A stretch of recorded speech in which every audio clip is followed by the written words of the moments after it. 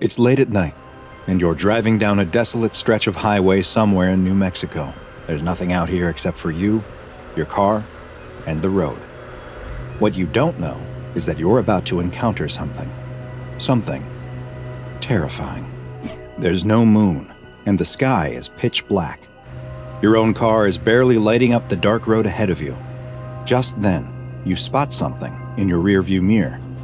It's a pair of headlights. There's nothing too strange about them, except that they are especially bright. Your eyes are so adjusted to the darkness that you have to look away. When you glance in the mirror again, you see that they're closer. Much closer. They must be going awfully fast. You don't know why, but something about the car behind you makes you feel uneasy. There's something off. You speed up a little. Maybe you can keep some distance from them, but the lights keep getting closer. So you speed up a little more. Still, they gain on you, growing bigger and bigger in your rearview mirror. You're getting nervous. They look like they are barreling right towards you. You floor it. The lights are able to keep up easily, though, and now they're right on your tail. No matter how fast you go, they stay right behind you. The lights are so bright and close that they're almost blinding. You're in a full-blown panic. What is going on? Now the lights are swerving back and forth behind you. What do they want? You take a sharp turn without indicating, but they follow you without difficulty. You keep your foot smashed down on the accelerator. Your engine is screaming, but they just get closer and closer. They're right on your bumper.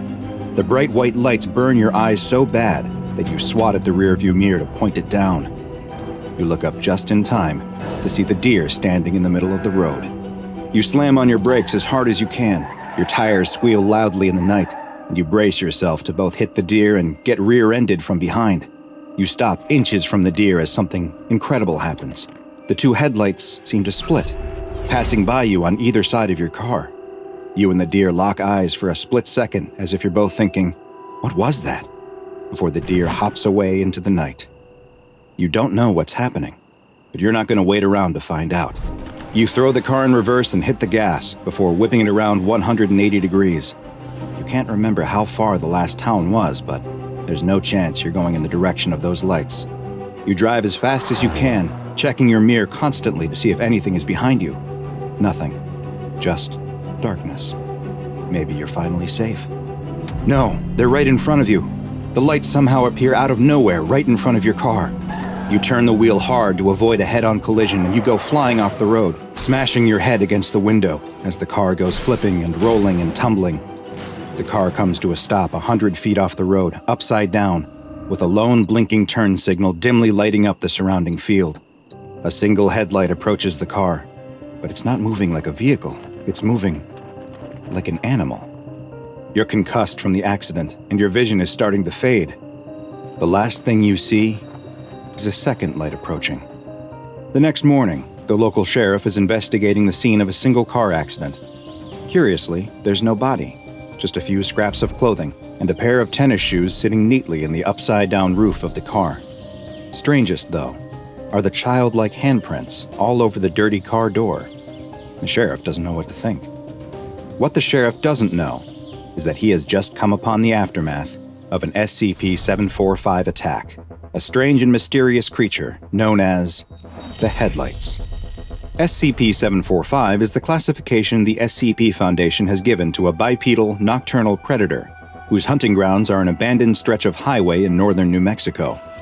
SCP-745's most distinctive feature, by far, is its head, the top of which is a bloated sack of translucent skin.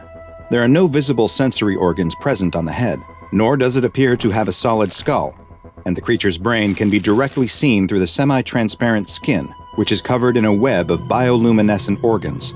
These organs are capable of producing a steady output of light that's been measured between 1400 to 3200 lumens, which is the equivalent of bright xenon gas headlights. The entity has been observed to have the ability to change the color of this light, as well as flash it in specific patterns. It is theorized that it engages in this behavior as a way to defend itself, and potentially may also use it as a way to communicate with other members of its species. The rest of SCP-745's body is covered in skin that is a deep, dark, black color that almost seems to absorb light. This quality, when paired with their blindingly bright head protrusion, gives the appearance of a floating point of light in the darkness. Because SCP-745 entities hunt almost exclusively in pairs, with their preferred hunting grounds being remote sections of highway, they are easily mistaken for oncoming or approaching headlights. Two SCP-745 entities are able to move together in perfect synchronicity, running in tandem at speeds up to 180 kilometers per hour. Together, they will target lone vehicles that they spot on the highway and will begin to chase or run straight towards them, giving the unlucky driver the impression that a fast-moving car is rapidly approaching them. After they near the targeted car, they will attempt to stop it by any means necessary, whether by simply forcing the driver to pull over out of fear or by running them off the road completely. Once their prey has stopped, crashed, or become otherwise incapacitated, the pair will stop moving together and approach the car separately to directly assault and then consume the vehicle's occupants. Next to no remains are left following an attack, save for a few scraps of clothing in the victim's shoes. Other than the damage sustained during the accident, there is never any other sign of struggle or forced entry, with the only other evidence left at the scene being the childlike handprints from SCP-745's small front paws. Strangely, analysis of SCP-745's genetic structure has revealed that unlike humans, they are not a carbon-based life form, meaning it is unlikely then that they are able to derive any nutrition from the consuming of human flesh. It is theorized then that they may be hunting solely for sport or some other form of perverse enjoyment. This question remains unanswered, as currently there are no recorded observations of SCP-745 feeding in the wild, as successful attacks have never left any witnesses, and specimens captured by the SCP Foundation refuse to eat at all. No lairs, nests, or other refuge of SCP-745 has ever been found, nor has the Foundation located any breeding grounds or young examples of the entity. It's unknown how or if they reproduce, or when they may have first appeared. What is known is that they had established a wide hunting territory across the American Southwest until Foundation teams began a program to thin their numbers in the 1960s. The effort appears to have been successful so far, and all recent sightings of SCP-745 have been limited to a specific stretch of highway in northern New Mexico. SCP-745 has been classified as Euclid, and in order to limit potential exposure to civilians, the Foundation has purchased the land surrounding the highway, with traffic being redirected to other roads. Foundation security teams disguised as highway patrol officers are to remove any trespassers or lost travelers who accidentally find themselves on the dangerous stretch of highway. The security teams are also tasked with attempting to capture any instances of SCP-745 that they can, and any recovered creatures, live or dead, are to be loaded into Class 3 BCU storage containers and transferred to Site-17 for further study. Containment procedures that are able to preserve living specimens are still being researched, and currently, no examples of SCP-745 have survived for more than a week in captivity. However, seeing as there have been no new sightings of SCP-745 outside of the isolated and monitored stretch of highway, and all reports of phantom lights elsewhere in the country have not pointed to evidence of additional SCP-745 outbreaks, they are considered to be effectively contained. Hello everyone, DrBob here. I know you're not used to seeing me here at the start of videos, but that's because today we have an extremely pressing matter to attend to, one that cuts to the deepest core of one of the SCP Foundation's deadliest contained anomalies, SCP-096, the Shy Guy. It's a creature that needs no introduction because it probably haunts all of your nightmares already. Close your eyes and picture it in your mind's eye, that gaunt face with the slack jaw and the lifeless white eyes. The face you hope never to see as long as you live. The pale skin pulled tight against bone, those impossibly long, gangly limbs. It sits there in its airtight containment cube, covering its face and quietly sobbing, always sobbing, as though cursing something beyond even its own understanding. Perhaps, when thinking about SCP-096, you feel a pang of sympathy mixed with the terror. After all, this anomaly is no sadist. Why would a sadist cry as it kills, like SCP-096 does? You're not alone in asking this question. I've spent many a night poring over classified files with an ever-freshening pot of coffee, trying to piece together the answers. SCP-096 is considered one of the most dangerous Euclid-class creatures in containment, and yet, so little about it is known, beyond its capability to do great harm whenever someone is unlucky enough to see its face and send it into its rage state. How did this happen? It's a question for the curious, like you or me, and after months of strenuous research, I believe I may have an answer. Whether you choose to believe it is up to you. Just be warned, when you hear what I believe to be the heartbreaking, tragic origin of this terrifying and pitiful monster, you may never be able to look at him the same way again. Not that looking at him should ever be high on your list of priorities. It begins in a tavern in a small Nepalese village a few miles away from the Chinese border, where Mount Everest, the world's tallest mountain above sea level, waits. Its mere existence is like a challenge to the brave and foolhardy. "Conquer me," it seems to whisper. "Conquer me, and declare yourself above all those I have conquered. Become a god among men." It's always whispering like this, but few, in the grand scheme of things, can actually hear it. And sadly for him, the explorer is among those few. He's sitting in one of the tavern's many cozy nooks, picking away at a plate of mutton curry while sipping from a brass bowl of white chiang, a popular local drink. The explorer, living up to his name, has come a long way to get here. The rest of the village locals in the tavern eye him with a variety of knowing glances. They've seen so many like him before, smug smiles and puffed chests, thinking they'll be able to count themselves among the exalted few who've conquered the mountain to end all mountains. The bodies of many men like this are still frozen to the mountain's surface. One brave local, an older man who can speak English fluently, slides in across the table from the explorer. The old-timer tells him that whatever he thinks he'll find up on the mountain, honor, glory, recognition, he'd be better off searching for it elsewhere. Death awaits on the icy rocks above.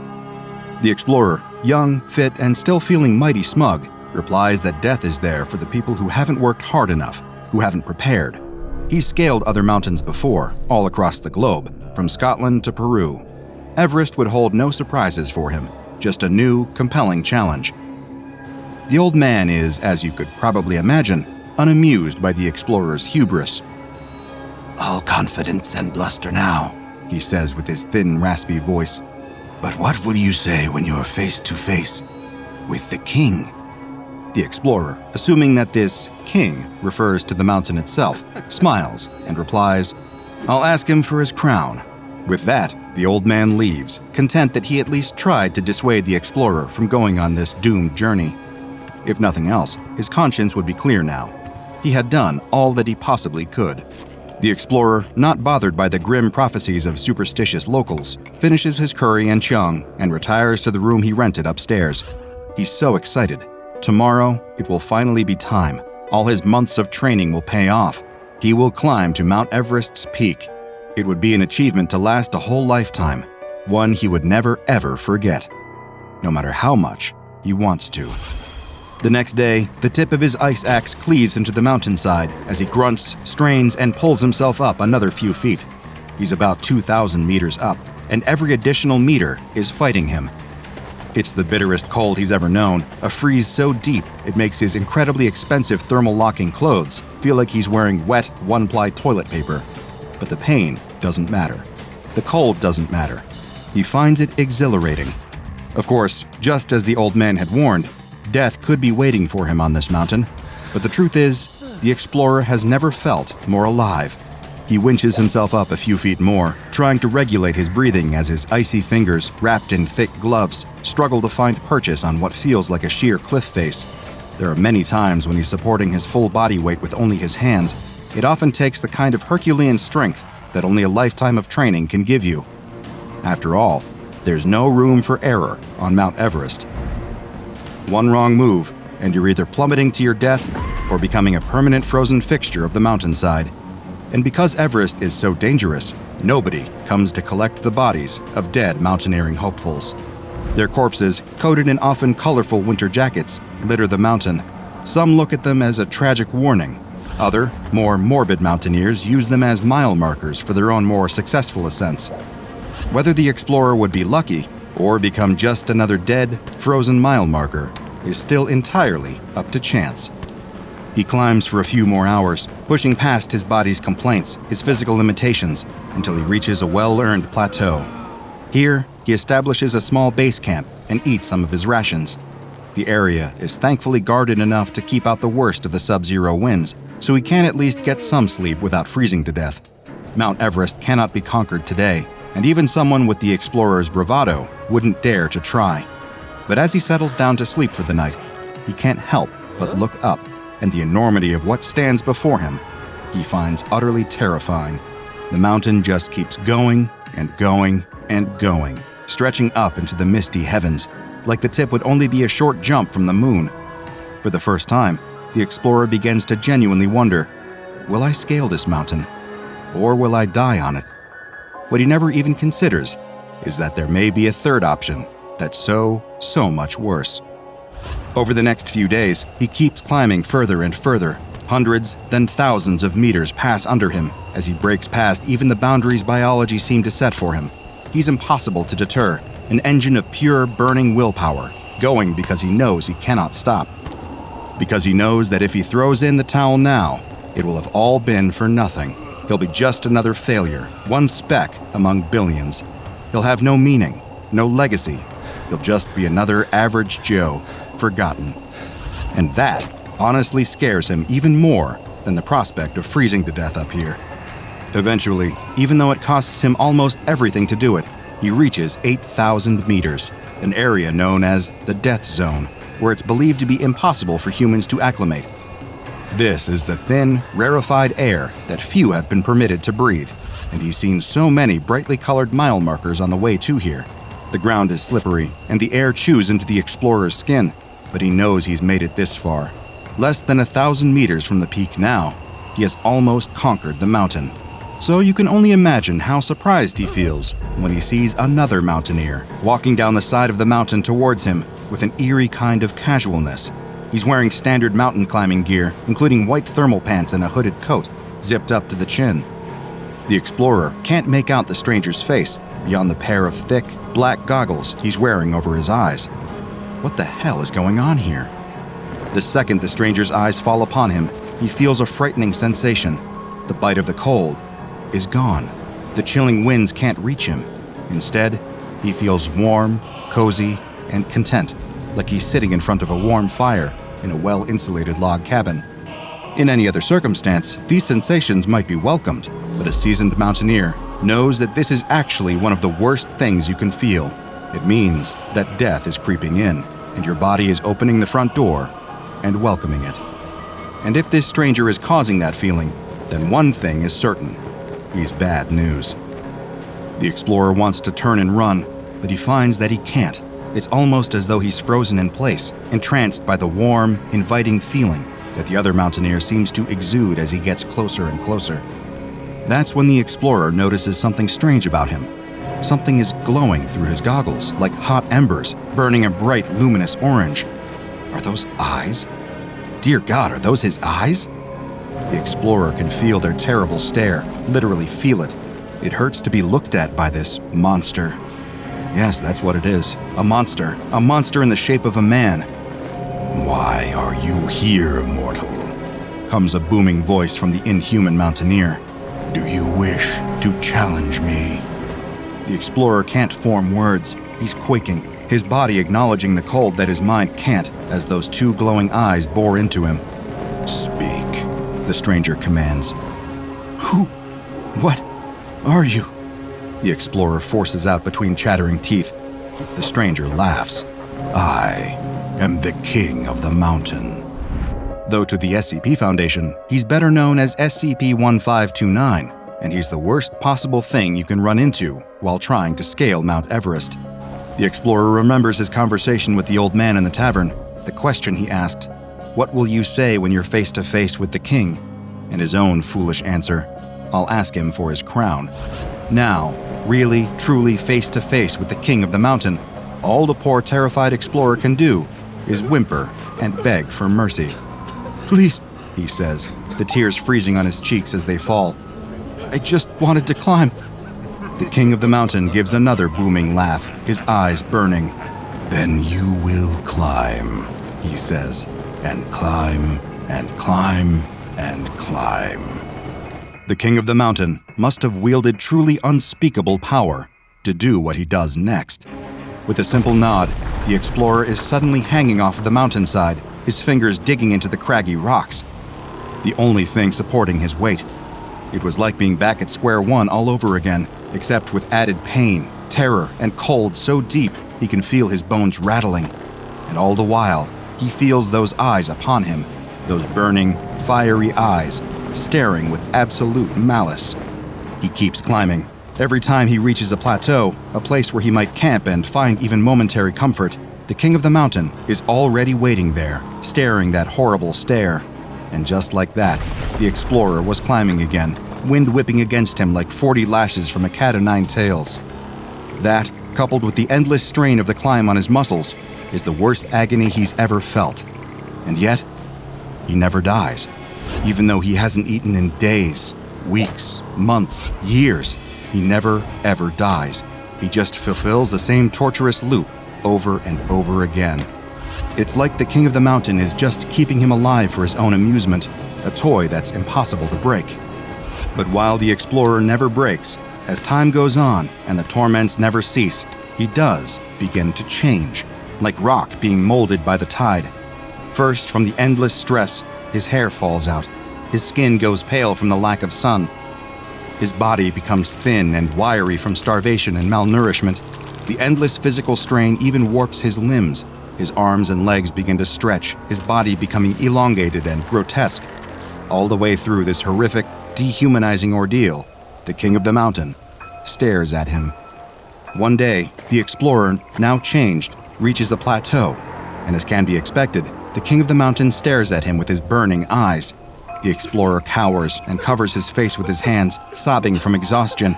He just wants the king of the mountain to look away, to leave him be. He babbles incoherently.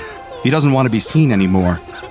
His pain simply makes the king of the mountain laugh. "I gave you your wish," the Mountain King says, his voice oozing with contempt. "You climbed, didn't you? You thought that your climbing would elevate you, make you more than human. But now, you're so much less.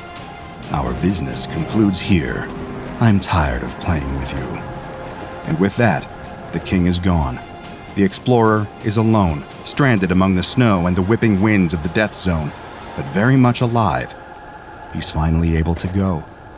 At long last, after what felt like an eternity, he's escaped. When the explorer arrives in the village again, he's not the explorer at all. It's been years since he went missing on the mountain. The old man who had warned him not to go up onto Mount Everest had passed peacefully in the interim. The other members of his small village would not be afforded the same luxury. Instead, the explorer stumbled back through the village limits, still covering his face. The only sounds he can hear are the wailing wind and his own pitiful sobbing. Everything hurts. He's so terribly afraid. He needs somebody to help him. Why will nobody help him? The sun begins to rise, and the village shakes itself awake. People leave their homes to go about their daily tasks. None of them are expecting to see a monster loping through their streets, a pale, gangling monstrosity, stretched and hairless. It engenders a mix of fear and curiosity as it stumbles around, audibly sobbing with a loud, warped voice. It's like nothing any of them have ever seen before, like something out of a myth or a folk tale. But for the monster that was once the explorer, it's so much worse.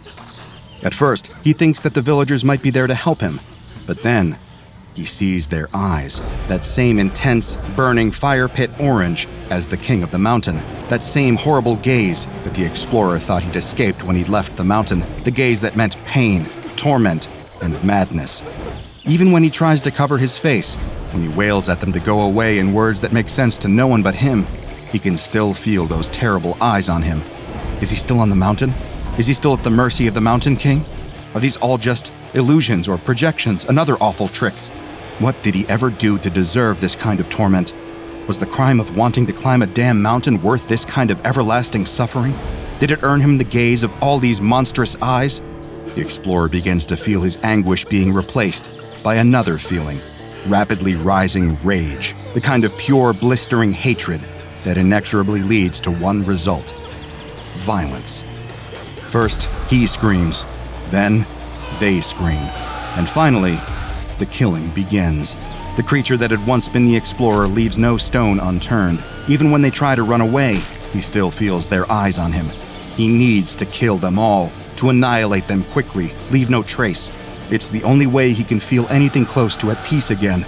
It becomes a kind of terrible chain reaction. The sound of the horrors going on in the street only entices more to come outside and see what's going on, to look at the creature causing all this carnage, to see its face. They have no idea that this very action is dooming them. And within the hour, the village is empty, save for one creature. The creature that had once been the explorer, now just afraid, confused, and alone. He will always be alone. The anomaly that will soon be known as SCP-096 simply bows its head and weeps. The guerrilla soldiers fire their rifles blindly into the jungle. They don't know what exactly they're shooting at, but something is out there among the trees, something they can't see, something that's killing them. One of the young soldiers, barely more than a boy, stops to reload. As he pulls the magazine from his rifle, a blur passes by. The soldier next to him suddenly drops to his knees, clutching his neck, blood pouring out between his fingers. A hand grasps the boy's shoulder and he spins around, nearly opening fire on his commander. The older man tells him they've got to go, and the boy joins a small group of soldiers who start running through the jungle, trying to get away from whatever this thing is. As they run, there's another flash of movement, and one of the soldiers is pulled into the trees. He can hear his screams mixed with the otherworldly shrieks, but there's nothing they can do. It's already too late for him. Another soldier disappears into the trees with a blur. It's just him and the commander now. They emerge from the jungle into a clearing that contains a small abandoned farm. The commander motions for them to head towards the old farmhouse, and the two take cover around the corner of the home. They crouch with their guns ready, peeking around the corner, looking for any sign of the monster that's killed so many of their comrades. The boy wants to know what they should do. He opens his mouth to ask the commander, but he puts a finger to his lips and motions for the boy to keep watching. The boy peeks around the corner of the house, but he doesn't see anything emerging from the tree line. It's quiet, until the commander begins to scream. The boy turns to see a point forming on his chest. It's a black circle. No, not black, something darker. It's like it is the absence of any and all light. The commander screams louder as the point of darkness grows. The commander's screams fade out, even as it looks like he continues to yell. The boy watches as the commander seems to be collapsing in, sucked into the dark orb in his chest. The commander's body folds in on itself, growing smaller and smaller, until it disappears completely into the black hole, which vanishes along with him. The boy doesn't know what he just saw, but he doesn't have time to think, because emerging from the forest is the creature. The boy has never seen anything like it, and runs into the farmhouse. He locks the door and pushes the old kitchen table in front of it, trying to barricade it as best he can. He looks around and spots a bed against the wall. It's the best hiding spot he can find, so he runs and slides under the bed, pulling himself as close to the wall as he can. The boy watches and waits, unsure of what he should do. It's quiet.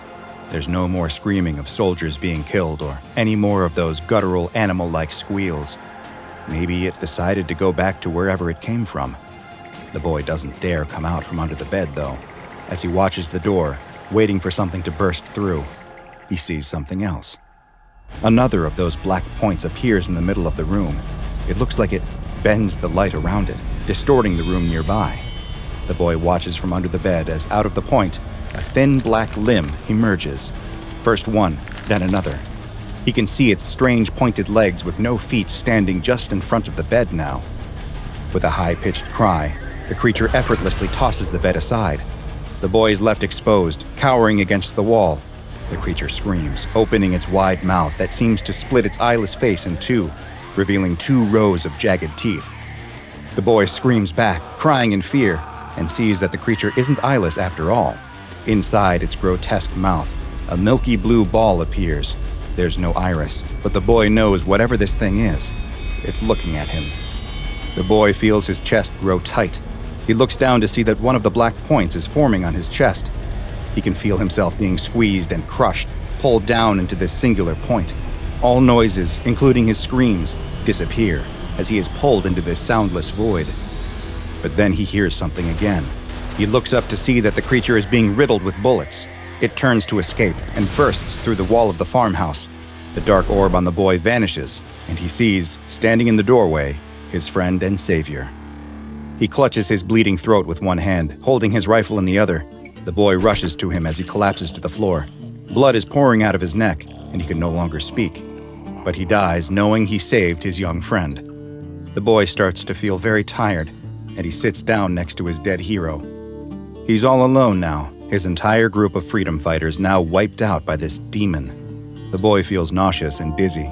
He coughs into his hand and looks down to see that it's covered in his own blood.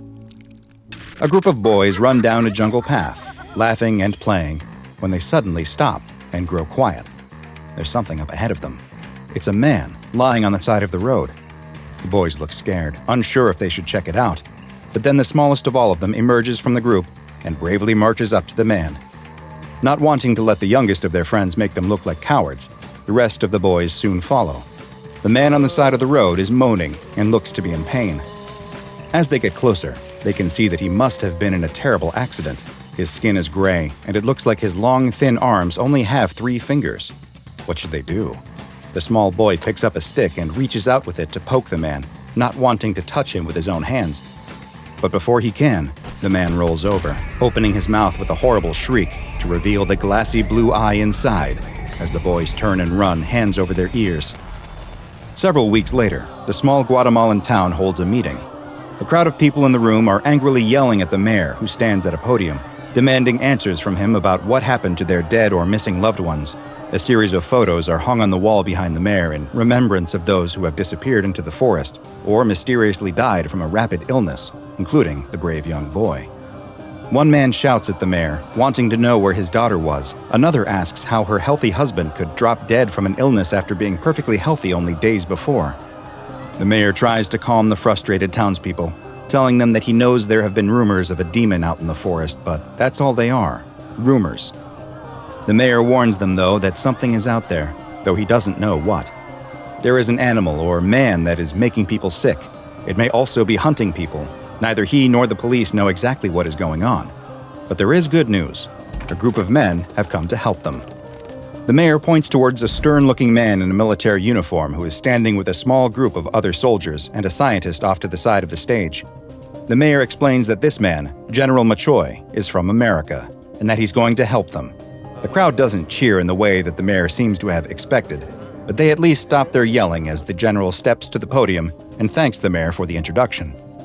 The general looks over the crowd who are waiting and hungry for answers about the monster that's suddenly begun plaguing their town. He tells them that it is true that he's been sent here by the US government in order to investigate what's been happening and stop whatever threat is out there in the jungle by any means necessary. He can't promise that he'll be able to bring back any of their missing loved ones, but he can at least prevent whatever this is from taking any more. He then gestures to the rest of his group and tells the crowd that the men he has brought with him have been specially trained to deal with this exact type of situation, and that they don't need to worry any longer. The only thing everyone needs to do is stay out of their way, and all will be taken care of. With that, he walks off the stage as the crowd erupts into more shouting. General Machoy stops at the scientists waiting next to the stage. "Well, Dr. Ketter, what do you think?" The scientist adjusts his glasses and answers, "This is what we've been preparing for. The overseers kept telling us this day would come. It looks like it finally has." The group of soldiers led by General Machoy make their way through the dense forest. Dr. Ketter is just ahead of them, using a Geiger counter to follow the creature, the audible clicks of the radioactive entity telling him which way it came. They track the source of the radiation to a clearing in the jungle where a small village once stood. Most of the buildings are overgrown with plants and thick vines, but with it growing dark, this seems as safe a place as they will find to make their camp for the night. The soldiers fan out to search what's left of the town as Dr. Ketter continues looking around for where the radioactive trail might lead them next. As General Machoy is checking out one of the many dark old buildings, one of the older soldiers cries out, "Hey General, it looks like this generator still works." With the sound of an old diesel motor coming to life, lights in the village suddenly flicker on. They now have fortifications and light. Though he'd never admit it, General Machoy was feeling nervous about spending the night in the jungle. But now at least some of those nerves were being washed away by the old flickering yellow lights. Later that night, the general is questioning Dr. Ketter on where the creature went. Dr. Ketter is confused, though. His readings showed high traces of radiation leading into this village. The creature came here, he was sure of it, but now he can't figure out where it went. It's as if it came into the village and then simply vanished. Outside, one of the soldiers on watch tells the rest of the group who are sitting around a fire to shut up, that he thinks he saw something in the woods. Everyone immediately springs into action, taking defensive positions and aiming their rifles into the dark tree line. "There it is again," he says, as a flash of darkness moves just beyond the clearing. "No, it's over here," says another soldier on the opposite side. How could the creature be moving so fast around them? Are there multiple of whatever this is out there? The soldiers form a circle to make sure that the thing can't get behind them. What they can't see is the point of darkness forming behind all of their backs, and the thin, pointed legs stepping out of it. The general's radio comes to life. "I think we've got something out here, But his message is cut off by screams and the sound of gunfire. General Machoy tells Dr. Ketter to stay inside and runs out of the building, where he finally gets a glimpse of the demon that they've been tracking. The tall, thin creature is massacring his squad. It dashes between them at an inhuman speed, using its three-fingered hands to rip the limbs off of some soldiers and slash at others with its razor-sharp claws, opening up their necks or disemboweling them before moving on to the next. The general fires his rifle at the creature and misses, but it's enough to get it to retreat. General Machoy runs back inside the building where Dr. Ketter is waiting. "What was it? What did you see out there?" The general doesn't know how to begin describing the monster that just killed all of his men. It's like nothing he's ever seen before, and something that no amount of training could prepare him for. As the two men ponder what to do next, the Geiger counter on the table suddenly starts to click, softly at first, but then more and more, as if a huge amount of radiation has suddenly flooded the room. The general grabs the doctor and drags him out, leaping out of the building just before it collapses in on itself, disappearing into the micro-singularity that formed inside. The two men look up to see it standing right in front of them, its huge mouth open to reveal its glassy blue eye. "Look out!" Dr. Ketter cries, but he isn't talking about the demon as he and the general roll to the side, just avoiding the power line that has been cut loose by the destroyed building. The power line hits the ground and immediately begins to spark, sending out bright pulses of white electrical light. The creature cries out with a gut-wrenching scream and collapses to the ground, huddling up into a ball as it tries to cover up its mouth with its thin arms. "Is it the electricity?" the general asks, confused about what suddenly stopped the killer's rampage. But Dr. Ketter realizes it isn't the sparking power line that the creature has been immobilized by, it's the flashing lights. The general doesn't wait for his answer, though, and fires the weighted net from his gun, trapping the howling creature. Dr. Ketter examines the creature at the Field Research Center that has been set up several miles from the village. A strobe light has been affixed to the inside of the creature's cage, but even when the doctor turns the light off, the grayish-brown skinned entity still remains curled up in a ball on the floor. The doctor wonders if perhaps the creature is hungry, but it shows no interest in any of the various meats, fruits, and vegetables they've presented to it. The doctor stands in the doorway of the tent that has been set up to house the creature's cage and gives an update to General Machoy, who is anxious to get the creature moved to the United States and a more secure containment environment. Dr. Ketter stresses that he fears the journey might kill this creature, though, and put an end to the incredible research and testing they can perform on this amazing living specimen. The general turns to leave, but stops to salute the body of one of his soldiers being carried by on a stretcher. Dr. Ketter himself turns to go back to his research when he notices something. The creature's mouth is ever so slightly open. Dr. Ketter has yet another idea. That night, Dr. Ketter enters the temporary morgue and takes a severed arm from one of the dead soldiers. Back in the research tent, he presents the arm to the creature, sliding it through the cage bars. The creature doesn't react, but Dr. Ketter continues to watch and wait. After a time, the creature finally stirs. It's the first time he has seen it move since it was captured. The creature reaches out with its long three-fingered hand and grabs the arm before starting to feed on it. "You like that, don't you?" Dr. Ketter asks, and, bizarrely, the creature seems to respond, giving an almost baby-like coo. "There's lots more of that if you behave. All I want is to study you, learn how you work." The creature continues to feed, starting to crunch on the bones now that all of the meat is gone. "Yes, I believe you'll be good," the doctor says as he approaches the cage. "You're going to make me world famous. Soon, everyone will know the name Herman Ket." The creature's hand shoots out from between the bars so quickly he never even saw it. Dr. Ketter starts to scream as it grasps and claws at him. A soldier standing guard outside runs in, but a black point of light immediately appears on his torso, causing him to fold in on himself into the singularity.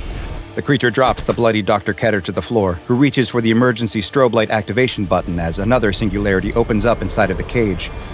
The creature appears to willfully step into it before emerging out of another just outside of the bars. More soldiers rush into the tent in time to see the creature feeding on the still-living Dr. Ketter. One presses the button to activate the high-powered strobe lights, which cause the creature to start screaming and thrashing about, trying to escape the flashing lights. Multiple nets are fired onto the creature, pinning it to the ground as its screams slowly fade back to whimpers. On Overseer orders, the creature is moved to ADRX-19, a secure base located somewhere in North America. The site's director gives a presentation to a group and explains that thanks to the work of the late Dr. Ketter, they now know that the creature exhibits signs of fear and sickness when in the presence of strobing lights, and that it is unable to produce the microsingularities that it uses for defense and teleportation when it is in this sickened state. When healthy, though, the creature is extremely dangerous thanks to its superhuman speed, strength, and cunning. It was also discovered that it is unable to teleport through lead, which its new containment cell has been lined with, and extreme security procedures have been implemented, including the installation of a reinforced steel blast door and constant patrols of the outside of the cell by armed guards who are equipped with high-powered strobe lights. The site director leaves the room and the overseers discuss the fate of the creature, which has been given the designation number 86243AR-001, though most have taken to calling it simply 001. One of the overseers argues that the creature must be secured and contained in order to protect humanity. Who knows how many more of these might be out there? They now know that the rumors of these types of entities aren't merely isolated events, and that there could be countless more of these anomalies, hundreds, maybe even thousands. The rest of the overseers unanimously agree. One of them picks up the report that was left behind by the site director. Redact this report immediately and start a new document archive. This is only the prototype. I have the feeling there will be many more of these. 23. Bust, the dealer says before scooping up the cards from in front of the man who appears to be growing increasingly angry as his stack of chips increasingly dwindles in size. Making matters worse for the man are the cheers of excitement coming from the nearby craps table, where it seems all of the luck that he has lost has somehow been transported. As the blackjack dealer once again reveals an ace and a king, another burst of noise comes from the craps game. 7 again, the croupier cries before placing a huge stack of chips in front of the young man playing craps who seemingly can't lose. The young man on the hot streak collects his winnings and walks happily through the crowded casino floor, right past the fuming man at the blackjack table. The young man cashes in his chips and counts the large stack of $100 bills given to him before tipping one to the woman working inside the cage. And this night is far from a rarity for this young man. For his entire life, it's been as if he couldn't lose. He's not strong, fast, or especially smart, but he's always managed to excel thanks to his one incredible gift: his never-ending good luck. The young man soon recognized his ability to consistently beat games of chance and went to the one place in the world best suited for his skills: Las Vegas. And Vegas has been very, very good to him. He lives in an expensive hotel room right on the Strip, drives fancy cars, and treats himself nightly to lavish dinners and shows. It's all possible because no matter what the game is, it's as if he can never lose. The young man is in the middle of another hot streak, or rather, continuing his never-ending hot streak, this time at the roulette table.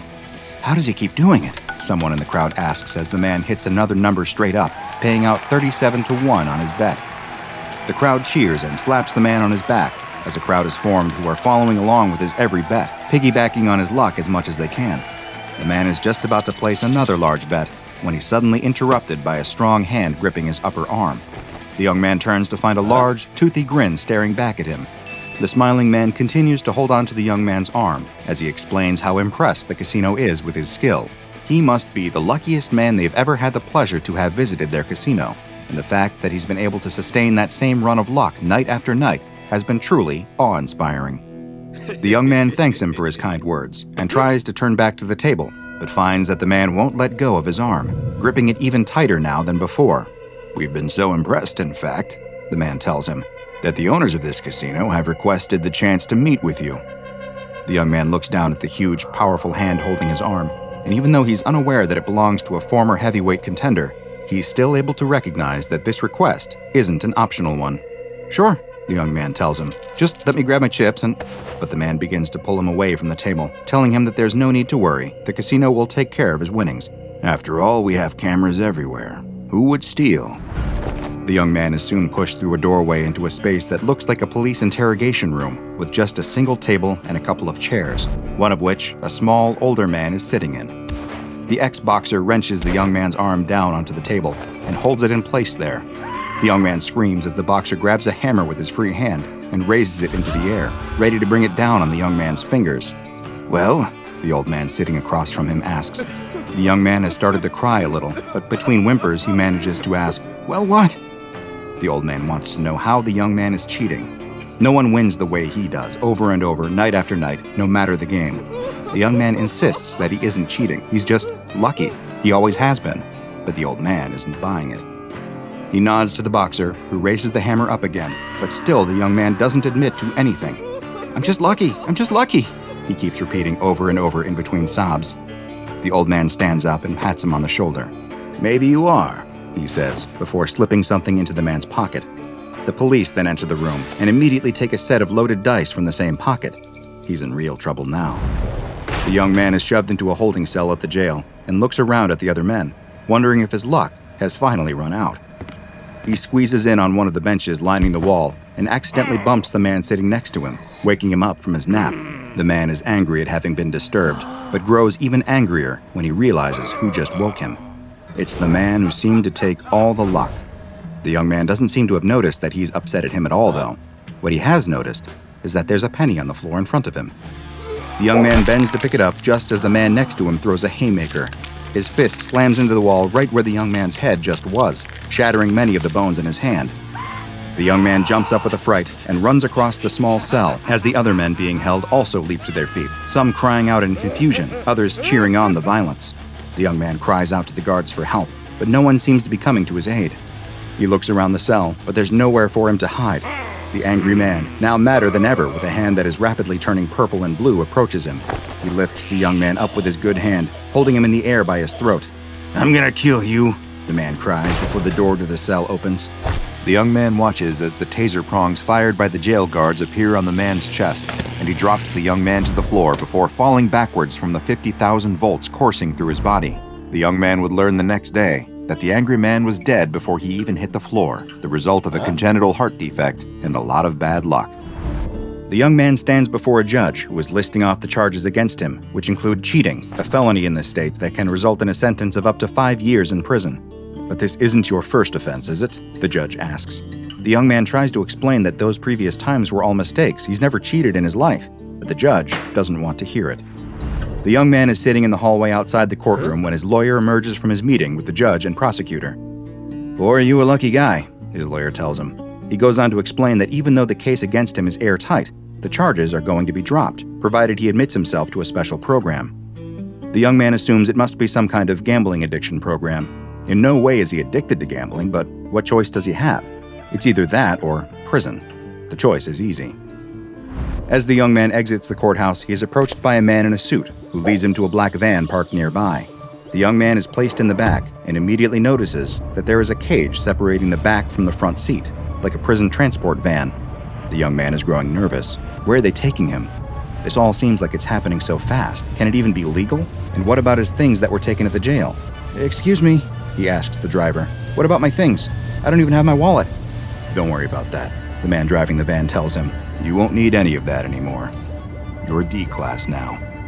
The man doesn't have any idea what that means, but he can tell it isn't good. His luck may have finally ran out. The young man, who once lived the life of a professional Las Vegas gambler, was given a new name, D87465. But as you'll see, that name wouldn't last very long, and soon would be known as SCP-181, or as the SCP Foundation staff like to refer to him, Lucky.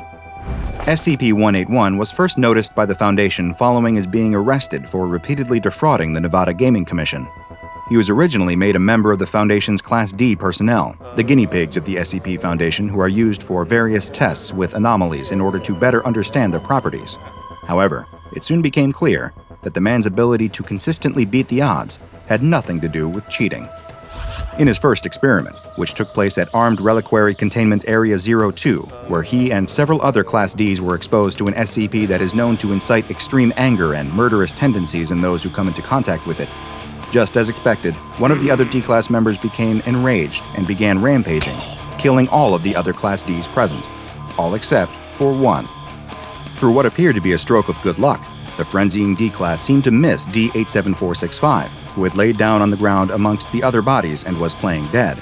An armed response team soon entered the experimentation cell and put down the rampaging D-Class, sparing D-87465. He was next submitted to a test with SCP-075, a creature that resembles a large snail with a muscular foot shaped like a six-fingered clawed hand. SCP-075 is much heavier than its small size makes it seem like it should, weighing approximately 860 kilograms. Despite this, it is able to move at an extremely high speed, quickly leaping towards anyone who comes near it and spraying them with a deadly corrosive liquid. D-87465 was placed in a cell with SCP-075 as part of a test to measure its speed and reaction time. But despite SCP-075 having immediately killed all other prior D-classes during tests, D-87465 somehow managed to keep avoiding its leaping attacks. He was always able to guess which direction to move in order to dodge the deadly snail, like a soccer goalie who always picks the right way to dive to stop penalty kicks. Having now survived not one, but two experiments that exposed him to Keter-class anomalies, researchers needed to find out if D-87465 was himself anomalous or simply a statistical anomaly. In order to test this, the D-Class was placed in the containment cell of SCP-082, better known to most as Fernand the Cannibal, a grotesquely huge humanoid with ogre-like features who often dresses like a Victorian-era aristocrat and will regale his guests with outlandish stories before inevitably eating them. But there was something different about D-87465. After a full month of survival in 082's cell, a length of time that had resulted in all the previous test subjects being consumed, SCP researchers suspected that this D-Class's incredible ability to survive was much more than dumb luck. But they needed to test him even more to see if his powers extended beyond just the ability to survive. D-87465 was removed from regular D-Class duties, and researchers began performing various tests on him, watching as he flipped a coin 50 times in a row, with it coming up heads every single time. Similar results occurred when they had him roll pairs of dice that would always total up to 7, or when they had him pick random cards out of a deck, and he was able to pull all 13 hearts in a row. Foundation researchers were now convinced that this man was more than just lucky. He seemed to possess the ability to create an unnatural effect on probability, though researchers suspected that he was generating this effect without being aware of it. At this point, D-87465 was reclassified and given a new designation, SCP-181. Further testing confirmed that SCP-181 is able to affect causal probability and that it really does occur through no action of his own. However, there's more to SCP-181 than simply being lucky, as researchers soon found out. In an audit of death and injury rates at Bioresearch Area 12, where SCP-181 is contained, it was discovered that both had increased dramatically in the time since he was brought there. It seems that SCP-181 doesn't simply create his own good luck. He, in some ways, saps it from others simply by being present. It now appears that every lucky moment he experiences results in the opposite happening to someone else. For every 7 he rolls on a pair of dice, someone else gets snake eyes. And for every death-defying escape he makes, someone else must die. There's no telling how far his ability might scale. Could he survive a nuclear blast? And if he did, what would be the result in order to even out the odds, so to speak? In light of these new discoveries, SCP-181 was removed from his low-level containment cell where he was allowed to occasionally interact with D-Class personnel for entertainment purposes, and was moved to Site-27, where he was placed in solitary confinement and classified as safe. All interactions with staff are now limited to the bare minimum in order to ensure his survival and security, without risking any events that might result in him getting lucky. A young man is in the middle of one of his regular night jogs through the park. He loves running through this park at night. It's dark, the air is cool, and the sounds of the city that surround the park disappear, offering peace, quiet, and a small reprieve from the busy world. He jogs along a path that winds through the park and starts upon a section that is surrounded on both sides by tall trees. He follows the path around a sharp bend and is stopped in his tracks. Standing there, in the middle of the track, is a figure. It has its back to him and isn't moving. He's tall and so uniformly black that he almost disappears into the night. Whoever or whatever this is, he's scared of it. But the creature doesn't move, and neither does he. He's frozen, unsure of what to do, when the creature suddenly turns his head towards him, revealing a pair of bright, glowing eyes. The runner is so terrified he can't even scream. He falls and crawls backwards in the dirt, trying to get away from the creature. The creature turns its body towards him and begins stepping forward. The runner scrambles to his feet and runs.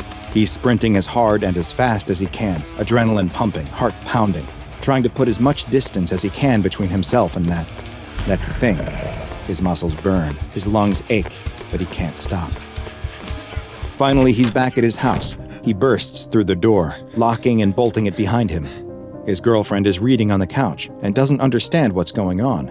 After struggling to catch his breath, he tries to explain what he saw on the path, but his girlfriend just laughs. A giant man with glowing eyes? He was just seeing things in the dark.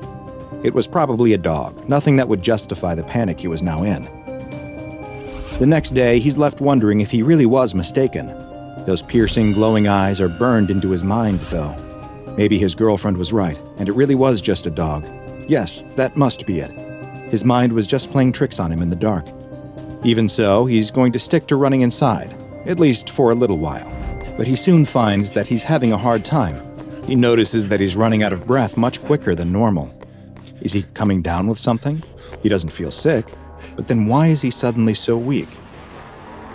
2 weeks have passed since he saw something in the park. No one he brought it up to, not his friends, not his co-workers, have ever heard of such a thing, and no one seemed like they believed him either.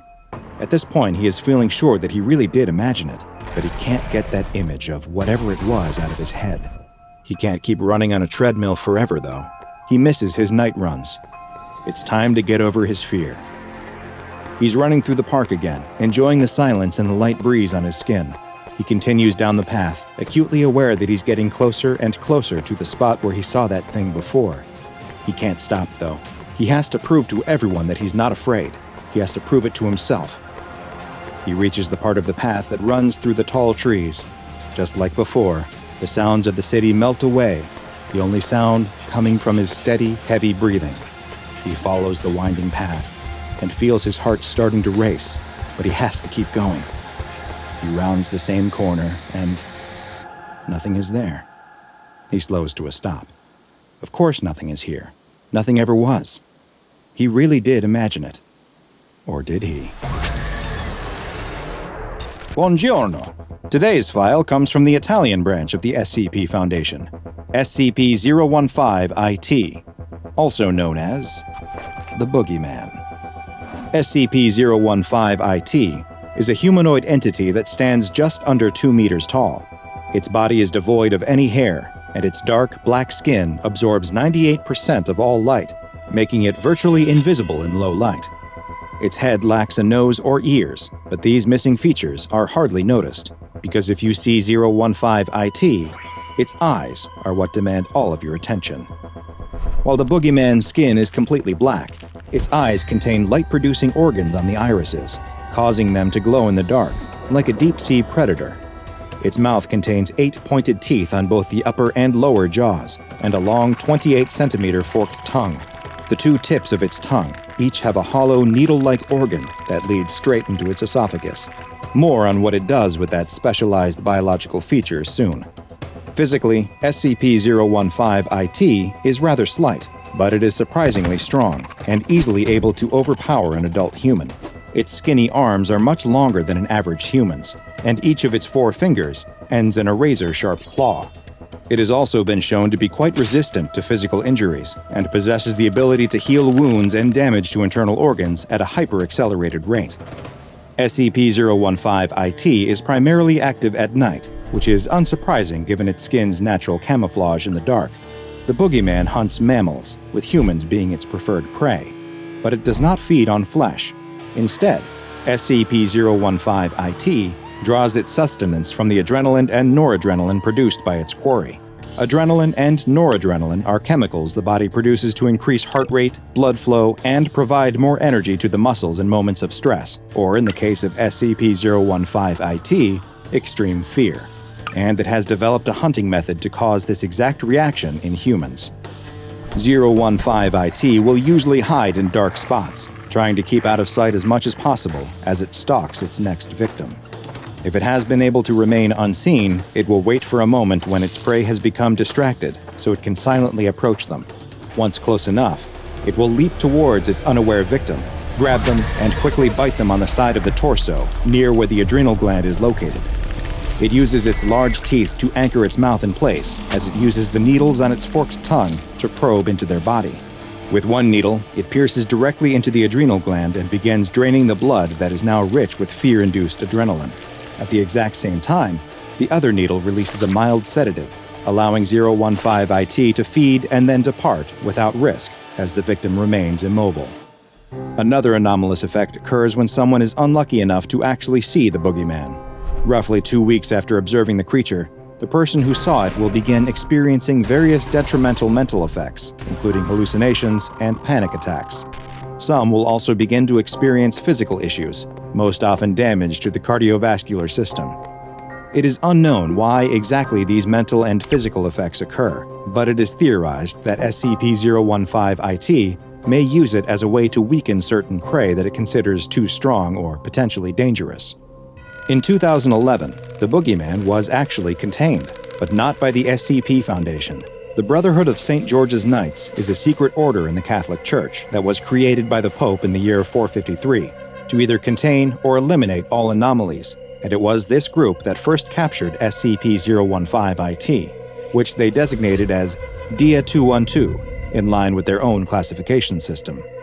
While it was in their containment, they made a number of discoveries about the creature that they labeled as a shadow demon. First, they found that while it feeds on the fear of its victims by ingesting their blood, it doesn't actually require this to survive. Dia 212, as they call it, is an unstable entity, and feeding allows it to maintain its physical shape in our reality. In addition to its impressive physical strength, the Boogeyman is also quite intelligent, as seen by its ability to successfully hunt, attack, and escape from humans. Strangely, it also appears to be resistant to weapons which have been blessed, causing only a fraction of the physical damage that they should when compared to a similar, non-holy version. During the course of research into the creature, Father Ilardi, a member of the Brotherhood of St. George's Knights, wrote that despite the creature being repugnant beyond every limit, he believed that it had a gentle soul, and that its screams are similar to a pained cry. He postulated that SCP-015-IT may have even once been a human before some dark force transformed it into the monster that it had become. He decided that it was his mission to find a way to communicate with the creature, and one day bring it back into the light and love of his god. Father Ilardi was making good progress with the creature, and it seemed like it was even growing fond of him and his disciples. But his advances were halted when they were attacked by a group of soldiers from the Fascist Council of the Occult, a terrorist group that seeks to use anomalies as weapons in their quest to disrupt the social order. In the attack, several of the Brotherhood were killed, and in the commotion, SCP-015-IT escaped. Following this, reports soon began to come from the province of Caserta that described what sounded like vampire attacks. A mobile task force was sent to the area, and while 015-IT was initially able to make use of its various physical abilities to evade and escape capture, it was eventually shot with a transmitter that allowed it to be tracked. The Italian mobile task force was able to surround the creature, but fearing being contained again, it responded with a level of violence that it had not been thought capable of. Several members of the task force were killed in the line of duty before the Boogeyman could finally be subdued. Today, SCP-015-IT is contained at Site Vittoria in the Emilia-Romagna region of Italy. Since this anomaly is both sentient and highly unpredictable in its behavior, it has been classified as Euclid. It is kept in a standard humanoid entity containment cell and is monitored by video cameras and infrared sensors at all times. Due to the light-absorbing properties of its skin, its cell and the adjacent corridors are painted white and are to be kept well lit at all times. Twice a day, SCP-015-IT is given a normal domestic pig that it is allowed to feed on. Any personnel assigned to 015-IT duty must undergo a psychological assessment on a weekly basis, and, regardless of the results, must be cycled out after 3 months of exposure to the Boogeyman. A climber struggles on the side of the mountain. He's so close to the summit of Mount Everest that he can taste it.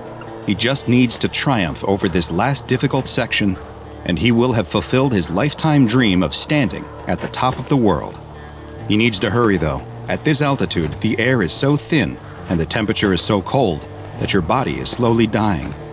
There's a reason this topmost section of the mountain is known as the Death Zone. He glances down behind him and spots something. Is that another climber? That's strange, he thinks. He was at the very back of his group, and there shouldn't have been anyone else coming up behind him. It must be a solo climber. The soloist doesn't look to be moving, though. He's just staring at him, and the climber can't seem to take his eyes off him. Suddenly, the climber starts feeling odd. He begins to feel warm and comfortable. The aches and pains of the long journey melt away. He decides to sit down on a small ledge and relax. He watches as the solo climber comes towards him. He must be a professional with the way he effortlessly moves up the mountain. He watches him make great time, getting closer and closer. He loses sight as the solo climber reaches the same difficult section he had been struggling with. He imagines the solo climber will soon zip past him on his way to the summit. But just then, the soloist pops up right in front of him. He clasps his hands on the climber's shoulders and pulls him close, staring into his eyes with those dark, black goggles. They feel like they're pulling him into their depths, and there's nothing he can do to resist it. The climber tries to scream, but all that comes out of his mouth is silence. Hi, I'm Dr. Bob, and this is SCP-1529, also known as King of the Mountain. But first, a quick personal request from me. I need your help to spread the word about the lesser-known anomalies in the SCP Foundation's archives. The best thing you can do to help me is subscribe, turn on notifications, and then go tell your friends to do the same. This is a huge help and will let me bring you more and more SCP videos. Now, back to our file. SCP-1529 is an entity with a humanoid appearance that resides near the summit of Mount Everest in Nepal. It is only found above 8,000 meters, which places it in the part of the mountain referred to as the Death Zone, where oxygen levels are too low to support human life for any extended period of time. It is roughly equivalent to an average human male in height and weight, and its outer appearance resembles normal mountaineering clothes, with a heavy parka, pants, and boots that are all white in color. Its face is completely obscured by a large hood, with the only visible detail being a pair of large, dark goggles. SCP-1529 has never been seen wearing any other outfit, and in fact, it is unknown whether these are articles of clothing at all, or if they are actually a part of its body. The SCP Foundation first became aware of an anomalous entity lurking near the top of Mount Everest in the 1970s, when climbing expeditions to the summit became more commonplace among professional and amateur mountaineers alike. Rumors began to spread and told of a monster that was killing unfortunate climbers. In 1999, the body of George Mallory, who is believed to be the first person to reach the top of Mount Everest, was located, and photographic film found on his body was developed. From those pictures, it is now known that SCP-1529 was present at least as early as his 1924 expedition. When sufficient daylight and a lack of cloud cover allows observation of the peak by telescope, SCP-1529 can be seen sitting or lying on the mountain, apparently motionless in an inactive state. These motionless periods have been seen to last anywhere from 17 minutes to as long as 8 months. When active, though, it can be seen summiting and descending the upper portion of the mountain, though it never uses any climbing tools and will ignore established climbing ropes and ladders that have been installed by other climbers. It has also been observed easily traversing portions of the mountain that are considered too difficult or altogether impossible by experienced climbers. Additionally, SCP-1529 is not impacted by the freezing temperatures, extreme wind speeds, or low oxygen levels at the top of the mountain, and it has never once been seen to stumble, fall, or even lose its grip. It is unknown what prompts SCP-1529 to become active or enter a resting inactive phase, nor has there been any established correlation of these phases to weather, time of year, or traffic on the mountain. Its active periods have been observed to last between mere hours to several days, but the exact amount is hard to know for sure. Nighttime observation of 1529 has so far been impossible, even with thermal imaging cameras, since it produces no heat, with its temperatures being the same as that of the surrounding environment. When in its active phase, if a human climber passes the 8,000-meter mark, then SCP-1529 will begin to make its way towards them, putting itself in the path between the climber and either the summit if they are ascending, or their camp if they are descending. It seems to prefer to go after solo climbers, or those that are significantly ahead or behind their climbing group, but it has been observed targeting climbers in a group when a solo opportunity is not available. Once SCP-1529 is within eyesight of its targeted climber, it will attempt to gain their attention and then lock eyes with them, which produces a hypnotic effect. The climber will find that they are unable to break eye contact with SCP-1529, and will then begin to experience feelings of warmth and euphoria, similar to the effects of hypothermia and hypoxia, also known as altitude sickness. The victim will feel the overwhelming desire to sit down where they are, and once they stop moving, SCP-1529 will quickly close the distance between them. Once SCP-1529 reaches the victim, death is almost a certainty. An examination of bodies has shown the cause to be from hypothermia. Strangely, it's been observed that victims seem to succumb within just 1 to 2 hours after having first made eye contact with SCP-1529, a period of time much shorter than usual for climbers trapped on the summit of Everest. After death, the victims' bodies experience an accelerated rate of decay, and after mere hours or days, the bodies become rotted and mummified at a level comparable to bodies that have been exposed to the wind and cold of the mountain for decades. Many of the over 200 deaths on Mount Everest have been attributed to SCP-1529, and the rare survivor of an encounter is almost always due to the intervention of another mountaineer, who was able to offer assistance to the entranced climber before SCP-1529 was able to reach them. There have been several notable reports from survivors of interactions with SCP-1529. One, known as Incident 1529-1, is also the only documented instance of SCP-1529 descending below the 8,000-meter mark. During the incident, the entity entered Camp 5, located on the northern approach of the mountain at 7,775 meters, which resulted in multiple deaths, including 2 Foundation personnel who were operating the monitoring posts. One climber, who had initially believed to have been killed in the incident, was discovered to still be alive 2 days later when Foundation personnel were conducting investigations at the camp. He was safely removed from the mountain, though he required the amputation of several frostbitten fingers and toes. During an interview with a Foundation agent, they described spotting SCP-1529 just 10 minutes after leaving the summit of the mountain. After locking eyes with the entity, they began to feel happy, comfortable, and relieved, like they were back at home next to a warm fire.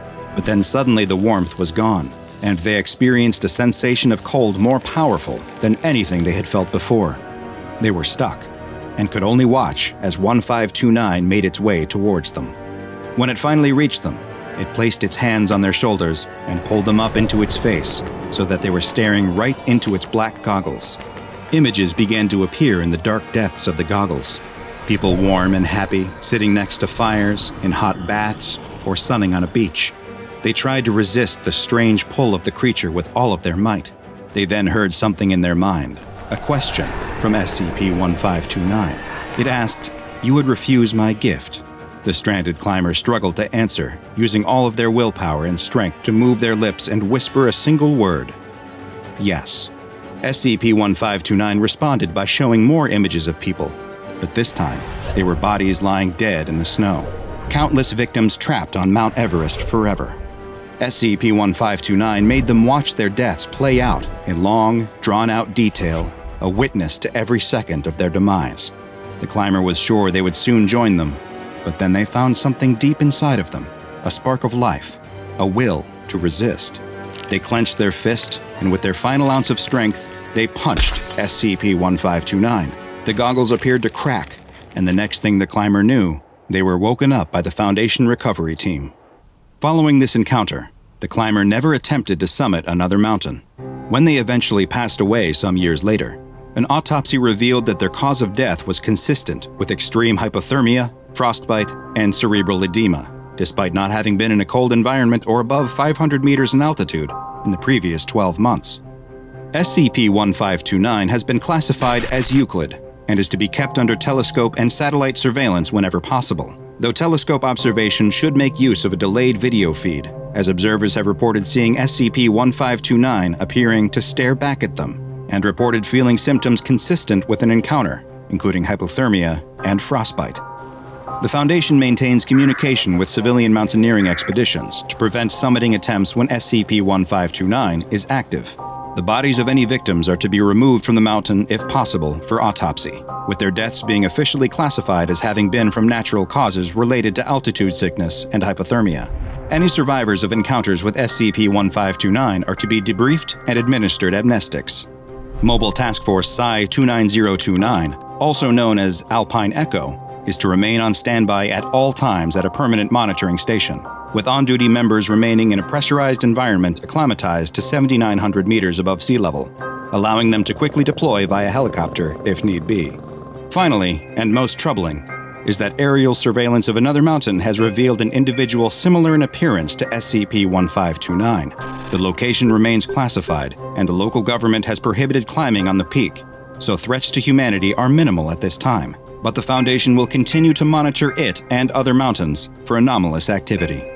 It's day 9 of Joseph Mann's expedition into the extreme wilderness of Antarctica. He's been following the tracks of a mysterious creature, a massive, anomalous beast that has been spotted in the snowy wastes. As he follows the tracks, he sees something. It's his own tent, but he had been walking for days after leaving this camp. How was he back here after only a few hours? Time and distance were starting to feel off, like they were stretched out and folded over into knots. Maybe he was confused about the tracks.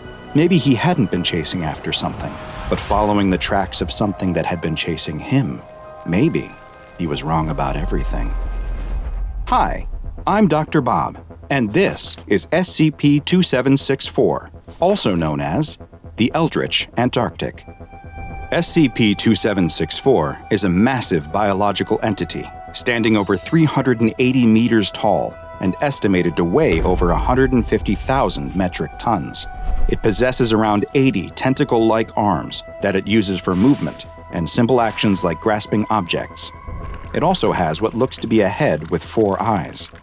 SCP-2764 possesses a number of anomalous properties, including the ability to communicate telepathically with humans, though the language used changes based on the person who is receiving its messages. Strangely, this communication appears to go one way only, as it has never demonstrated that it understands any attempts to communicate back to it. Its physical state has also been observed to be quite anomalous. Its size does not follow normal Euclidean geometry, with the creature appearing many times larger or smaller than it should, based on the viewer's distance from SCP-2764.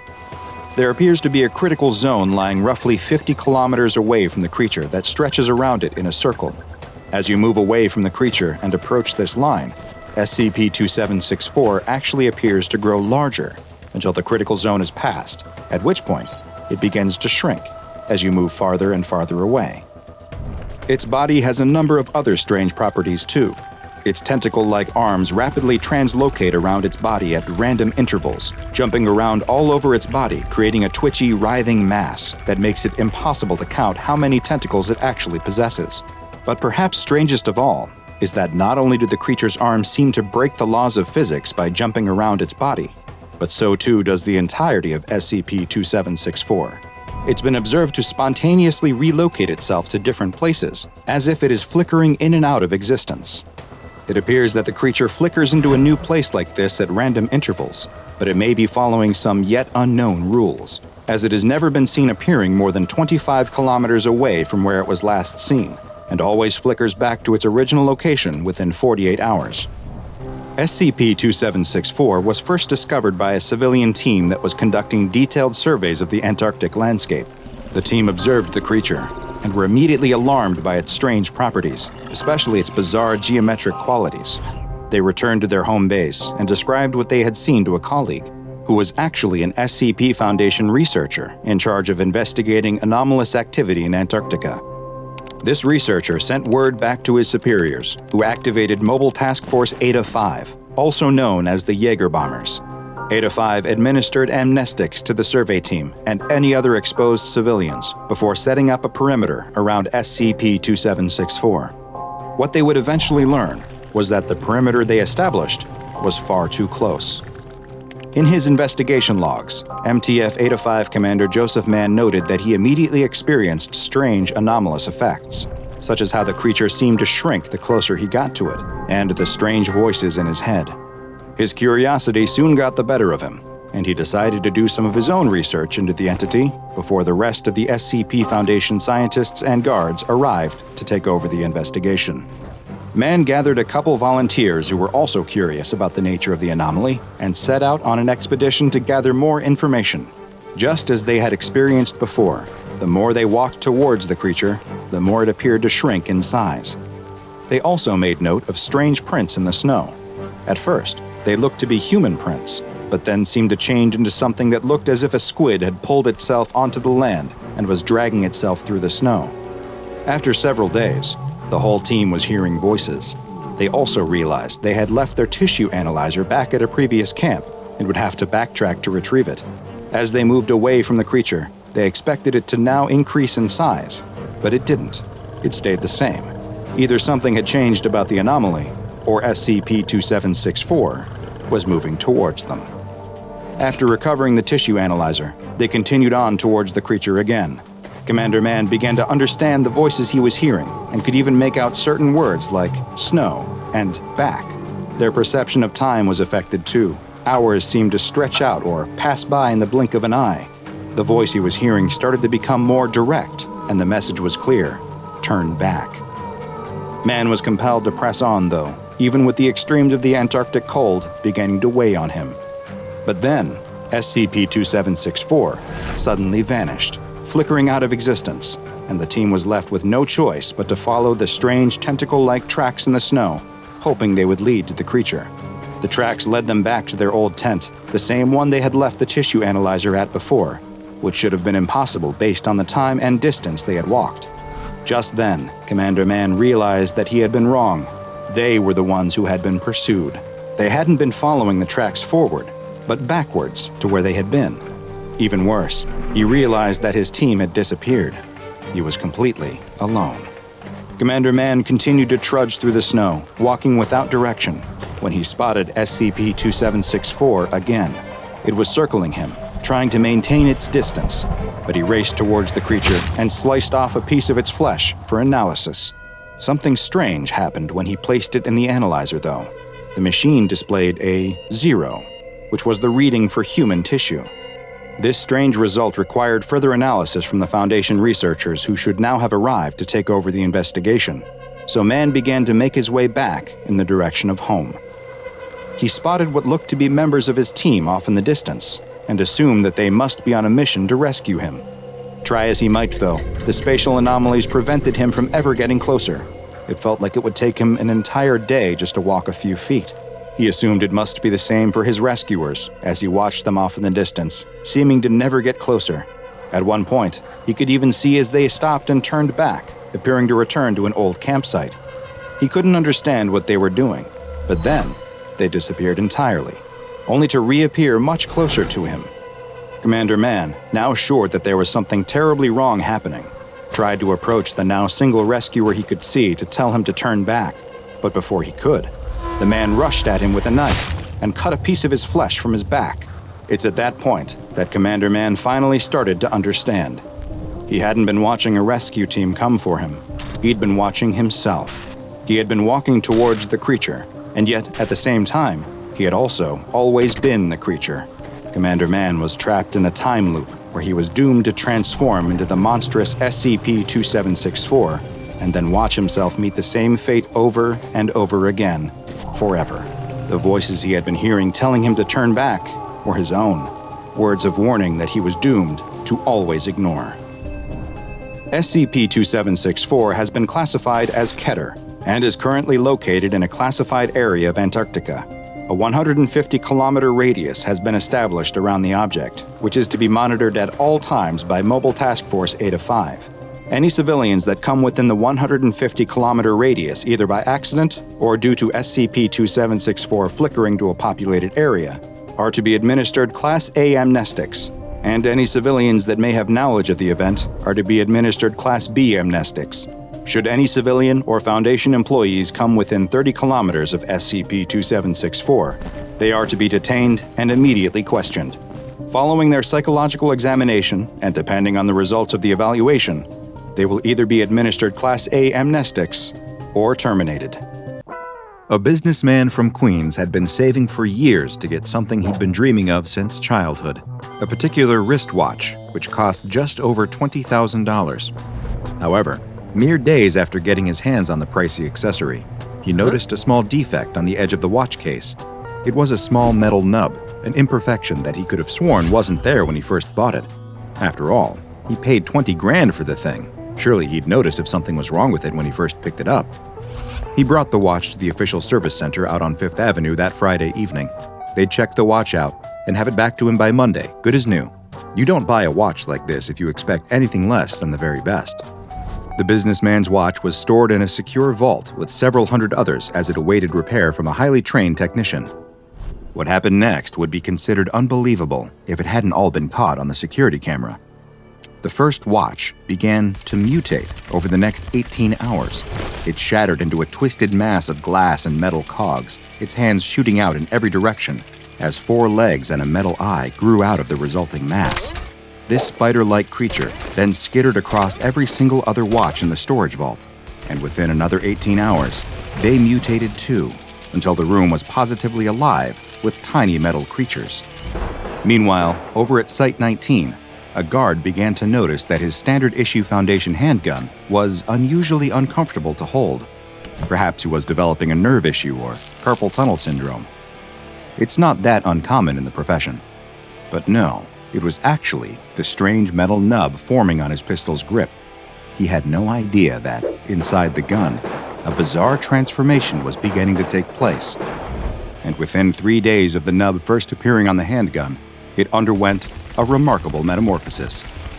Much like the watches, the gun mutated, growing 4 legs and an eye, and began running through Site 19, causing chaos. The gun began firing with reckless abandon, sending bullets ricocheting off the walls and injuring Dr. Jack Bright and Dr. Sophia Light as they attempted to disable the rogue pistol. It was able to fire in a sustained fashion for over a solid minute before stopping to synthesize new bullets through unknown means. Eventually, the weapon was captured and subsequently destroyed for presenting an active danger to SCP Foundation personnel.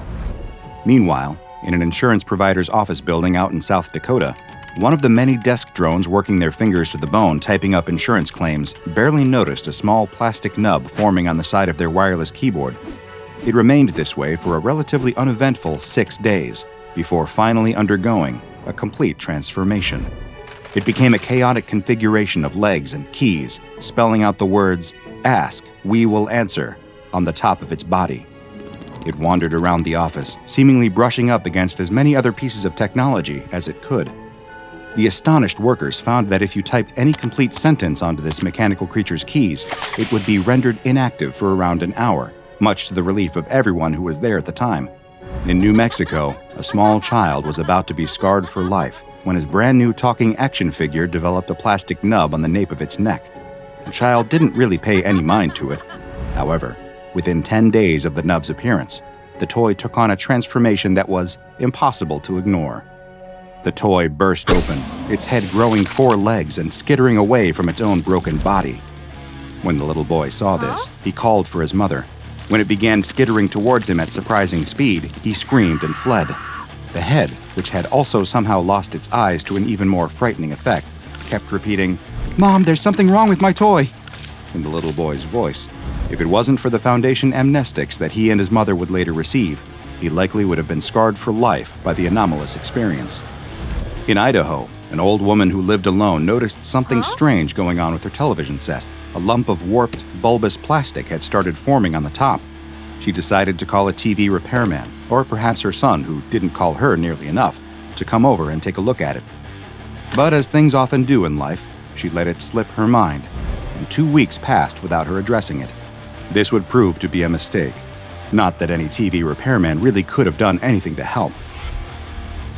The TV sprouted 4 long, spider-like legs and a single eye. The screen perpetually showed shaky footage of an unmoving figure suspended midair in the middle of a blank, featureless room. This change from the usual programming disturbed the old woman greatly, even more so as the television began advancing towards her. Meanwhile, soldiers operating a tank stationed in Syria noticed a small metal welt on its chassis.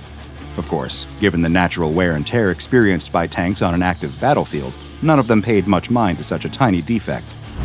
It continued like this for a month and a half, until tragedy finally struck in the most unexpected fashion. Much like the handgun over in Site 19, the tank grew legs and started firing in every direction, devastating nearby infrastructure and killing scores of people around it. It seemed not to discriminate or even really to aim.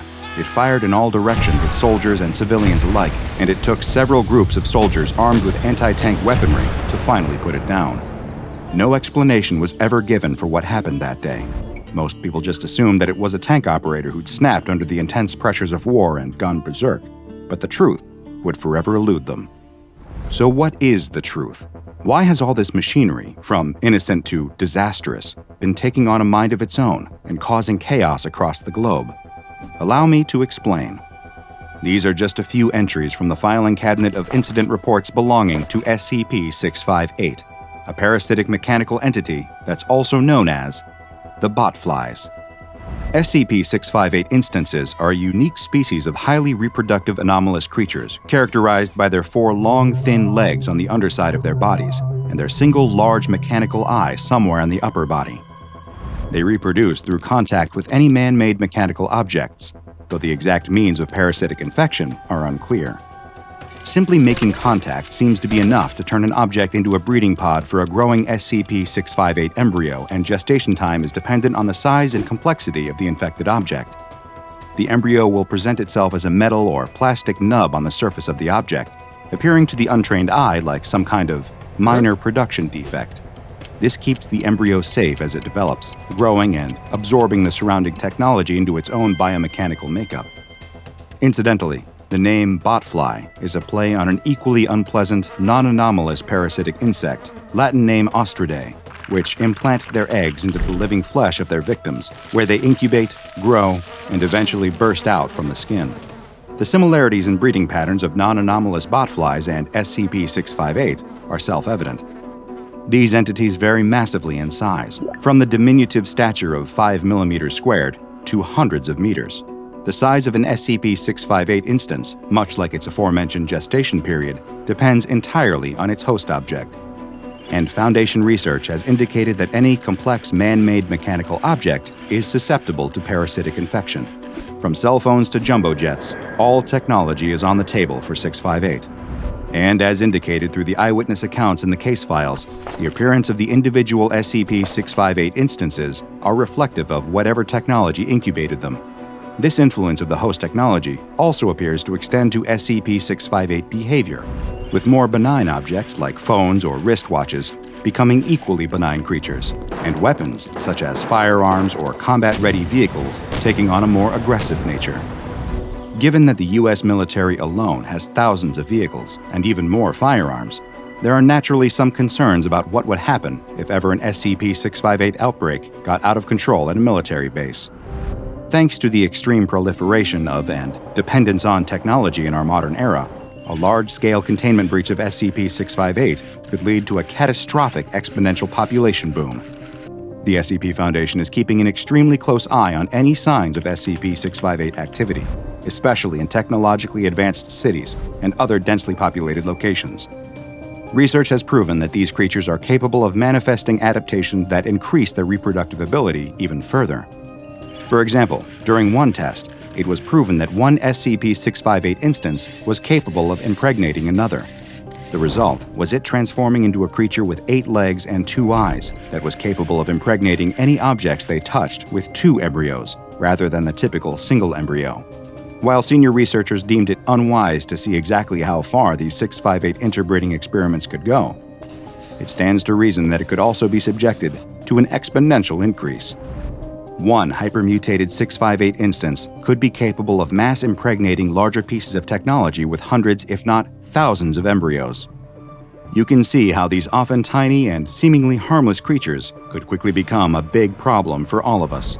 Picture every vehicle: cars, trucks, motorcycles, scooters, ATVs, vans, Humvees, tanks, planes, helicopters, speedboats, yachts, cruise ships, battleships, all becoming hypermutated SCP-658 instances. Then add every phone, every laptop, every computer, every tablet, every TV, every printer, every kitchen appliance, every gun, all being infected with SCP-658 embryos and joining the horde. Given how much all of us, including the SCP Foundation, rely on this technology and so much more in our work and daily lives, it's clear how the uncontrolled proliferation of SCP-658 would completely alter the world as we know it. It's a clear reminder of the importance of the SCP Foundation's work. The worst-case scenarios for even some of the more innocent-seeming SCPs can be startlingly bleak. Due to the mechanical nature of these anomalies, all connections to the Church of the Broken God and their illicit activities are being explored by Foundation field personnel. Containment protocols on SCP-658 are extremely clear. Any instance of SCP-658 no larger than 50 centimeters across any axis, considered to be a small SCP-658 sample, is to be stored alone in a steel box when not being used in active testing. Special containment procedures specify that the box must be kept closed through low-tech means, and we mean a true return to basics here. String or duct tape are the preferred methods of keeping them under lock and key, or, as some researchers prefer, weighing down the lid with heavy books. Anything with a more complex locking mechanism is capable of being impregnated by SCP-658, completely negating containment. Any 658 samples larger than 50 centimeters are to be destroyed as soon as possible after being apprehended by Foundation personnel. This destroy on-site order is also applicable for any technology infected by SCP-658 outside of intentional testing scenarios. In order to avoid population growth during containment, all captured SCP-658 samples must be kept at least 3 meters away from any man-made technology capable of sustaining an SCP-658 embryo. If unsure of whether an object is applicable, researchers and guards are told to err on the side of caution when it comes to this anomaly, which has been classified as Euclid. After all, when it comes to SCP-658, or really any SCPs, it's far better to be safe than sorry. A woman runs through a house, screaming and crying for help. She looks behind her and catches a glimpse of a shadowy figure in the next room, and it's coming towards her. She screams again and runs in the only direction she can to get away from it, up the stairs. She runs into the bathroom at the top of the stairs and locks the door behind her.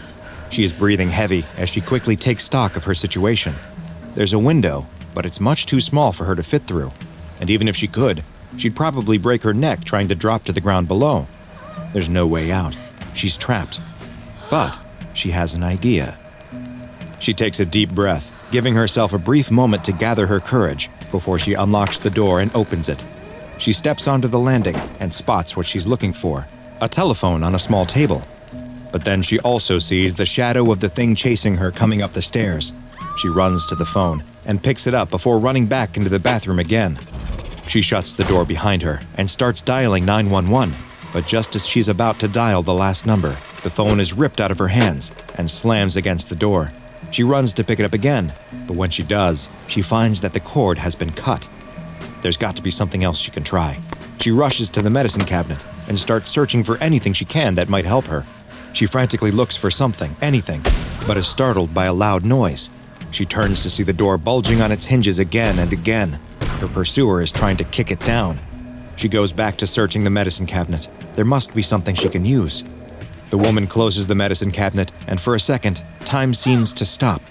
She stares at herself in the mirror, a look of confusion on her face. She mouths the words, "Help me," to herself in the mirror. The door suddenly bursts off the frame and slams to the floor. The woman spins around holding the only thing she could find, a toothbrush. Her pursuer steps through the now empty doorway. He's a large, terrifying-looking man with wild yet focused eyes, and he's holding the biggest knife she's ever seen. The man approaches, and the woman cowers in fear. He pauses for just a moment, admiring himself in the medicine cabinet mirror and smiling, seemingly very happy with how this entire scene has unfolded. The man then raises the knife above him as the woman holds up the toothbrush as if it will somehow protect her. But it can't, and the man brings down the knife again and again and again. This murder may have occurred over 40 years ago, but its memory is more alive than you might think. Sometimes what happened in the past doesn't stay there and finds a way to repeat itself again and again and again. Though maybe not in the way that you expect. So join me, Dr. Bob, and find out exactly why SCP-987 is known to the SCP Foundation as the Gruesome Gallery. SCP-987 is a collection of 13 different wall-mounted mirrors of varying shapes and sizes, which have been designated as SCP-987 A through M. Over half of the collection consists of medicine cabinets, but the others range in size from small makeup mirrors to full-length mirrors, with the largest measuring 1 by 1.5 meters. The aesthetic style and materials used indicate that all the mirrors were produced between the 1940s and the 1990s, and there's nothing about their construction or immediate appearance that would give the impression that they are anomalous at all. Photos and video of the mirrors also show them to be perfectly normal mirrors, with the surfaces reflecting exactly as you would expect. In all, it appears at first glance that these are completely normal mirrors, though more in-depth research into the mirrors has been made difficult. You'll see why later. SCP-987 mirrors will finally reveal their strange and unnerving characteristics when a person stands directly in front of them and looks at their surface. When they do, they won't see their reflection as they expected, but an image of a completely different place. It was theorized by researchers that these locations being shown were the mirror's previous location, and research into the origins of the mirrors have revealed the original locations of mirrors C, K, and M, which confirmed this theory to be true. But the mirrors don't just show a static location. When someone looks directly into the mirror, they will see an entire scene play out, one that always depicts someone's extremely violent and/or gruesome death.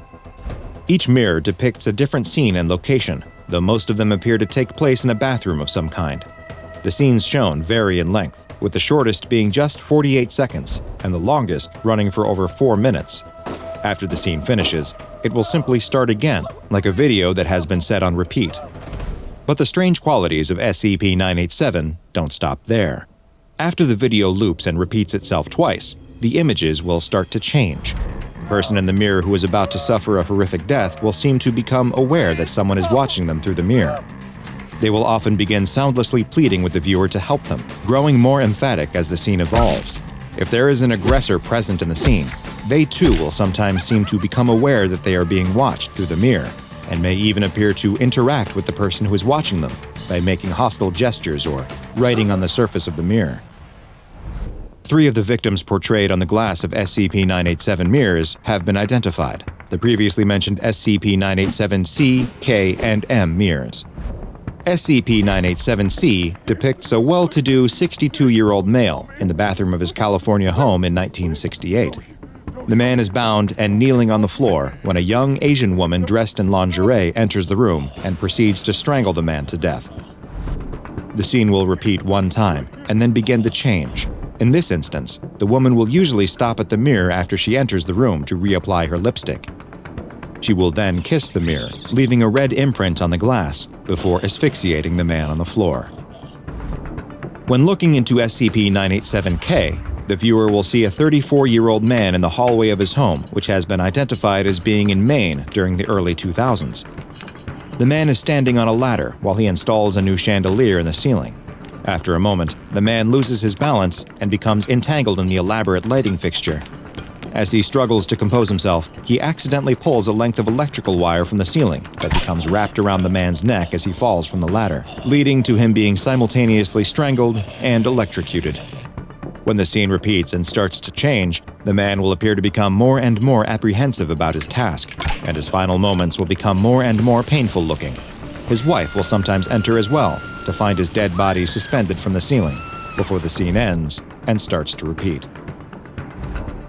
SCP-987-M shows a 20-year-old woman in the bathroom of a hotel room in New York City in 1978. The woman is seen to be reacting to an aggressor who was outside the view offered by the mirror. The woman looks afraid and will try to run out of the room, but a man in a denim jacket rushes the woman, stabs her in the abdomen with a knife, and flees. The woman falls to the ground and dies almost instantly. When it repeats for the 3rd time, the woman will attempt to communicate with the viewer prior to the aggressor entering the scene, but she will appear inebriated and will struggle to communicate clearly. If SCP-987 was simply a collection of mirrors that displayed the final moments of individuals and changed on repeat viewings in odd and frightening ways, that would be strange enough. But there's even more to this bizarre SCP. In addition to the mirrors, is SCP-987-1, commonly referred to within the Foundation as the Curator. SCP-987-1 is an invisible entity, visible only to heat-sensitive cameras, that takes up roughly the space of a 2-meter-tall person. The area it occupies is endothermic, meaning it drains the heat from nearby objects, in this instance, from ones that are roughly 1 to 2 meters away. It has also demonstrated the ability to manipulate objects up to 8 meters away that weigh as much as 150 kilograms. SCP-987-1's primary behavior is to move along the ground, going from mirror to mirror in an apparently random pattern. It stops in front of each mirror for roughly 30 minutes before moving on to the next. It only engages in this behavior when alone, though, and if anyone is present, it will maintain at least a 3-meter distance from them at all times.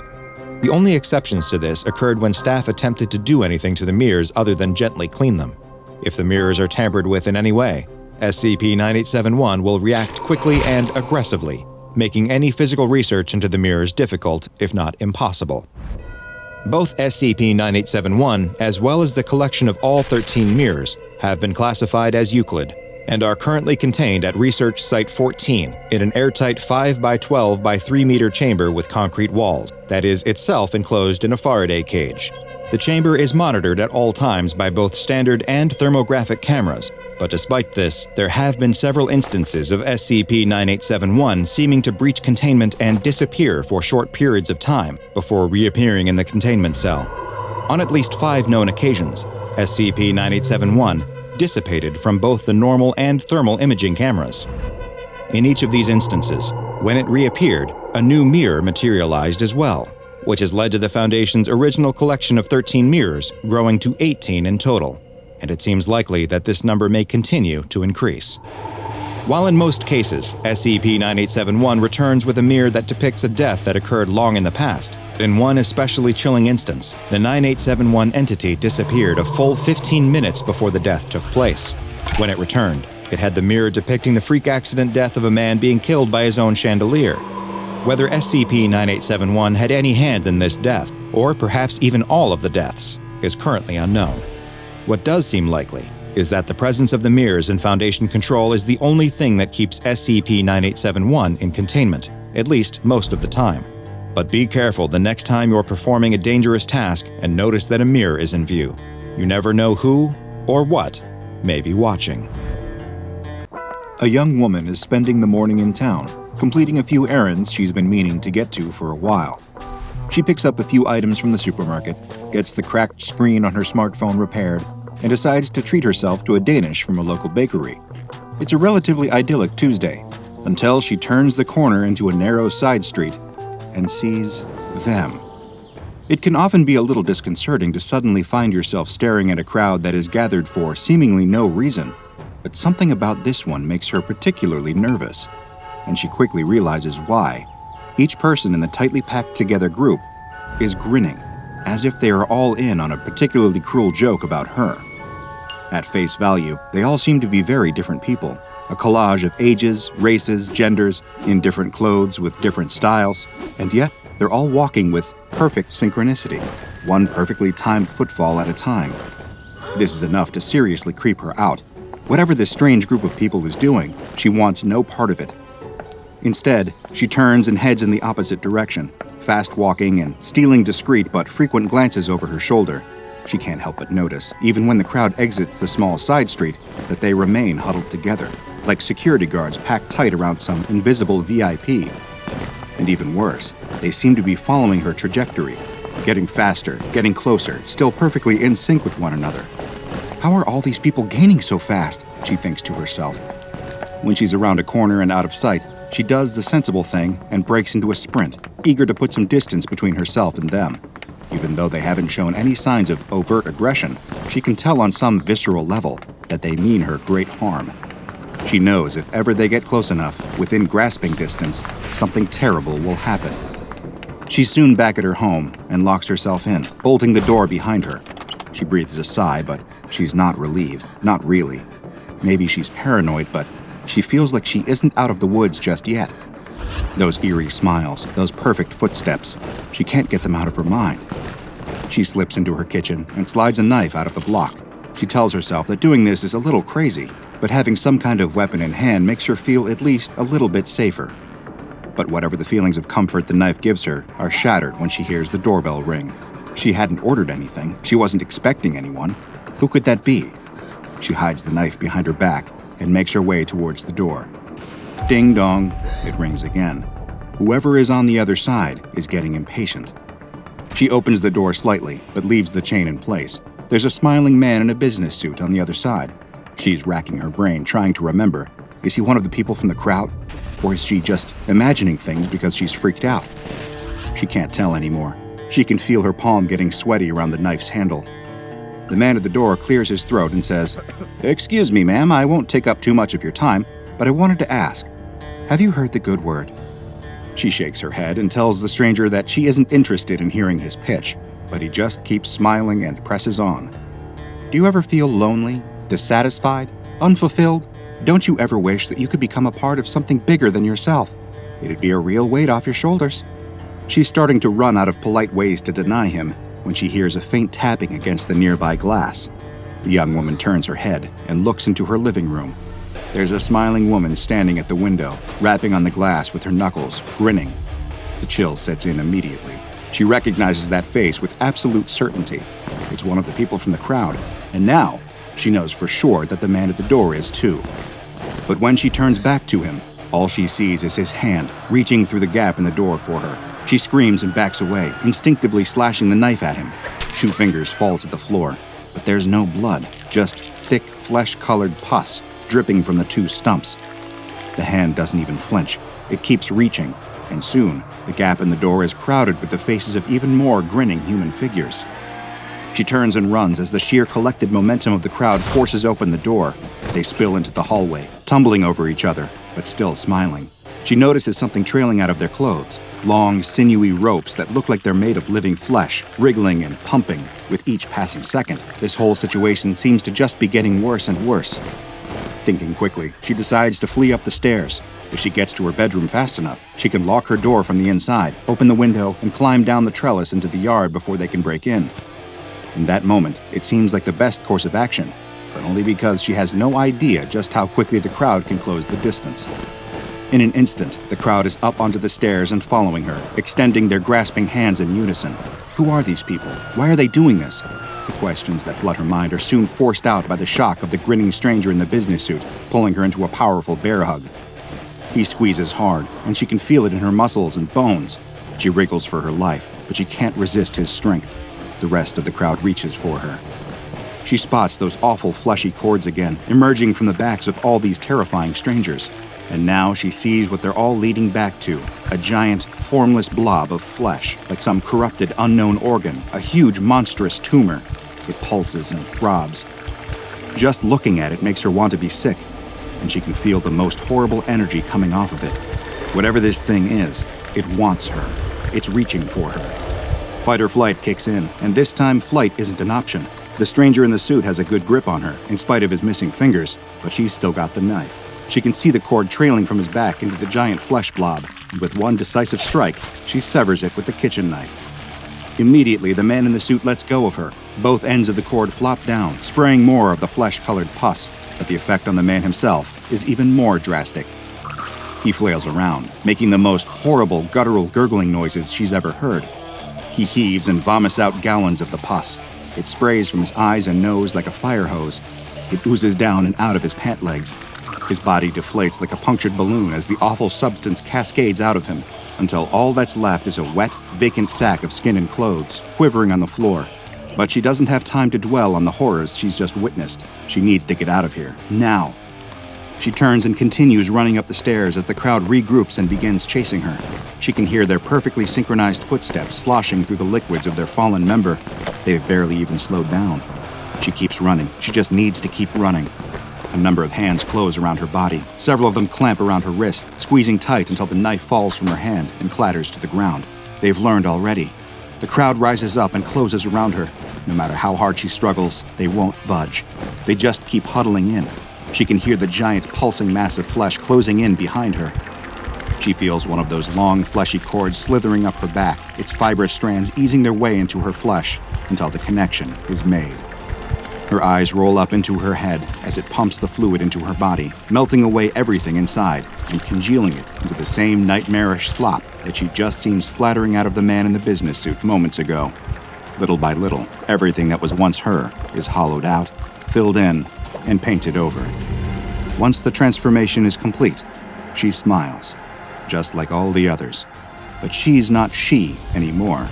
She's just another part of it, its newest addition, a replacement for the man in the suit. The crowd leaves shortly after, keeping perfect step, looking for some new friends. At some point, everyone has felt the desire to fit in. But one anomaly takes the desire to join the throng to its ultimate extreme. This is SCP-428, also known as The Crowd. In its purest state, SCP-428 is an amorphous mass of flesh connected to a number of human hosts with organic tendrils, similar to umbilical cords. The central mass is obscured by its multiple human hosts, numbering 14 at the present moment, and it is an extremely dangerous entity. Once an individual is assimilated into its mass, they are to be considered lost.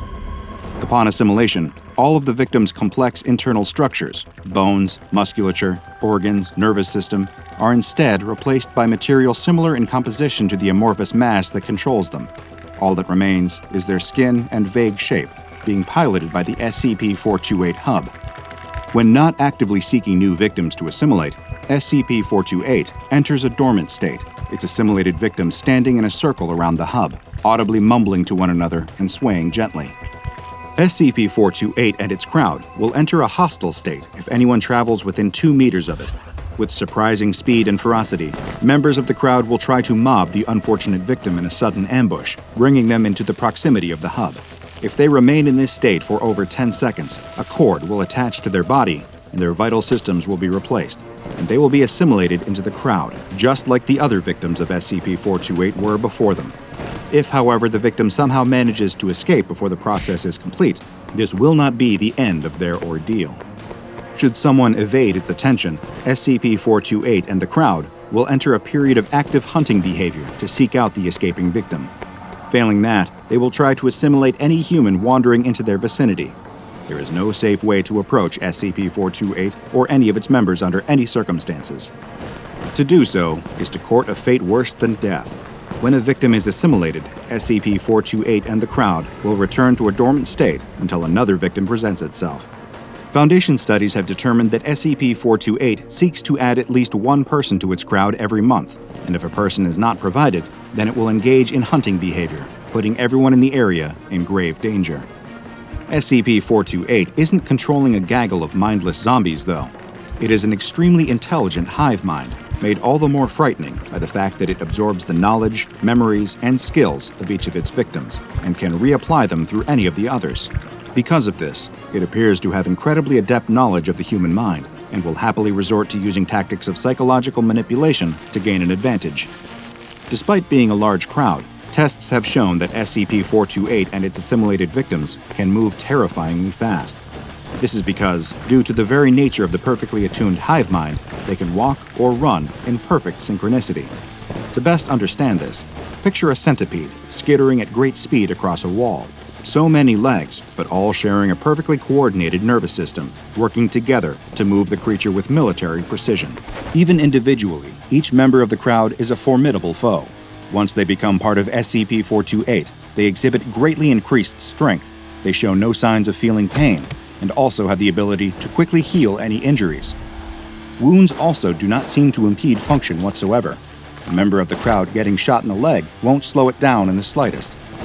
However, while this creature is incredibly intelligent and dangerous, the same can be said for the SCP Foundation, and in the time since they discovered it, they have ascertained a few weaknesses, even though some of this knowledge came at a heavy cost.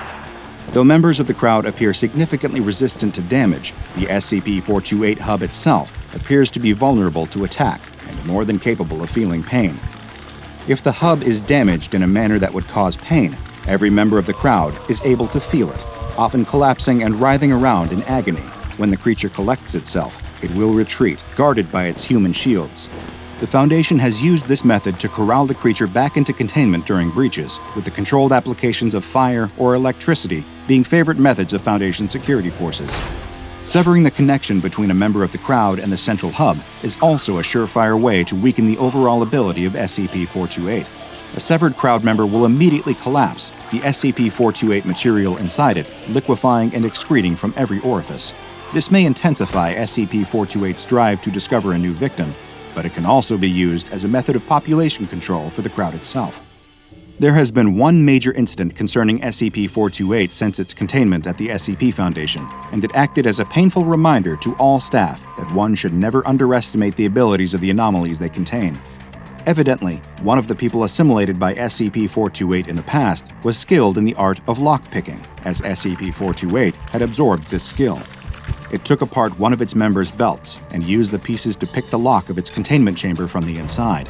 It then positioned one of its female victims crouching just outside the door, the cord slithering through the crack in the door behind her. She fell to her knees and began to weep loudly, attracting the attention of a nearby researcher. Naturally, when you hear a distressed person crying, it's human instinct to go investigate and help, and this particular researcher hadn't been briefed on the nature and abilities of SCP-428, which left him completely unprepared for the horrifying fate that awaited him. As he leaned in to comfort the crying woman, the rest of the crowd immediately emerged from the containment chamber's door, mobbing him. One forced its hand over his mouth, stifling his frightened scream as he was pulled in and quickly assimilated. While SCP-428 could pick locks, absorbing a member of SCP Foundation staff, both giving it access to the Foundation site layouts and inner workings, as well as a presentable frontman to assuage suspicion, was like getting its fleshy tendrils on a kind of master key. SCP-428 and its crowd, with the assimilated researcher at the head, progressed through the building, avoiding key security checkpoints and absorbing several other researchers and guards along the way. This was a particularly frightening development, as it allowed SCP-428 to further expand both its knowledge of the SCP Foundation and its skills in everything from science to armed and hand-to-hand combat. With every new person it took in, it grew significantly stronger and more dangerous to Foundation personnel. Thankfully, it drew the right kind of attention before it had a chance to escape the containment site proper. A mobile task force was dispatched to contain SCP-428 and the crowd and force it back into its containment chamber. However, being an extremely persistent creature, this minor setback didn't do anything to quell its desire to escape.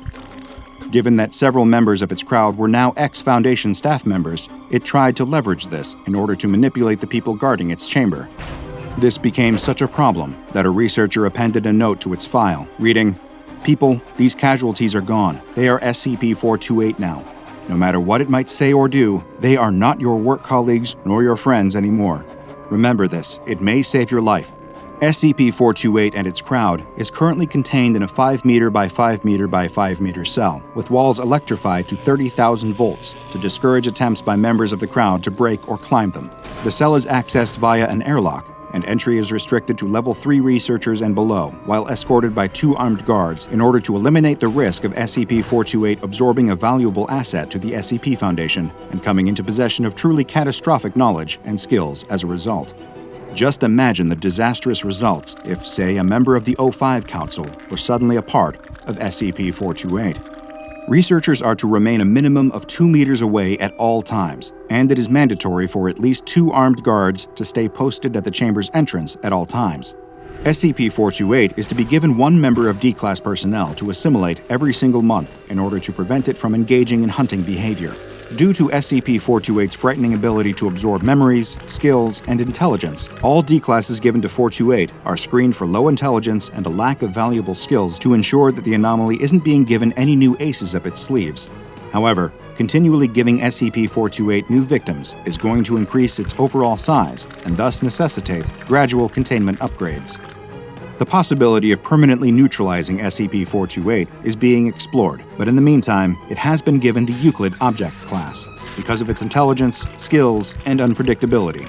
While the SCP Foundation is all about sacrificing the individual for the greater good, this is one frightening collective that they couldn't endorse becoming a part of. It's the grisliest crime scene the detective has seen in years. Photographers wince as they capture it all in a succession of quick, stark flashes. CSI technicians do what they can to pick up the broken pieces. Posted at the gate, a rookie doubles over and throws up, while his older partner gives him a sympathetic pat on the back. He can't hide his own discomfort at the things they've seen today. The call came in the middle of the night from a pair of concerned hikers on the outskirts of town. They were halfway through their nightly walk down an old country road when they heard screaming from a nearby farm. When officers finally made their way down to the farmhouse, it was too late. Everyone there was dead. Nobody to save. All that's left to do is pick up the pieces and figure out what the hell actually happened. The detective leans under a yellow garland of crime scene tape and asks an attending officer what they know so far. The cop, who looks pale and clammy, swallows over a lump in his throat and says, "Looks like the old farmer snapped and went postal. Whole family's dead. We found his body in the barn." He heads inside to take a look at the carnage. It's a veritable house of horrors. The farmer's wife is dead in the kitchen. The children were both murdered in their beds. The detective can't say he's ever seen a murder done in such cold blood, so detached. For a man with no history of violence to do something so terrible to his loved ones for no reason. The detective shakes his head and walks upstairs, sliding on rubber gloves to avoid contaminating the scene. He goes room to room, making fastidious notes about anything suspicious. He's got a keen eye for this kind of thing. The man's a 20-year veteran of the force. He's seen some terrible things. But as he lays his eyes on the bodies of the victims, he can't help but feel a chill tiptoeing down his vertebrae. In the master bedroom, where the now-deceased farmer and his wife once shared a loving marital bed, he hits some pay dirt, a diary in the bedside cabinet. He flips through. Early on, it's all mundane, scattered thoughts for the day at hand and little to-do lists for the next one. But the last 3 entries contain a marked shift from what came before. The first one reads, "He seemed shook up when he came back from the barn today. He's awful quiet about it. Said something like, 'I heard something I shouldn't have.' In the barn? Don't know what that could mean, but I decided not to press. Stressed enough already. He didn't say much to the kids during dinner. Kept looking over his shoulder. Freaked me out something terrible. I don't know what did it, but whatever it was, it put a scare in him." The second reads, "I'm starting to worry about him. It's been a few days since whatever he heard in the barn, and he ain't gotten any better. In fact, I think he's getting worse. He won't shower. Something about the bathroom mirror, he just won't go in there. He hasn't been eating. Worst of all, he doesn't sleep. I'll wake up in the middle of the night and see him sitting bolt upright, staring at the bedroom door, not saying a word, not even blinking." The third and final entry reads, "This ain't the man I married anymore. There's something wrong with him. It's scaring the kids and it's scaring me. He started bringing his gun to bed every night. Doesn't sleep, just sits there with it. He never sleeps. When I asked him what's happening, he told me something's coming. But it's okay. He won't let it get us no matter what. I don't understand. I'm gonna take the kids and go stay with Mom for a few weeks while he works this out. But I'm afraid of what he'll do if he realizes. The gun is always loaded." The detective sighs and slides the diary into an evidence baggie. It was, sadly, a tale he'd heard all too many times. The terrible things we can do to the ones we love when we're not ourselves. Though it now seems cut and dry, a mental break snowballing into a massacre, one detail is still gnawing at the detective. What did the farmer hear in the barn that day? When the detective enters, he orders everyone else to leave. He needs some time alone in here. As the people file out, he approaches the farmer's corpse. He's laying in the straw, head a bloody mess, bludgeoned beyond recognition.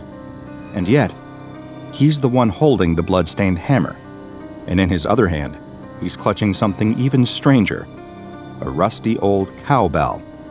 Of all the things to be holding in your last moments on Earth, the detective thinks as he reaches over, something about the bell draws his eye. Why, after murdering his entire family, would a man head out into the barn and, presumably, try and fail to hammer a cowbell to pieces? As he picks up the bell, he runs his gloved fingers along the rust. Other than the wear and tear of age, the bell shows no signs of actual damage. It's such a strange, innocuous object. What's the significance? His internal musing is interrupted when a large spider, the kind that like to make their homes in straw-filled barns, suddenly crawls out from inside the bell and onto the detective's hand. He drops the bell, an involuntary shock reflex, and it hits the ground with a brassy gong. The sound lingers in the air for far longer than it should. It seems almost like it's getting louder. The detective feels his heartbeat speeding up, his breaths getting heavy and labored. The sound gets louder. It feels like someone is sitting on his chest. He falls to his knees, scratching at his swelling throat. His heart pounds. Is he having a heart attack? He claws at the dirt and straw beneath him, trying desperately to get a handle on things as the world around him seems to go dark. The toll of the cowbell gets louder and louder. Eventually, he's able to force out a scream, then collapses to the ground. When his eyes open, he's being carted away on a stretcher to a nearby ambulance, parked just outside the crime scene. When a paramedic asks him if he's okay, the only thing he can stutter out through his dry mouth is, "Don't touch the bell. Don't let anyone touch the bell." The doctor who treats him will later tell him there are no signs of any physical ailment, In all likelihood, the detective had experienced a severe anxiety attack. When the detective tells the doctor that he has no history of anxiety attacks and that this is far from the first violent crime scene he's encountered, the doctor purses his lips and knits his brow in concentration. "Very strange," the doctor says. "Perhaps just take it easy for the next few days. Work stress can sneak up on a person, especially in a career as high stakes as yours. It can sometimes manifest in rather strange ways." That night, the detective is at home, brewing himself a soothing cup of herbal tea on his doctor's recommendation. He's still racked by a strange uneasiness from earlier in the day. You see, one of the keys to being a good detective is pattern recognition. You're able to detect obscure links between pieces of information that other people, in the stress of the moment, may not correlate. As the detective sips his tea, he remembers the first entry in the farmer's wife's diary. When the farmer's downward spiral started, it began with him hearing something he shouldn't have inside the barn. The detective doesn't know a lot about what happened to himself in that barn either, but he can safely say he heard something he shouldn't have heard too. He sighs, no point in psyching himself out like this. After all, it's just the post-attack jitters, and turns to his kitchen window, hoping to look out at the night sky and feel a little more at peace. Instead, he sees something out of a nightmare. A tall figure standing behind him, somewhere in the ballpark of human, but also somehow not. It's tall, fleshy, and emaciated. Its face is too smooth, with bulging eyes and a large mouth being the only features. It reaches for him with huge, spindle-fingered hands, mere centimeters away from the back of his head. But the second it sees him looking at it, it turns and begins to run. The detective's mug falls and shatters on the ground. He turns with an involuntary yelp to track the creature, but it's already gone. His kitchen is empty and silent. Of course, one question haunts his mind. What the hell just happened? He's no fool. He knows the mind can play funny tricks on you. After all, who hasn't seen something out of the corner of their eye that gave them a momentary fright before realizing that it was just a trick of the imagination? But this wasn't just a flicker playing on a paranoid mind. The detective would swear on his mother's life that he truly saw this thing, some bizarre humanoid monster standing behind him in his reflection.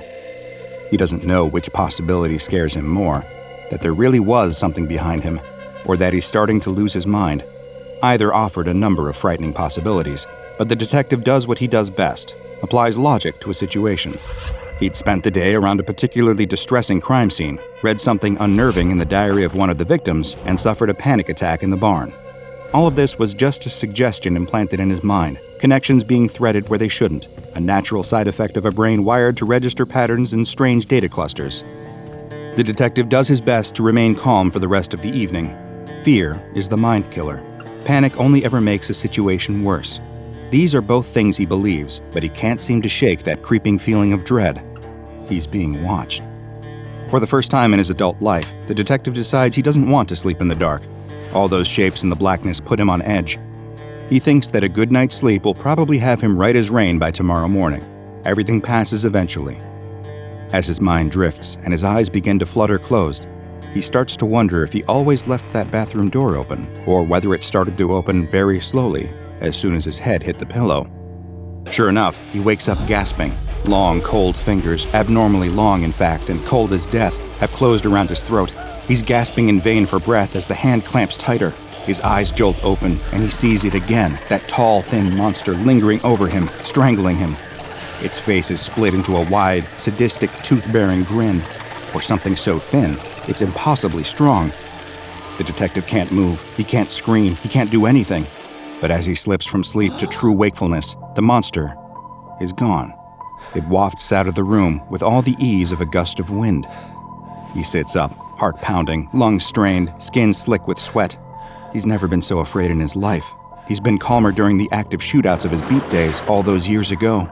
The thing that was strangling him, it looked exactly the same as the monster from the reflection. They weren't just similar, it was exactly the same thing. Is he being stalked? Then it dawns on him. Another fragment of information swimming in the mess of his consciousness. An article he'd read a couple years before about a phenomenon known as sleep paralysis. It's when people suddenly wake up during REM sleep. Their body remains paralyzed while their consciousness activates, giving them one foot in reality while leaving the other in a nightmare. In this state, people can believe they're being attacked by monsters or demons. And one of the major factors causing sleep paralysis? Stress. The detective sighs. He feels like an idiot. There's nothing he's experienced today that doesn't have a completely logical explanation. So why does he keep jumping to such absurd conclusions? Twisting facts to suit theories rather than theories to suit facts. That being said, he still doesn't sleep another wink that night. He pours himself a few cups of coffee, subconsciously avoiding anything reflective, and sits in bed until sunrise, just watching his bedroom door. Better safe than sorry, he keeps repeating in the empty corridors of his addled brain.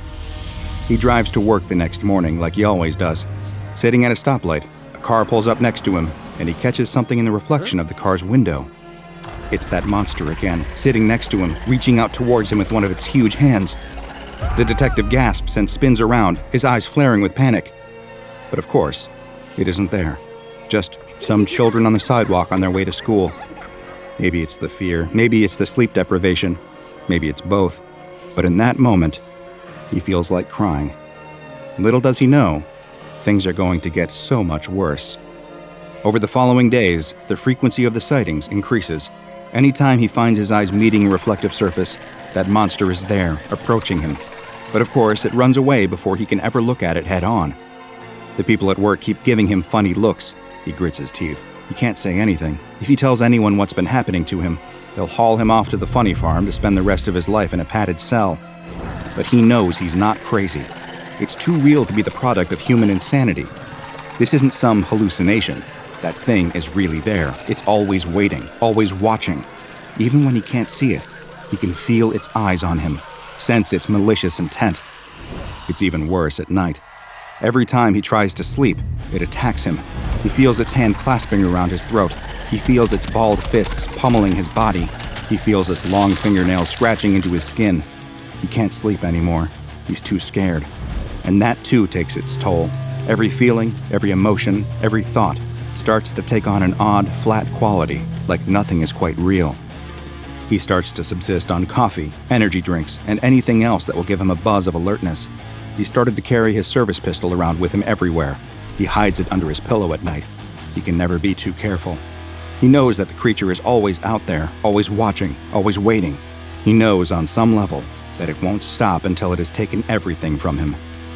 He's taking the subway to work again. He's messy, disoriented. His clothes stink. His bloodshot eyes are couched in unsightly bags. He shivers slightly, a nervous twitch.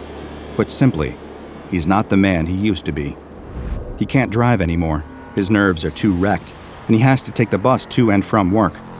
That's when he sees it, not behind him this time, but on the other side of the street as he waits for his bus. It stands among the other pedestrians, all seemingly oblivious to its presence. It just smiles, mocking him. This time, the detective is ready. The detective won't have it. In a single fluid motion, he unholsters his pistol and begins firing at the creature. The street erupts into screams as people scatter to avoid the frantic volley of gunshots, but the creature doesn't move. It just keeps grinning as the detective fires, the rage and sleep deprivation throwing off his aim. He hears the sound of the bell again, its toll rising. It's deafening. He needs to kill it. He needs to get closer. The detective walks toward the creature, firing bullet after bullet. The creature doesn't care. He roars in animal fury. The bell toll rises. A sudden light illuminates the creature's terrible smile, as the detective realizes that the sound he's hearing isn't the toll of the bell at all. He turns just in time to see the bus, but not in enough time to get out of the way. The cowbell the detective found in the barn that day seemed innocuous enough, but this old cowbell, corroded and covered in rust, which no known methods, chemical or mechanical, seemed to be able to remove, would soon have a name: SCP-513. It was discovered by an SCP Foundation agent during Containment Reestablished Procedure Mu at a classified containment site, where its interior was covered in duct tape to prevent it from properly making a sound.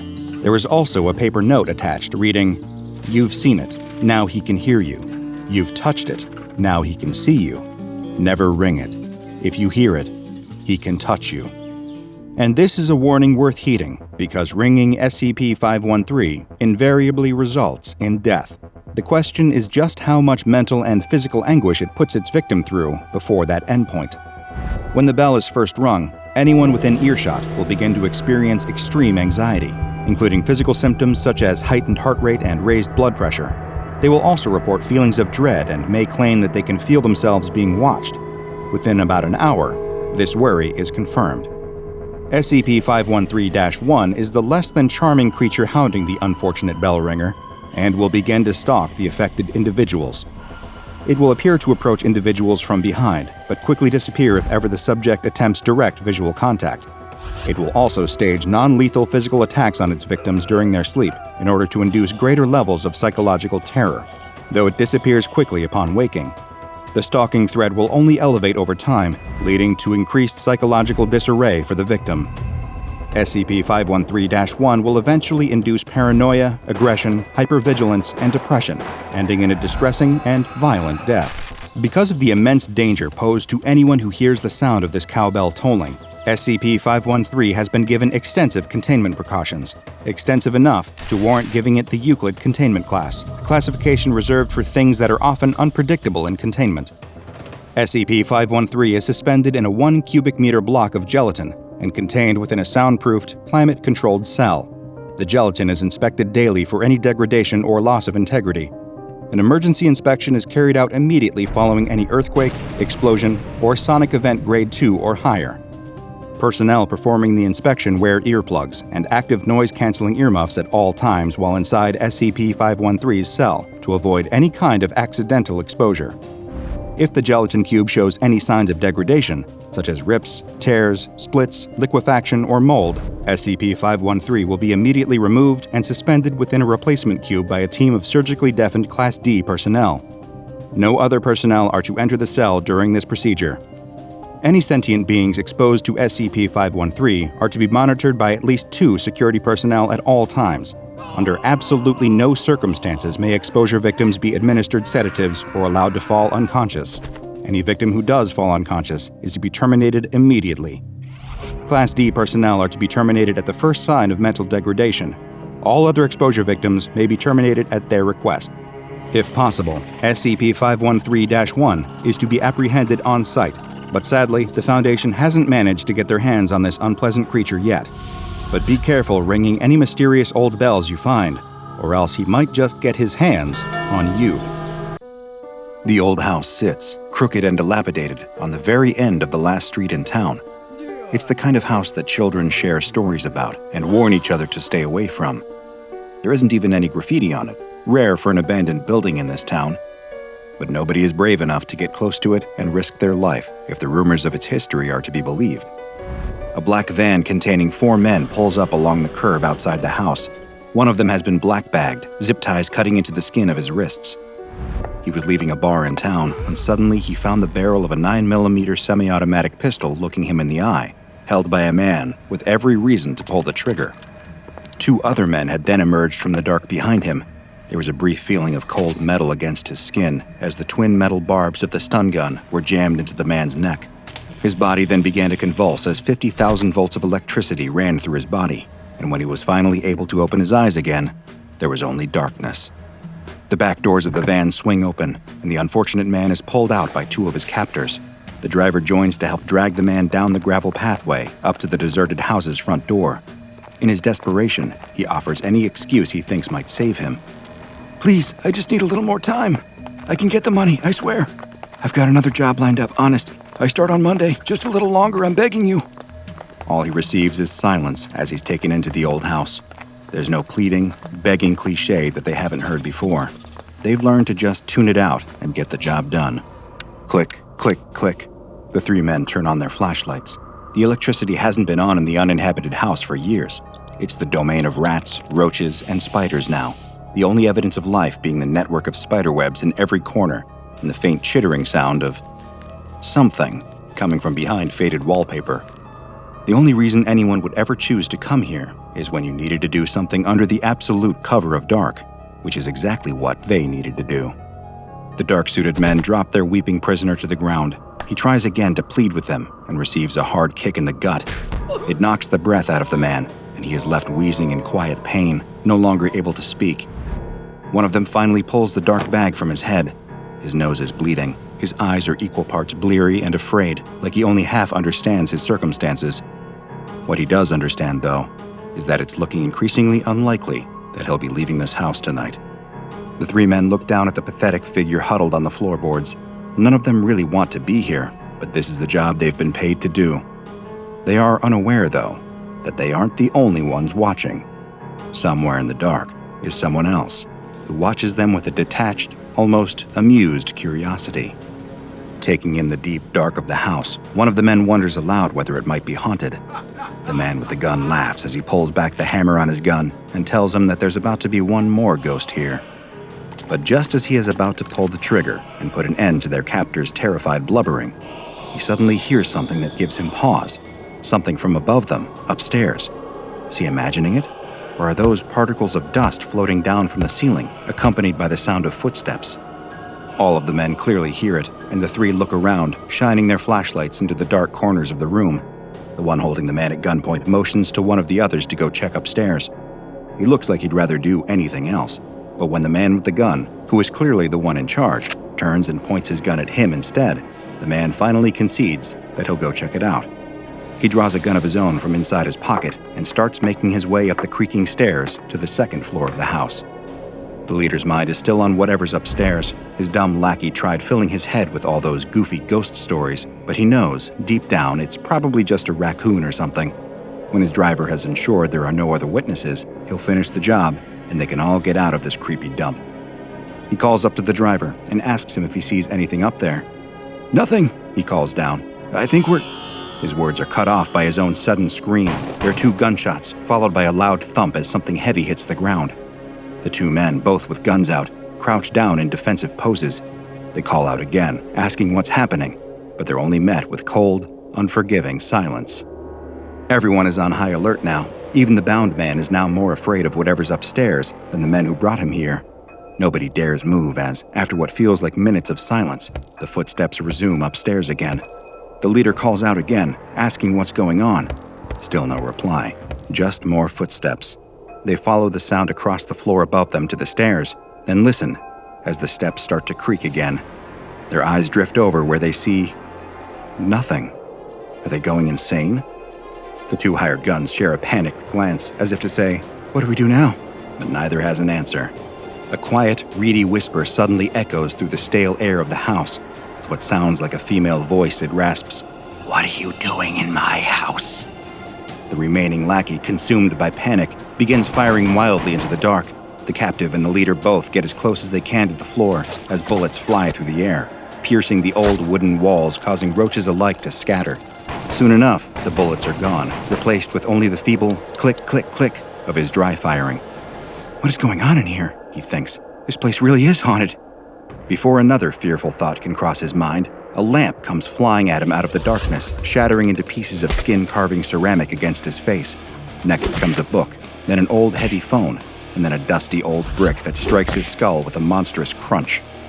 He drops to his knees, bleeding from both nostrils and the deep gash cut into his forehead, before flopping face down onto the floor.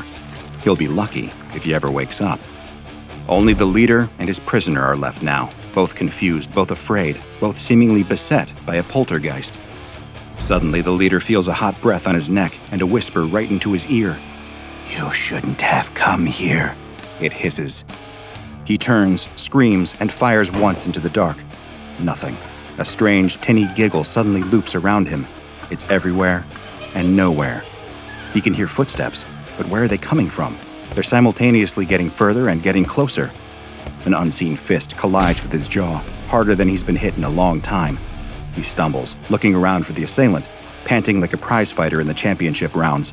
But there's nothing there. There's nothing. Crack! It strikes the other side of his face. Another giggle from the dark.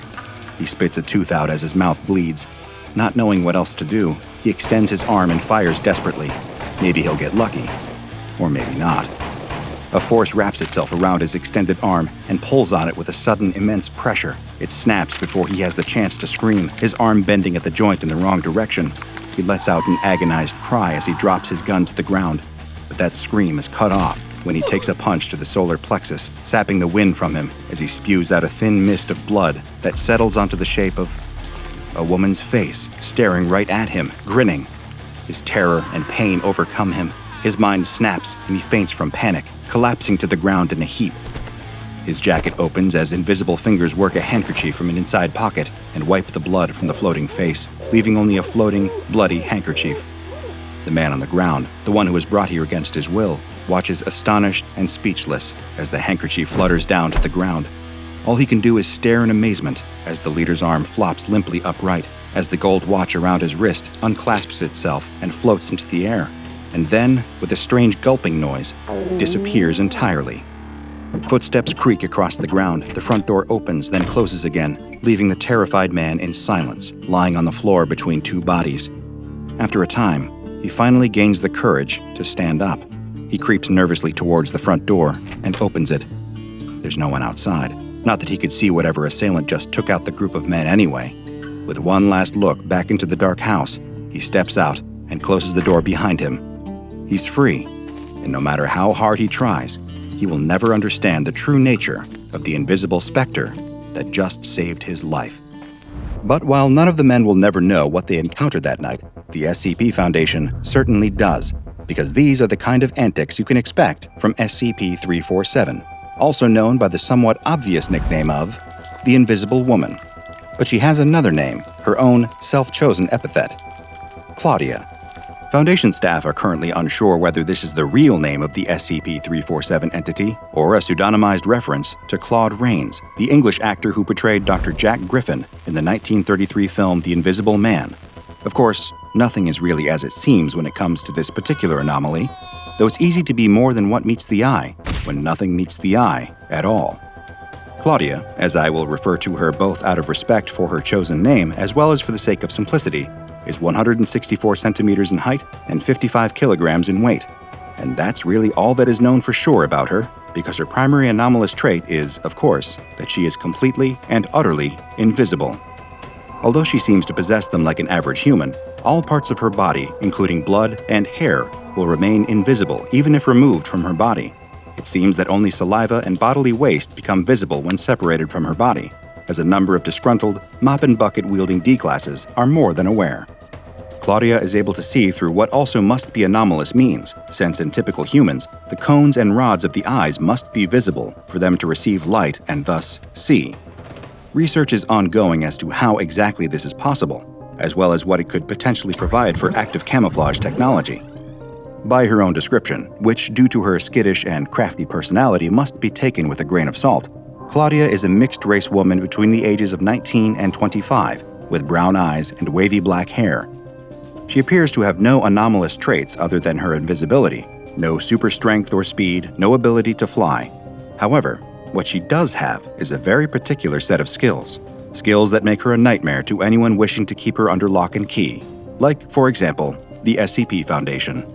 The Foundation quickly learned that Claudia is an accomplished escape and infiltration artist, with the lock-picking skills of a veteran thief. She's able to move while making very little noise, which complements her natural stealth advantages perfectly, allowing her to get in and out of secured areas easily. These are skills she's developed not only to survive, but to support certain psychological dependencies she suffers from. While Foundation psychologists have posited a number of mental conditions that could be affecting Claudia, two seem to have risen to prominence: kleptomania and pica. Claudia appears to be compulsively driven to steal as a kind of psychological crutch. Being invisible, naturally, makes her an impeccable thief. However, when she has obtained the item of her desire, said item floating through the air is likely to draw unwanted attention. That is where her second strange habit comes in. Pica is an eating disorder that causes sufferers to consume items that are not food, sometimes damaging themselves in the process. Claudia has developed the unhealthy habit of swallowing some of the smaller items she steals, causing them to seemingly disappear until she later vomits the items back up. When interviewed on the matter, Claudia stated that she'd gotten the idea from watching Stevie Starr perform on a late-night television show. Starr is a Scottish performer known for his ability to swallow and regurgitate items, though Starr's ability doesn't extend far enough to meet the Foundation's threshold for anomalous. Before she was brought into containment, Claudia had a preference for abandoned houses. The home where Foundation agents finally discovered her was one with a long history of reported poltergeist activity. As is standard in instances where spectral phenomena were suspected, the Foundation moved in with infrared cameras, allowing them to quickly detect the humanoid shape of Claudia and move in to intercept her. Without the advantage of her invisibility, she had no chance of either evading or besting trained Foundation operatives in combat. Thankfully, it didn't need to come to that, and after a brief period of deliberation, Claudia gave herself up to the Foundation willingly in exchange for shelter and warm meals, both of which would be provided for her in containment. Prior to this, it's believed that she was effectively homeless for years and had been making ends meet in any way she could. She refuses to discuss her past directly, though a long string of ghost activity across the area and at least 2 deaths have been solidly linked to her activities. Being unseen for years of her life has taken an undeniable mental toll on Claudia, the isolation leading to instability and even violent outbursts on occasion. Thankfully, she has responded well to treatment from Foundation counselors and psychiatrists, which has reduced the frequency of these violent outbursts significantly. As she recovers further from her traumatic past, there is hope that Claudia may even begin to recover from her kleptomaniac tendencies altogether, allowing her to live a normal, well-adjusted life, or as much as one can hope to live while still remaining invisible. There's even more good news, though. Since entering containment and undergoing recovery, Claudia has become much more social. She enjoys interacting with other people, especially when they treat her as though she's an average person, and some of her actions have even been described as bordering on flirtatious. She enjoys interacting physically with people, and often plays impish pranks on the unsuspecting people sent into her chamber, such as rearranging or taking items to confuse them. She also shows, for unknown reasons, a particular fondness for interacting with people as they sleep, often touching and stroking them, though it may have been one of the only ways she was able to have human contact prior to entering Foundation custody. While she describes this as feeling right, those who experience it from the other side describe it as feeling unnerving, as though they've been touched by a ghost. Naturally, due to being an intelligent escape artist that is impossible to see through conventional means, Foundation containment specialists have needed to go all out on her containment measures, both to keep her contained and to keep her comfortable enough that she has no desire to attempt a containment breach. She is kept in a 5-meter by 5-meter room in Site-17, constantly monitored by a remote infrared camera, and in addition to infrared detection systems, Claudia is also visible in ultraviolet light, expanding the Foundation's means of seeing her. Her room has an ensuite bathroom with a shower and bathtub, and is furnished with a queen-sized bed, several oversized beanbag chairs, 2 armchairs, a desk and swivel chair, several bookcases, and a TV with a DVD player. The bookcases are filled with various books, primarily adventure novels, Harlequin romances, and art books. She's allowed DVDs of various movies and TV shows predating her arrival at the SCP facility, and may request new material to be reviewed every so often. Claudia is given access to any clothes she pleases, though she often prefers to remain unclothed to take advantage of her full invisibility. She does on occasion wear wigs and makeup for her own amusement. Her room must remain locked at all times when she is inside it, and 2 guards are required to check the door for any signs of tampering every hour. The door is only unlocked to allow staff members in and out of the containment chamber for the purposes of research and enrichment. Claudia enjoys chatting with staff members who bring her food, though said staff members are discouraged from forming attachments that are too close to Claudia, as it may allow her to manipulate them into helping her escape or gain special privileges.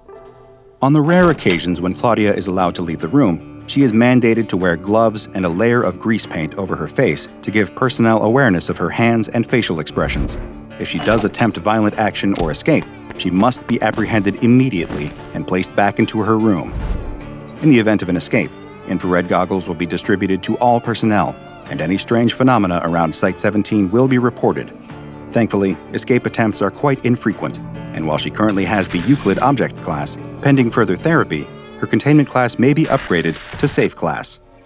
Of course, the Foundation keeps any containment breaches close to the chest, and if there was a recent containment breach, you'd have no way of knowing.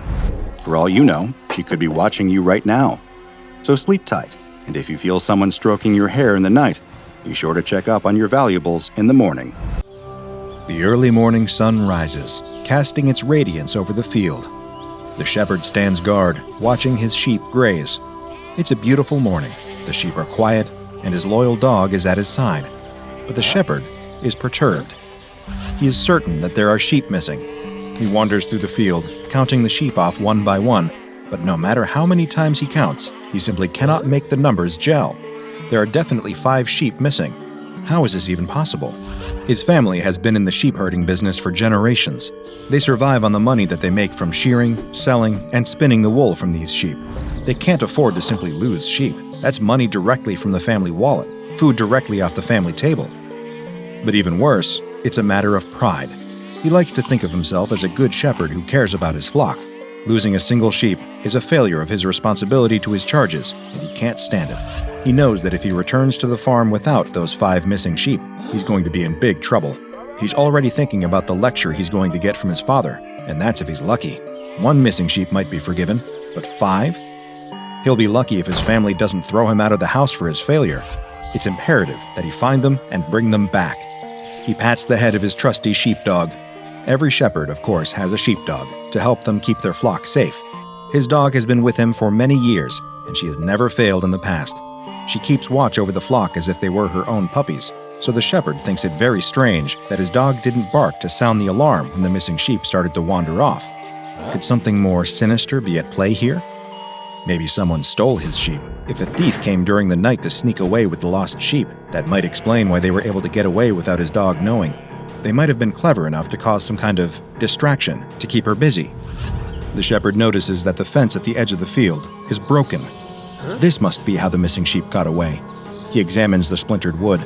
It's not a natural break, because the wood is sturdy and far from rotten. Someone, or something, must have broken the fence sometime last night. He clutches at his shepherd's crook, his brow set in determination. This isn't good. It's looking more and more likely that thieves are behind this disappearance. He needs to track them down, but he will have to be careful. Sheep thieves are usually desperate men, and they might resort to violence to protect their ill-gotten gains. A glint of sunlight flashes against something shiny caught on the fence, catching the shepherd's eye. He scoops it up and examines it closely. It looks like a scrap of fabric. Could it be that the thief snagged his clothes against the fence as he made his escape? The fabric is thin and brittle, and doesn't look like any sort of material that the shepherd has ever seen before. It more resembles a scrap of snakeskin than a scrap of shirt, but it's his only lead, so it'll have to do. He holds the scrap to his dog's nose and allows her to sniff it. She snuffles at it and then immediately raises her ears, alert. He commands her to follow the scent, and she obeys. She puts her nose to the ground and starts to track. He follows her. The dog leads him out of the field and across the way. He is surprised to see that she is leading him toward a nearby forest.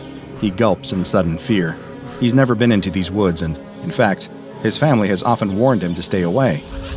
Everyone in his village loves to repeat rumors that this forest is haunted, filled with every sorts of scary monsters and demons. Why would the sheep thief brave these cursed woods? On the other hand, that would make sense though, wouldn't it? A thief would need a lair that was hidden and difficult to approach, so that they wouldn't have to worry about getting caught. These woods would be a perfect hiding place. Still, he can't help but wonder. His dog lifts her head and whines at him, indicating that he should follow. He steels his resolve and continues on. His fingers clutch tightly to his staff, his knuckles going white with fear and tension. He's almost convinced that he might see a monster here in these woods, and he's ready to defend himself from the worst. Eventually, his dog leads him into an unexpected clearing.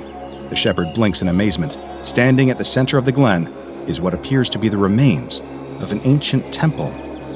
He hasn't given much thought to the history of this place, to all the people who lived here in ancient times, and to what monuments they left behind. The crumbling ruins are overgrown with vines, and the columns look like they might disintegrate at a touch. He wonders what ancient civilization might have built this lost citadel, and what strange rites they might have performed here. But he doesn't have time to wonder about that, because his dog is barreling ahead, right through the ancient temple archway and into the interior of the building. He wants to turn and run. Everything that he's ever heard about these cursed woods makes him think that this is a very bad idea, but he knows he can't return home without those sheep. Just as he's about to enter the temple himself, he suddenly hears loud barking, followed by whining and whimpering. He rushes inside, and a terrifying sight meets his eyes. Indeed, it seems like his family was right when they said that these woods are full of monsters, because his dog has cornered one right here. The creature looks like an overgrown lizard with scaly skin and a long whip-like tail. Immediately, the shepherd surmises that the scrap of fabric that he found earlier didn't come from a person's clothes after all. It's obviously a piece of shed skin, no doubt from this creature. That long tail definitely looks especially snake-like, so it's no surprise to think that this thing might also shed skin just like a snake would. In the gloom of the temple, he can see his missing sheep standing in the corner, perfectly still and perfectly quiet. He's surprised to see that they're still alive. What kind of predator kidnaps its prey and then keeps it alive instead of devouring it instantly? It's also very odd that the sheep are being so still, but it's probably just that they're petrified with fear. The good news, though, is that if his sheep are alive, that means he can rescue them. The creature spreads a large frill around its neck as it hisses, apparently hoping to intimidate the shepherd's dog. The dog is not frightened, though, and only barks louder. She's bravely guarded the shepherd's flock for years, and she's never been one to back down from a fight, even when she's threatened by a bear or wolf. So of course, she's not going to back down from a lizard. The shepherd feels nervous being so close to this creature simply because it's so strange, but the truth is that it doesn't look like it could do that much damage. That hissing feels like bluffing, because, realistically, what's it going to do? Bite? The shepherd is no expert, but he's never heard of a venomous lizard. He steps forward to get a better look, and the creature tenses. It's obviously nervous. It's not even that big. His dog is way bigger than this creature and shouldn't have any trouble taking it in a fight. He's seen his dog fight off rats bigger than this lizard. The creature spreads its frill again and hisses even more sharply, but that only makes the shepherd even more confident in his assessment. It's trying to look bigger than it really is, he realizes. It's trying to intimidate him. Well, that's not going to work. But then, to his astonishment, his dog stops. The dog and the creature stare at one another so intently that the shepherd thinks they are actually gazing into each other's eyes. After holding its gaze for a beat, the dog suddenly collapses. The shepherd yelps in fear and confusion. His first instinct is to run to his dog to see if she's hurt, but suddenly, the creature turns its gaze on him. He stands frozen. The creature's eyes almost seem to cast a spell on him, and he feels mesmerized, unable to move or even to think. All his thoughts drain away, and the whole world starts to fade. Nothing is real except those two malevolent red eyes. The shepherd is absolutely paralyzed. It's not just terror. He finds that he can't move a muscle. He can only watch as the strange reptile approaches his frozen dog and suddenly bites her on her exposed flank. It lashes out like a snake would when it injects venom into a victim. The shepherd was sure that there weren't any venomous lizards in this area, but now he's not so sure when he's watching this scenario play out. He expects his dog might start to convulse or spasm if she's been poisoned, but she remains completely still. Suddenly, he sees something so shocking that he's certain he must be losing his mind. Could it be? The area around the bite is starting to change color, becoming a dull gray. But as he watches, he realizes to his horror that he's not just watching a color change. This is something more. His dog is slowly petrifying, hardening, her fur stiffening into stone. She is literally turning into a statue right before his eyes. He can't move, but his eyes flick to the corner of the room where his sheep are still standing. Now he understands. It was hard to tell before, because of the darkness and also because the very idea was so preposterous that it didn't even occur to him. But the reason that the sheep were so still and quiet was because they weren't sheep anymore. They were mere statues. Somehow, this creature was able to turn things to stone with the force of its venom. He wants to scream, he wants to yell, he wants to break free and run away, but he's powerless to move. Fear wells up inside him as he sees the creature turn its attention from his rapidly petrifying dog and start to move toward him. It hisses again and strikes out, sinking sharp, needle-like teeth into his leg. The shepherd is so frozen that he can't scream, not even at the unbelievable pain as those teeth sink deep into his flesh. But the pain doesn't stop when the creature retracts its teeth. He can feel the pain spreading outward from the site of the bite, spreading down his shins and up his legs, through his whole body. His body is hardening fast, making it hard to breathe and impossible to move. But even as he turns into a statue, he can still see everything around him, still sense the presence of the creature, still think. His thoughts aren't affected at all, other than being nearly out of his mind with terror. What could be next? The shepherd is frightened, but all he can do is wait. He's not sure how long he waits, because time has no meaning here. In the gloom of this ancient temple, he's not sure if it's day or night. He idly wonders if this temple was built for this monster, by people who worshipped it for its great and terrible power, or by people who feared it, and hoped that maybe this temple would keep it contained. Or is it mere coincidence that it's taken up residence here, just as bats might roost in an abandoned building? He has no way of ever knowing. The only indication of the passage of time is the coming and going of the creature, which, even if he can't turn his head to see its movement, he can hear it shuffling and hissing. Occasionally, he hears a sound that frightens him even more, a sound that can only be described as statuary shattering, and he wonders if that will ultimately be his fate. His question is answered one day when it seems that hunger has driven the creature to dig into its larder of petrified prisoners. The creature approaches him, and he can feel it gnawing at his feet with its big, ugly beak. It's pecking at him, harder and harder, until suddenly the shell breaks and it's chewing on the flesh of his leg. Once again, the pain is unbearable. The shepherd can do nothing but wait. At least he thinks it will all be over soon. Better a quick end at the jaws of a monster than a slow death trapped frozen in stone, he thinks. It's the very best that he can hope for. That shepherd had just run afoul of a creature that appears to come straight out of medieval mythology, matching the description of the deadly monster known as a cockatrice or basilisk, but the SCP Foundation knows it as SCP-1013, a nasty little piece of work with, quite literally, a paralyzing stare. SCP-1013 is a small reptile resembling a lizard, but with several key differences that set it apart from any other animal in this order. It was recovered in Egypt. An interesting coincidence, since medieval bestiaries often regard that region as the ancestral home of the basilisk. However, Foundation agents believe that since no other specimens were found in the area, that SCP-1013 is not a naturally occurring animal and might have actually been bioengineered. While SCP-1013 itself is only 60 centimeters long, its abnormally long tail measures nearly 121 centimeters long. It can use its tail to distract prey. It has a wide frill around its neck that it can extend at will, similar to that of the Australian frilled lizard. Its head does not look like any other known lizard, though, with a serrated beak and a distinctive head wattle that many researchers feel gives it the appearance of a rooster. Its beak is filled with long, needle-like teeth.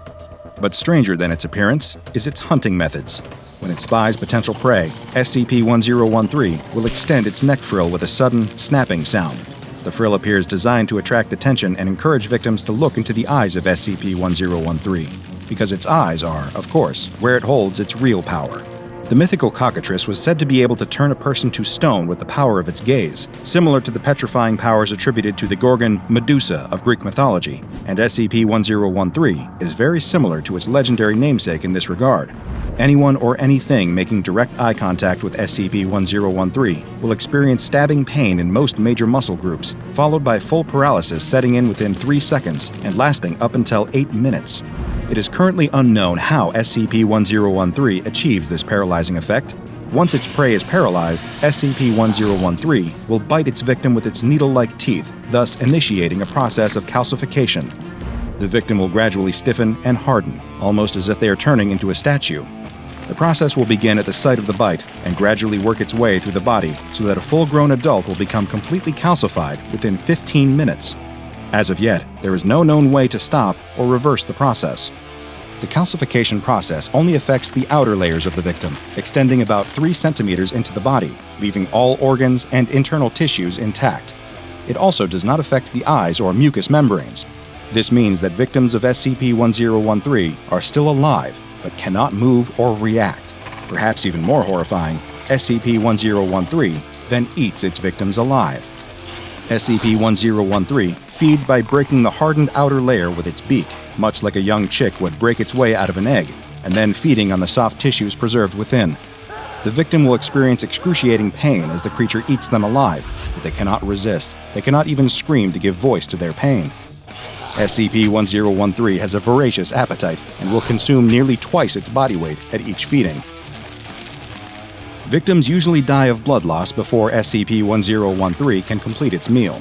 SCP-1013 does engage in caching behavior and has been known to store petrified victims for later consumption. It prefers mammals as prey and will attack livestock and game just as readily as it will attack humans. In times when mammal food sources are not available, desperation may drive SCP-1013 to turn its paralyzing powers on fish, birds, or even insects, but it will only do this if it is near to starving. SCP-1013 is hermaphroditic and, unlike other reptiles, does not reproduce sexually, but instead undergoes a process similar to budding or basic cellular division. Before reproducing, SCP-1013 will increase its feeding, gorging on food and growing rapidly in size. Eventually, it will develop cyst-like structures in its abnormally long tail, each of which contains a juvenile SCP-1013. Juvenile SCP-1013 hatch after only 48 hours. Parent SCP-1013 will typically release hatchlings within calcified prey, providing a ready food source for the juveniles until they can hunt on their own. Juvenile SCP-1013 will seek out cool, dark places like caves or abandoned buildings and begin rapid molting, doubling in size every 6 hours until reaching full adult size. Once they have reached adulthood, SCP-1013 will set out on their own, and quickly establish their own hunting territories. SCP-1013 is extremely aggressive and will attack and attempt to calcify anyone that enters its enclosure, making it extremely difficult to contain. For this reason, combined with its deadly powers of calcification, SCP-1013 has been designated Object-Level Keter. Any staff entering the containment area are to wear the AR-68 Armored Variant Hazmat suit. Staff exiting the area with damaged suits are to be remanded to quarantine for 1 hour. Staff becoming paralyzed during cleaning, feeding, or testing cycles are to be immediately removed and remanded to medical custody until 5 hours after recovery. SCP-1013 is to be fed daily with one small mammal. However, any calcified animal remains are to be removed from the 1013 containment chamber and incinerated for safety reasons. 1013 is a frightening reminder that, while many entities have piercing gazes, comparatively few can end your life. Few, however, does not mean zero. The 13-year-old boy gets a running start before leaping across from one moss-covered boulder to another. He barely makes the jump and turns around to admire how far he leaped. He continues along through the woods, hopping over streams and making sure to swing on any hanging vines he can find, whether he needs to or not. He picks up a branch and starts to swing it against a tree, engaging in a life-and-death duel with the evil knight of the woods. After slaying the knight, the boy solemnly salutes his fallen foe before mounting his trusty steed to ride deeper into the forest. He's all alone out here and must be thousands of miles from civilization. The valiant knight unmounts from his horse and walks towards the culmination of his quest, the Tree of Lost Memories. Legend tells that anything buried beneath this tree will cease to exist. All memories of anything associated with the object buried will disappear from the minds of anyone involved, and no one will ever bring them up again or wonder where the memories went. The knight takes a letter sealed with wax from where he was keeping it safely inside of his armor and kneels in front of the tree. He brushes the leaves and dirt away from a spot near the base of the tree and digs a small hole with his hands before placing the letter inside the hole. The boy looks down at the letter, satisfied with his work. He starts covering the letter inside the hole with dirt when he suddenly stands up. Was that a noise? He listens again. It's not just a noise, it's a voice. The knight unsheathes his sword and starts making his way in the direction he can hear the sounds coming from. He follows a game trail through the woods towards the noise. There's no doubt, it's definitely a voice, and he can make it out clearly now. The wheel of history turns, and ages come and pass, leaving memories that become legend. The knight rounds a corner, and the woods open up into a clearing. In the middle of the grassy open area is a stone archway unconnected to any walls. When looking through the archway, though, one doesn't simply see the other side of the clearing.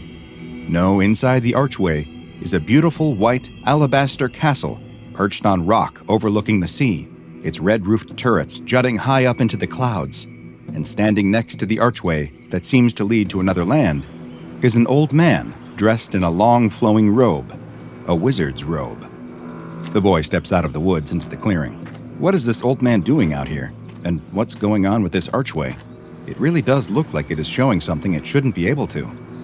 Legends fade to myth, and even myth is long forgotten when the age that gave it birth comes again. Are you talking to me? The boy asks. Venture forth and face your true calling, the wizard responds. You are the one that has been prophesied, but have you what it takes to enter this land of adventure? The boy looks around. There's no one else here. This old man must be speaking to him, right? The boy tosses his stick to the ground and steps closer to the old man in the archway. He can see now that the surface of the archway appears to be shimmering, as if it were a vertical surface of water. Only the truest of hearts may enter the magical archway, but for the fair and brave, a great quest awaits. A quest? For me? The boy asks. But again, the old man doesn't respond. He doesn't seem to be looking at him either. Is this wise old man in the woods blind? The boy gets much closer now, close enough to wave his hand in front of the old man's face, but there's no reaction. He really must be blind. The boy looks back at the portal in the archway. He can see the waves breaking on the rocks and birds flying in the sky. He can even make out, up in one of the highest windows on the tallest tower, what looks to be a girl. She's waving her ribbon in the air. She's beckoning him. She needs the brave knight to come save her. Pursue your destiny and become the hero you were always meant to be. The boy is entranced by the beauty of this land, the castle, the clouds drifting between the white towers, the perfectly blue sea, and the beautiful princess locked in her tower, waiting for him. The boy reaches his hand through the surface of the archway, and it passes through as if nothing were there. But on the other side, it turns into the gauntleted hand of a knight. He pulls his hand back out, and it looks like his own hand once again. The boy thinks about his mother, yelling at him for drawing pictures of the lands he wished he could live in when he should be studying. He thinks of his teacher grabbing the fantasy book out of his hand and dropping it in the trash, calling it a waste of time. He thinks of his friends laughing when he came to school dressed as a knight. He knew he was destined for something greater. And here it finally is. He really is a knight. He's the hero that was prophesied. He will become a legend. He's special. The knight girds himself and steps forward into the archway. As he does, he hears the old man still talking. The wheel of history turns, and ages come and pass, leaving memories that... The boy passes through the archway, and the castle, the sea, the princess, all of them disappear in an instant. The boy spins around, but the archway constricts, snapping shut in a tight ball with him still inside. The old man sinks to the ground as the archway seems to rotate. The archway then also disappears into the earth as something else emerges. A giant centipede appears out of the ground, its scaly body the color of stone with movable plates on its posterior end that resembles the movement of cloth. The centipede opens its mouth, and there's a sound like the cry of a child before it dives down and disappears under the dirt. Have you ever thought that you were destined for something more? Do you feel as if the worlds described in fantasy books and that are brought to life in movies and in video games are somehow the places you actually belong? You're far from alone, but be careful, because it's exactly those thoughts that make you the prime target for SCP-4310, a deadly predator that preys on those with the desire to embark on a hero's journey. SCP-4310 is an anomalous creature that resembles a common centipede in many ways, though it has a number of traits that distinguish it from the kind you might find under a rock in the forest. Perhaps most obvious is its size. While some centipedes can grow as long as a foot, SCP-4310 is over 20 feet in length. This massive carnivorous centipede, which is native to Great Britain and Ireland, also has a hunting method that is quite distinct from any arthropod, insect, or known animal at all, for that matter. SCP-4310 hunts by cocooning itself in a pair of keratin flaps that cover its entire body except for its tail end, which is left exposed. The centipede then buries itself in the ground, keeping its head and the majority of its body under the ground, except for a portion that arcs above the ground in a semicircle shape, as well as its exposed posterior. The centipede's end resembles an old man wearing robes, and the centipede is able to manipulate its rear legs in a way that resembles the movement of a mouth and jaw, giving the impression that the old man is speaking. The rest of its body is contorted, and the legs are arranged in such a way to resemble a stone archway standing unsupported on the ground next to the old man. Through a process that is yet to be understood by the Foundation, the centipede is able to produce a spatial anomaly in the area where its body is taking on the form of an archway. This spatial anomaly is actually a portal of sorts, a portal that leads directly into SCP-4310's stomach. As soon as its prey enters the spatial anomaly, the centipede closes the portal. Inside, paralysis-inducing enzymes incapacitate the prey as powerful stomach acids break down its meal over the course of several days. You may be thinking, I would never walk into an archway next to an old man in the middle of the forest. But SCP-4310 has two powerful mechanisms perfectly suited to luring its prey. First, it is capable of emitting a pheromone that induces a state of mild euphoria, while at the same time suppressing fear and encouraging curiosity. This appears to affect all warm-blooded mammals, but humans and their natural inclination towards exploration makes them especially vulnerable to the effects. The second method 4310 utilizes to acquire food is producing a very unique set of sounds. These sounds, which are made by rubbing together portions inside of its tail segment, resemble English speech and are almost always phrases that describe quests, prophecies, and heroic deeds that can only be undertaken by journeying into the archway. SCP-4310 calls can last for as long as 3 minutes before they begin to repeat the series of heroic phrases. and each instance of SCP-4310 appears to have its own unique set of calls to embark on adventure, but with all encouraging entrance into the archway. It is unknown just how SCP-4310 learns these phrases, since, other than this advanced hunting technique, no instance of the anomalous creature has shown intelligence levels above that of an ordinary centipede. Interestingly, the same heroic speech sounds appear to also act as SCP-4310's mating call, and it is unknown if the luring of would-be adventurers by the noises is merely a lucky byproduct or if it specifically uses the sounds for both mating and eating. SCP-4310 became known to the SCP Foundation in the 1950s following an investigation into multiple missing persons in Belfast, Northern Ireland. Agents searched a nearby forest and soon discovered human teeth in animal droppings concentrated around a wooded grotto. The grotto was excavated, and 3 instances of SCP-4310 were found hibernating beneath the ground. It's since been learned that after eating their fill, SCP-4310 will enter a hibernation state that can last as long as 10 years, and it appeared that these 3 instances ate well, since the remains of over 70 children were eventually found in the immediate area. SCP-4310 has been classified as Euclid, and currently 1 instance is kept in a containment cell for observation and testing. The cell has been filled with a thick layer of soil resembling that found in the temperate forests of Great Britain, and once per week, 5 piglets are introduced into the Centipede's enclosure. Mobile Task Force Lambda 12, codenamed Pest Control, is dispatched to areas where there are reports of old men resembling wizards encouraging people to step through a magical archway, and the MTF agents are to exterminate any instances that they find in the wild. The Foundation's Department of Analytics also monitors all contemporary British children's and young adult literature, especially the fantasy genre, for references to portals in the woods that lead to wondrous locations, and Lambda 12 is alerted to any that may be inspired by or referencing real SCP-4310 instances. All of us fantasize from time to time about embarking on an epic quest that will allow us to escape our regular lives. While it is fun to dream about being swept off to another world, be very careful if you meet an old man in the woods who tells you that your quest begins with stepping through a magical archway, or you might just find that your hero's journey starts and ends in the belly of a giant centipede. It's an average day at Site 43 of the SCP Foundation, and a new researcher has arrived for her first day at the site. She fills out an intimidating stack of onboarding paperwork, takes a picture for her new ID badge, and meets her direct supervisor. There's something you should probably know about working at this site, he begins, but an alarm sounds down the hall, and he has to rush away to attend to it. We'll finish this later, don't move, he calls to her before he disappears from sight. Then she's left alone, twiddling her thumbs, shifting from foot to foot, and looking at her new workplace. It looks like any other Foundation site for the most part.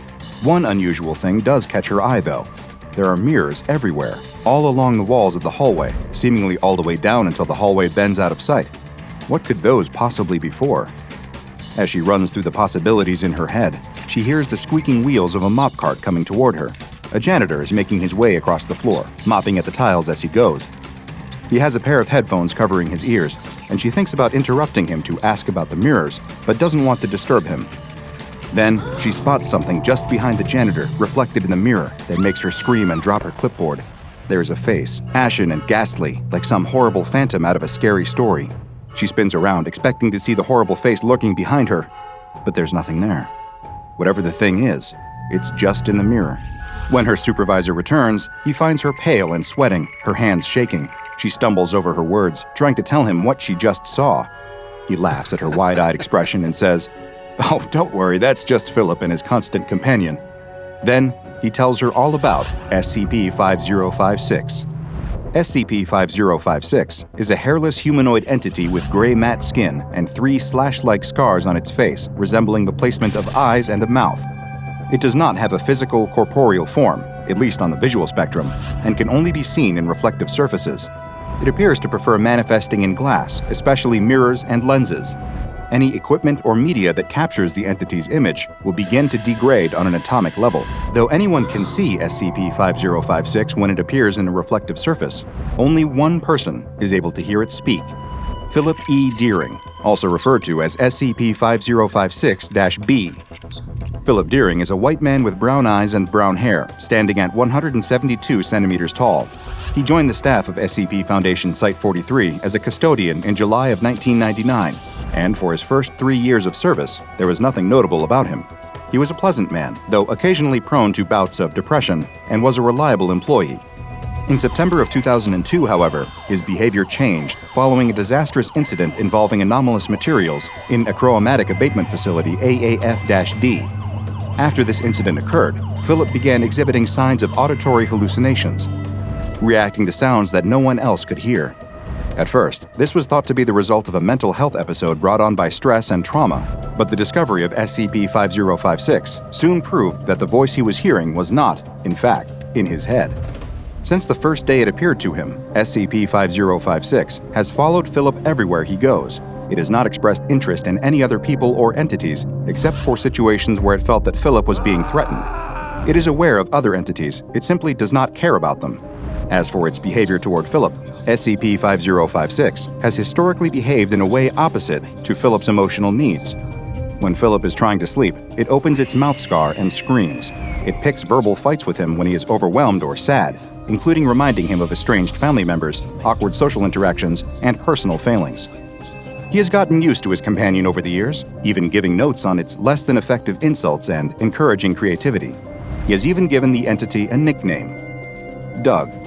SCP-5056 becomes enraged when separated from Philip, and if there is no available reflective surface upon which it can manifest and speak to him, it will begin to act out. After 9 seconds have passed without SCP-5056 having access to Philip, it will begin to vibrate at an intense speed and emit an endless 119 decibel sound that reverberates through the entirety of Site-43. As soon as Philip is returned to 5056's line of sight, both the sound and the vibrating will immediately stop.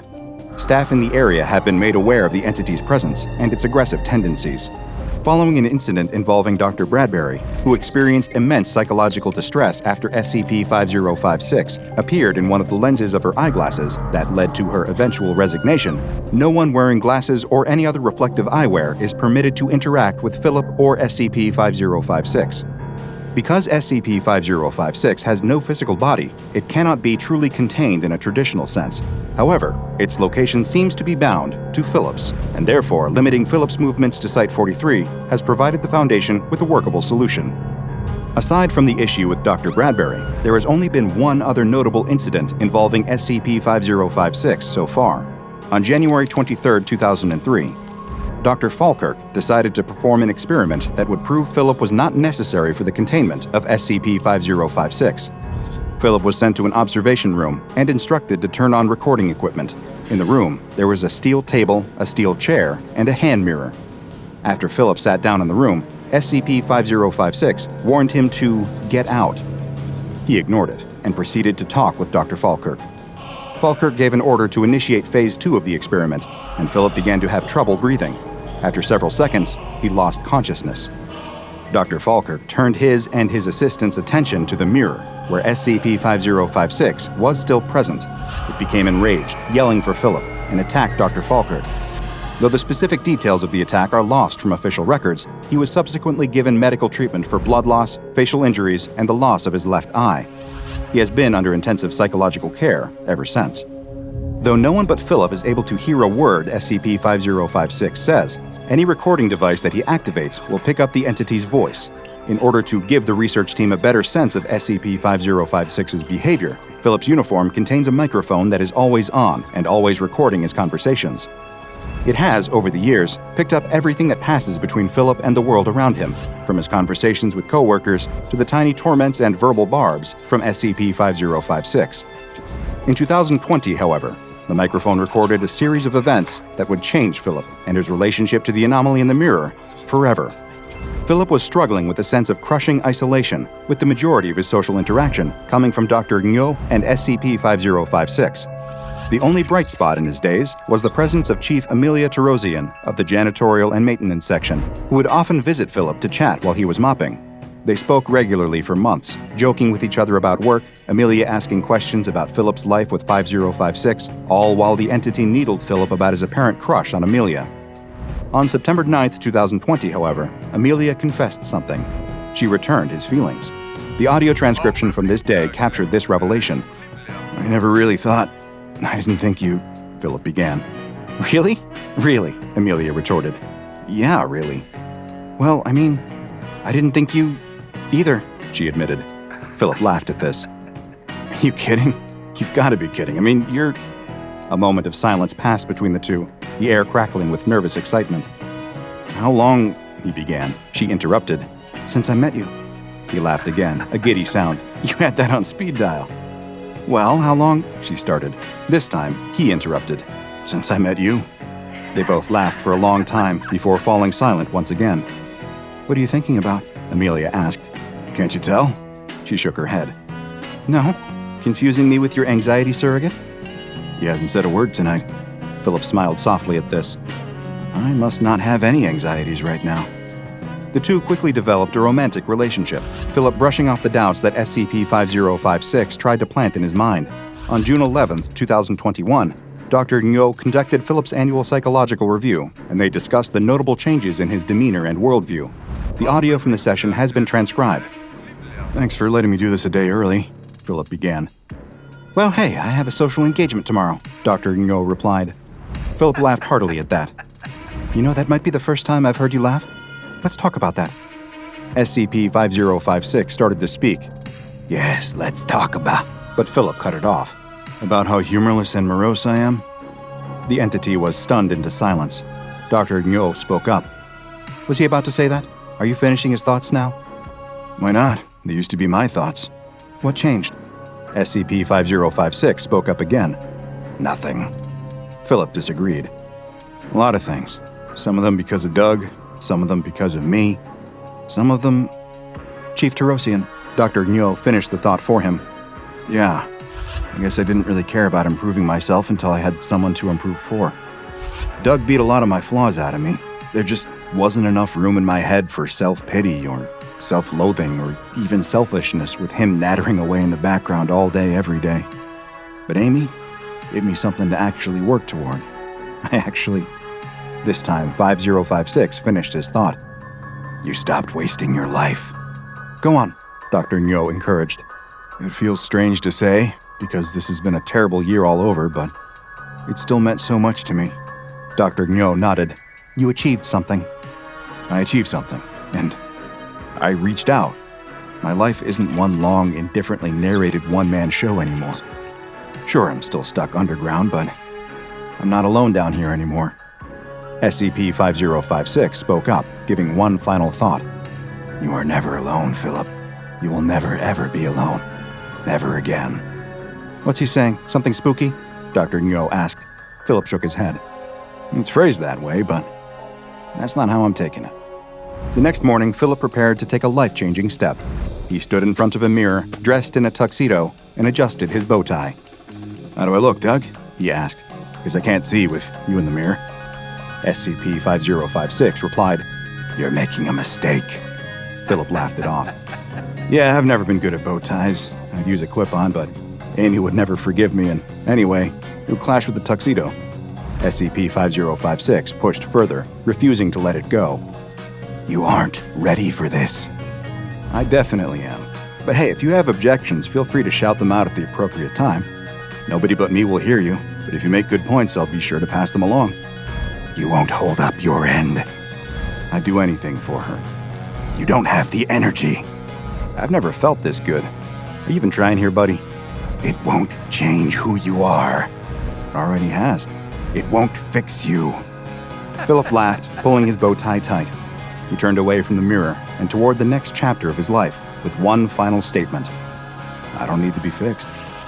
As long as she had known him, Amelia Terosian had demonstrated kindness, care, empathy, and curiosity toward Philip. Unlike her colleagues, she was not put off by the presence of SCP-5056, but approached it with an open mind and an appreciation for the entirety of Philip's self, the man beyond the anomaly. The two were married in Ipperwash Provincial Park on June 12, 2021, and have been together ever since. Notably, Amelia has reported that SCP-5056 remains largely dormant in her presence, allowing the two to spend their time together without interruption. Following Philip's relationship with Amelia and the improvement to his mental state, as well as changes to SCP-5056's behavior, the Foundation conducted a review and reassessment of the anomaly. Several high-ranking Foundation staff wrote down their changing thoughts on SCP-5056 and contributed them to the official revised file. Amelia R. Tarosian, chief of the Janitorial and Maintenance Section and wife of Philip Deering, wrote, "I don't think anyone understood Doug when he first manifested. They all thought he was an anomalous abuser, a demon with a short fuse, existing just to get a rise out of someone. They tell me Phil was plenty risible back then, introverted and absent-minded, the perfect jump scare target. But once he stopped being jumpy, Doug started needling him about his low self-esteem. Once he started standing up for himself, Doug made him worry about other people's needs. By the time I met him in 2019, Phil was considerate, unflappable, and still absolutely miserable. That's when Doug started bugging him about his love life. I don't think Doug is preying on Phil. I think he's trying to help." Dr. Harold R. Blank, chair of the Archives and Revision Section, contributed, "For the longest time, we thought Phil might be anomalous as well. We even tossed around the idea of classing him Thaumiel, which obviously didn't fly. At the very least, we were pretty sure Doug was an unconscious manifestation of his internal monologue, so we labeled it 5056-A and made him 5056-B. After nearly 2 decades of observation, however, I can say with near certainty that there is nothing at all remarkable about Philip Eugene Deering beyond his unusual equanimity in the face of enduring trauma. He's no longer considered an SCP object, and his paranormal paramour has been reclassified as simply SCP-5056. A self-containing, incorporeal emotional parasite requiring no containment because it voluntarily restricts itself to the presence of a man who voluntarily restricts himself to a secure underground bunker. We're still not sure what will happen when Phil dies, but my guess is 5056 gets one last class change to neutralized." Dr. Melissa Bradbury, chair of the Research and Experimentation Section, included, "No, I can't tell you what I saw, but I can tell you what I felt. That's only after more than a decade of Foundation psychotherapy, mind you. I was comatose for 11 months and endured 3 years of blurry vision because I couldn't put on a pair of specs or contact lenses without having a panic attack. When that thing filled up my vision, it felt like someone had gut-punched my brain. You know that late-night experience where you suddenly remember some stupid or embarrassing thing you did in your life and it makes you feel ashamed? Well, imagine if you suddenly thought of every stupid or embarrassing thing you'd ever done, all at once, like your conscience finally got fed up and decided to go nuclear on you. No wonder Falkirk tore his eye out." Delfina M. Ibanez, chief of the Pursuit and Suppression Section, had this to say, "When Blank said we should let Deering keep playing janitor under his pet monster's watchful eye scars, I was skeptical. I was chief of security and containment, and that sounded like the polar opposite of both concepts. I'm happy to say I was wrong. Deering has absolutely nil combat utility, and without 5056, his disaster response priority would be somewhere just above the D class, and we don't even have D class at 43. But with 5056, he's practically an intruder deterrent system. You know what they say, a friend is someone who will help you move, a best friend is someone who will disintegrate your enemy's eyes." Dr. Noon T. Ngo, chair of the Psychology and Parapsychology Section, wrote, "SCP-5056 has co-opted JM64's negative thought processes, externalizing his melancholy and self-doubt. His earliest psych evaluations suggested a proclivity towards intrusive anxious thoughts. Because these thoughts are now literally intrusive, he can assess them much more rationally than he could without anomalous intervention. We still don't know what 5056 is, but I can say this much. It is devoted to its opposite number and wants to help him. It expresses affection in a grating, alien manner, but there's no arguing with the results. It's taken 19 years, but Deering has finally made peace with himself. Of course, he's had a little extra help in that regard." Finally, Dr. Polixeni Metaxas, chair of the Spectrometry and Spectrometry Section, said, "They've called this a haunting for 19 years. It's even entered the general terminology. A Deering-class haunting denotes the stalking of a corporeal being by an incorporeal one. Nobody really thinks of 5056 as a ghost, however. Nobody but me. The materials handling disaster which created Doug also annihilated at least 2 of our subjects in containment.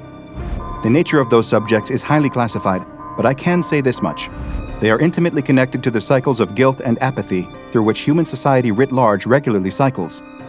Is it too much of a stretch to suggest that one of them, or a fragment of one of them, was reconstituted in that thaumaturgical soup into Deering's inescapable conscience? If that's what happened, well, perhaps it still doesn't make him all that different from the rest of us. We're all haunted by something, and we're all haunting something ourselves.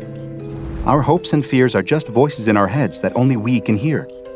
Everything we are is just the hallucination of a hollow frame of meat and bone.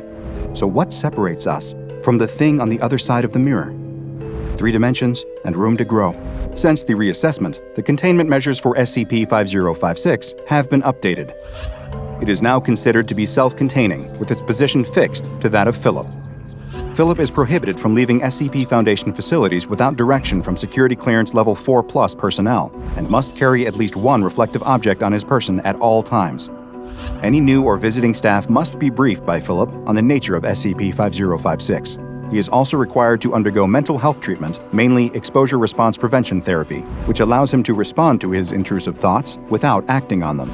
Though SCP-5056 once terrified Philip, bringing him endless distress, he has grown accustomed to its presence.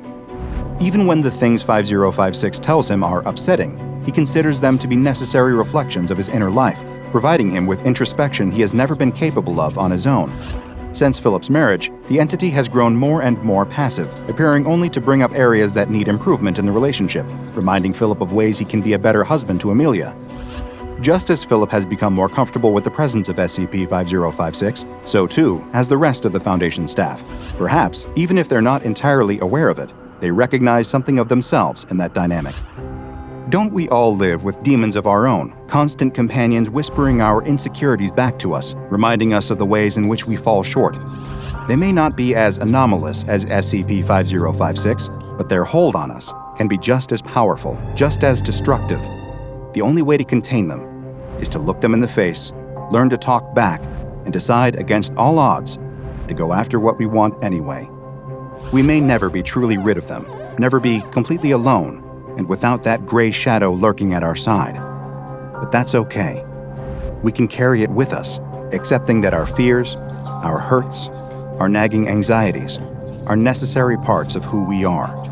But we can also argue back against the voice that tells us we'll never be truly happy and say, yes, I will, because I deserve it. Eventually, we might just believe it enough for that voice to finally shut up. The old house has been abandoned for going on 2 decades. And as with any place that's been left uninhabited for this long, rumors tend to spiral. Of course, there are the more mundane explanations for why the 2-story, 4-bedroom home on the end of a nice street lays in semi-ruin. Black mold, asbestos, rising house prices. But those weren't the stories that most people told. Everyone in the neighborhood knew what really happened. All those years ago, the family that lived there had been murdered, and their killer was never caught. The 3 young paranormal investigators, with EMF readers in their hands and GoPro cameras mounted on their hard hats, know all about this. They approach the house in the dead of night, mumbling commentary for the recordings. If the old house really is as haunted as everyone says it is, then they could be in for something really good here. Their subscribers always loved brand new paranormal content. They use a crowbar to breach the front door and head inside. It's everything you can expect from a house that had been abandoned for 17 years. Dust, cobwebs, and graffiti abound, broken bottles scattered across the floor. Someone has scrawled, "Welcome to Hell," above the door in faded Sharpie. It all plays perfectly for the cameras. Paranormal content gold. All of them turn on their flashlights, generously provided to them by one of their sponsors, of course. But in this particular situation, they have no idea just how valuable their product really is. After all, there are some frightening things that hide in the dark. The leader of the trio begins ascending the stairs, narrating into his helmet cam, giving the more popular version of the house's legend. The perfect suburban family, torn apart, literally, by a killer hiding in their home. The family had all been brutally murdered by someone in their home, but the police never found any sign of unlawful entrance or exit.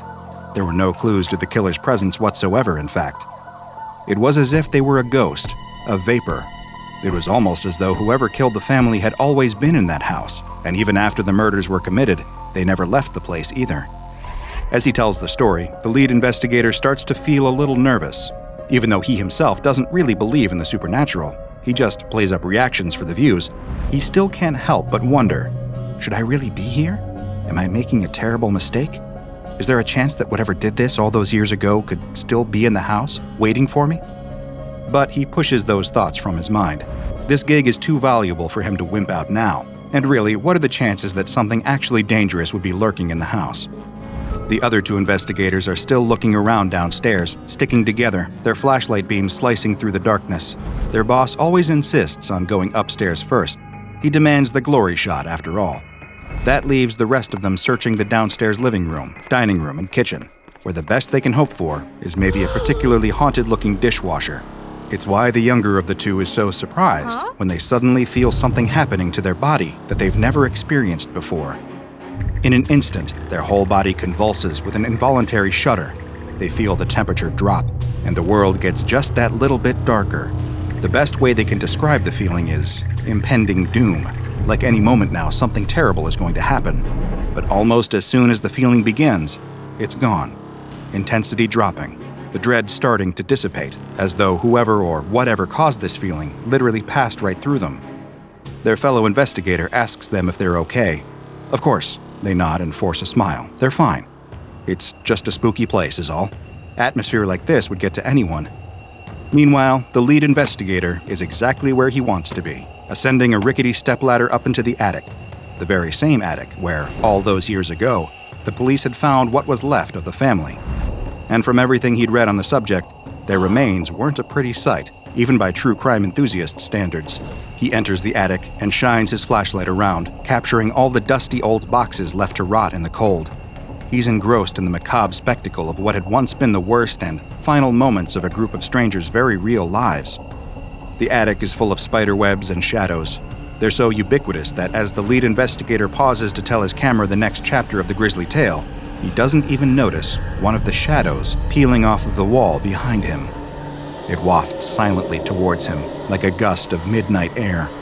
Little by little, the blob of shadow starts to take on a vaguely human shape. It leans forward in the investigator's direction, arms extended like a classic movie monster. Long, dark claws slide out of its shadowy hands. Downstairs, the other two investigators hear the most terrible scream. For a moment, the more fantastical thought crosses their minds. Could this be one of the tormented souls of the departed family, longing to be heard after years of silence? Then it occurs to them that they recognize the scream. It belongs to their boss. The two of them charge up the stairs, flashlights in hand, as the screaming starts to become more desperate and pained, like that of a wounded animal with its leg caught in a trap. Those terrible wails are echoing down from the open hatch leading into the attic. It's so dark up there, something must have broken his flashlight. That's when they notice something else. Red, dripping from the open hatch. For a moment, they hesitate, wondering what could be going on up there. Could they really help, or would they just be running into the danger themselves? But soon, their desire to save their boss's life overpowers their fear. They grab the ladder and start climbing, feeling the dripping blood on the worn wooden rungs. When they finally get up into the attic, it feels like the scream is coming from everywhere, bouncing off the walls in a terrible, echoing cacophony of pain. They turn in all directions, hovering their flashlight beams around the room in wide, sweeping arcs, until both fall on the source of all this terror. And when they see it, they can't help but scream too.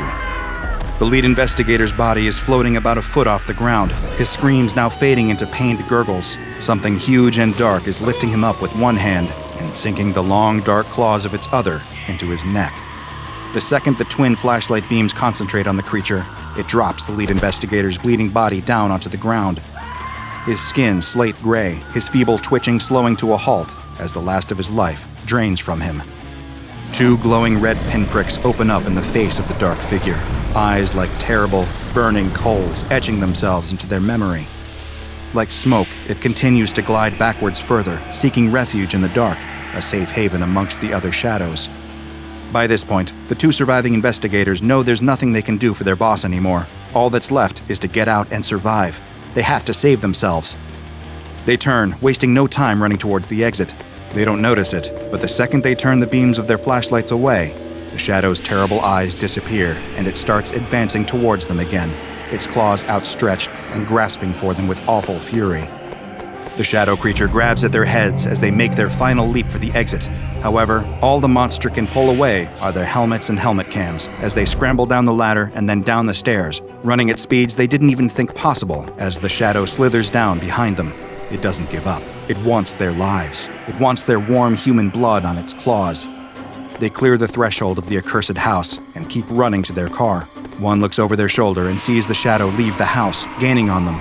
both claws outstretched and ready to rend their flesh. The two climb into their car. They see the shadow coming towards their window. It's moving so quickly, only a few feet away now. It's getting closer and closer and closer. Ignition. The car starts up and the driver smashes the pedal down.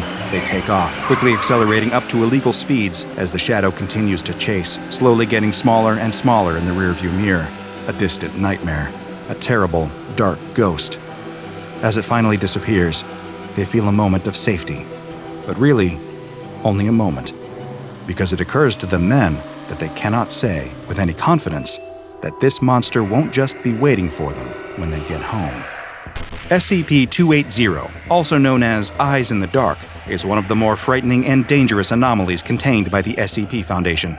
Of course, it likely won't be causing an XK-class end-of-the-world scenario anytime soon, but if you happen to run into this nocturnal monster, it's likely to cause an end-of-you scenario and remove you from the world with extreme prejudice. There's no way of telling just how many lives it claimed before the SCP Foundation finally got it into containment, and perhaps it's best to just not think about that. SCP-280 is a black wraith-like apparition that floats at roughly average human height, with no visible legs or feet, as the lower portion of its body simply fades away before it reaches the ground. In its dormant state, the entity may appear to be little more than a shadow, easily dismissed, especially in dark environments. This comes as a natural result of the being's frightening ability to become intangible at will, and only become physical when it enters a state of active aggression toward a human target. In this intangible state, victims have even been known to walk through the shadowy mass by accident. While this doesn't lead to any detrimental physical effects, victims report that being inside the creature can lead to heightened states of anxiety, fear, and dread. Despite its body being wholly composed of an unidentifiable black matter, when exposed to light, the creature does begin to express a pair of glowing dots on its head similar to eyes, hence its frightening nickname. However, all tests indicate that these eyes aren't actually functional. Instead, they appear to be a kind of defensive measure, like false eyes on the carapace of an insect. These eyes are never shown when SCP-280 is advancing towards a victim, only when it is in retreat, though this is only one of the entity's several defensive responses. If an area where the creature is residing becomes fully illuminated, or a sudden flash of extremely bright light is directed against it, then it will immediately dematerialize and appear in a different area. The one positive thing that can be said about the hunting patterns of SCP-280 is that they're relatively predictable. The entity, it seems, only has an interest in human beings. When it selects a target, it will pursue them relentlessly, approaching in its intangible form with its arms extended in what many describe as a sleepwalker pose. In this state, you may finally notice 280's claws, long, thin, and razor-sharp. It may silently approach while the victim is turned the other way, or while they sleep soundly in bed, or even when they're paralyzed in fear at the very sight of it. When SCP-280 closes the distance, it will begin to rip and tear at its victims with its claws, causing massive physical trauma and, in some cases, death. Attacks range from 1 to 5 minutes of being relentlessly clawed at by the beast. When the attack is over, it will simply expose its eyes, become intangible once more, and escape. You will not be able to overpower the creature. Foundation tests have shown that it has extreme physical strength, and it's capable of tearing apart solid steel with little effort. If it can't find any humans to victimize, then it will simply remain dormant, pressing itself up against a wall, in a dark corner, or within some other structure. Which is why, if ever you feel nervous about a certain dark corner in a room near you, it is best to remove yourself from the situation as quickly as possible and remain in a brightly lit area. It would perhaps be comforting to believe that SCP-280 is acting on some twisted form of animal instinct. After all, while the results may seem horrific to us, every organism has to eat, right? Well, sadly, that isn't the case here. SCP-280 does not appear to eat, sleep, or breathe to survive, and it never consumes any of the matter torn from its victims. The best working theory is that the entity simply enjoys the harm it causes, taking a degree of perverse pleasure in hunting down and murdering its targets. There is no better nature to appeal to here. The SCP Foundation's ability to study the creature's biology has also been stunted, in part due to the creature's highly aggressive nature, and also the fact that its selective intangibility makes gaining physical samples almost impossible. Even capturing and containing the creature in the first place came partially out of blind luck. It first came to Foundation attention after a series of mysterious locked-door murders in a small Mississippi township. In the most recent case, an entire family had been brutally murdered in their home, leaving only one survivor. A traumatized 9-year-old boy named David, who'd locked himself in the basement when he started to hear the screaming. He was so terrified by the things he saw that night that he remained in a catatonic state for weeks afterwards, completely unresponsive to outside stimulus. But one little detail saved his life. A flashlight was clasped in his white-knuckle grip, shining a bright beam of cold, white light onwards. When David was removed and placed into medical care, officers began searching the building for any kind of clues as to how the other 4 family members were murdered. However, during this investigation, the police were just as vulnerable as the victims who'd been so recently slain. While one officer was wandering around the attic, looking for any evidence they may have missed, SCP-280 emerged from the darkness and attacked, tearing into his body with its long, deadly claws. Luckily for the officer in question, he survived the incident, though he was badly wounded. His report on the matter, including the ardent claim that he was attacked by a being, quote, made from black smoke, caught the attention of SCP Foundation operatives embedded in the precinct. They soon took over the investigation and descended on the house, hoping to tag and bag whatever had been behind all these deaths. This would be easier said than done. While Foundation field agents canvassed the home, they simply walked past the creature multiple times, discounting it as a mere shadow. After all, it only had these easily identifiable glowing eyes when it was in a retreating position. Even when it entered its physical state, operatives brushing up against it generally dismissed the sensation as hair, clothing, or some other object touching them in the dark. This already bungled investigation got even worse when the Foundation decided to introduce high-intensity lights into the equation, hopefully flushing the creature out. This, of course, only caused it to dematerialize and appear elsewhere. The chase ended in an almost farcical fashion, a cavalcade of Foundation agents chasing a cloud of sneering black smoke across a Mississippi field at 2:30 a.m. Thankfully for the human race, the entity was, at the very least, eventually secured and contained. However, this wouldn't be the last time it was out of containment. During a series of tests with different types of illumination, intending to test SCP-280's reflexes, it disappeared from its chamber. It seemed almost to sink through the different levels of the illuminated site before coming to rest at the containment chamber holding SCP-1591. This made for a fascinating accidental cross-test. You see, SCP-1591, to put it simply, is a unique sculpture of a star that emits an incredibly bright light, and this light will slowly make any being subject to its glow intangible before disappearing completely. When SCP-280 came before SCP-1591, it displayed its eyes but did not retreat. In fact, it assumed a kneeling position and simply remained before the anomalous sculpture until it faded from existence. It then remanifested in its own containment chamber several hours later without incident. All things considered, it went pretty well as far as containment breaches involving deadly, human-hating monsters go. Because of its ability to demanifest and phase through solid objects, SCP-280 is incredibly difficult to contain, earning it the dreaded Keter object class. In order to avoid the risk of demanifestation, SCP-280 is contained in a 5x5 meter cell that is perpetually left in a state of total darkness. No equipment is to be left in the cell unsupervised at any time, and any items brought into the cell for testing must be removed when the testing is complete. Any staff members entering the chamber for tests must be equipped with infrared goggles, an infrared ID strobe, and also a strong flashlight to ward the creature off in the case that it becomes aggressive. If SCP-280 does attempt to attack anyone in the chamber, all attending staff are instructed to turn on their flashlights and turn the beams against the creature. No aggressive action is permitted, and staff members must remain at least 1 meter away from SCP-280 at all times for their own safety. And if you suddenly feel yourself getting a little nervous in an eerily dark room, I'd like you to remember this. The one thing more frightening than seeing eyes in the dark is not seeing them.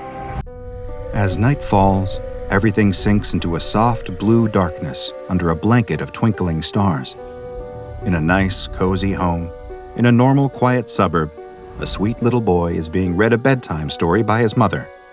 It's a classic, Little Red Riding Hood, the story of a little girl traveling through the woods to her grandmother's house, only to be set upon by the big bad wolf. A tale as old as time, with an important message for people of all ages.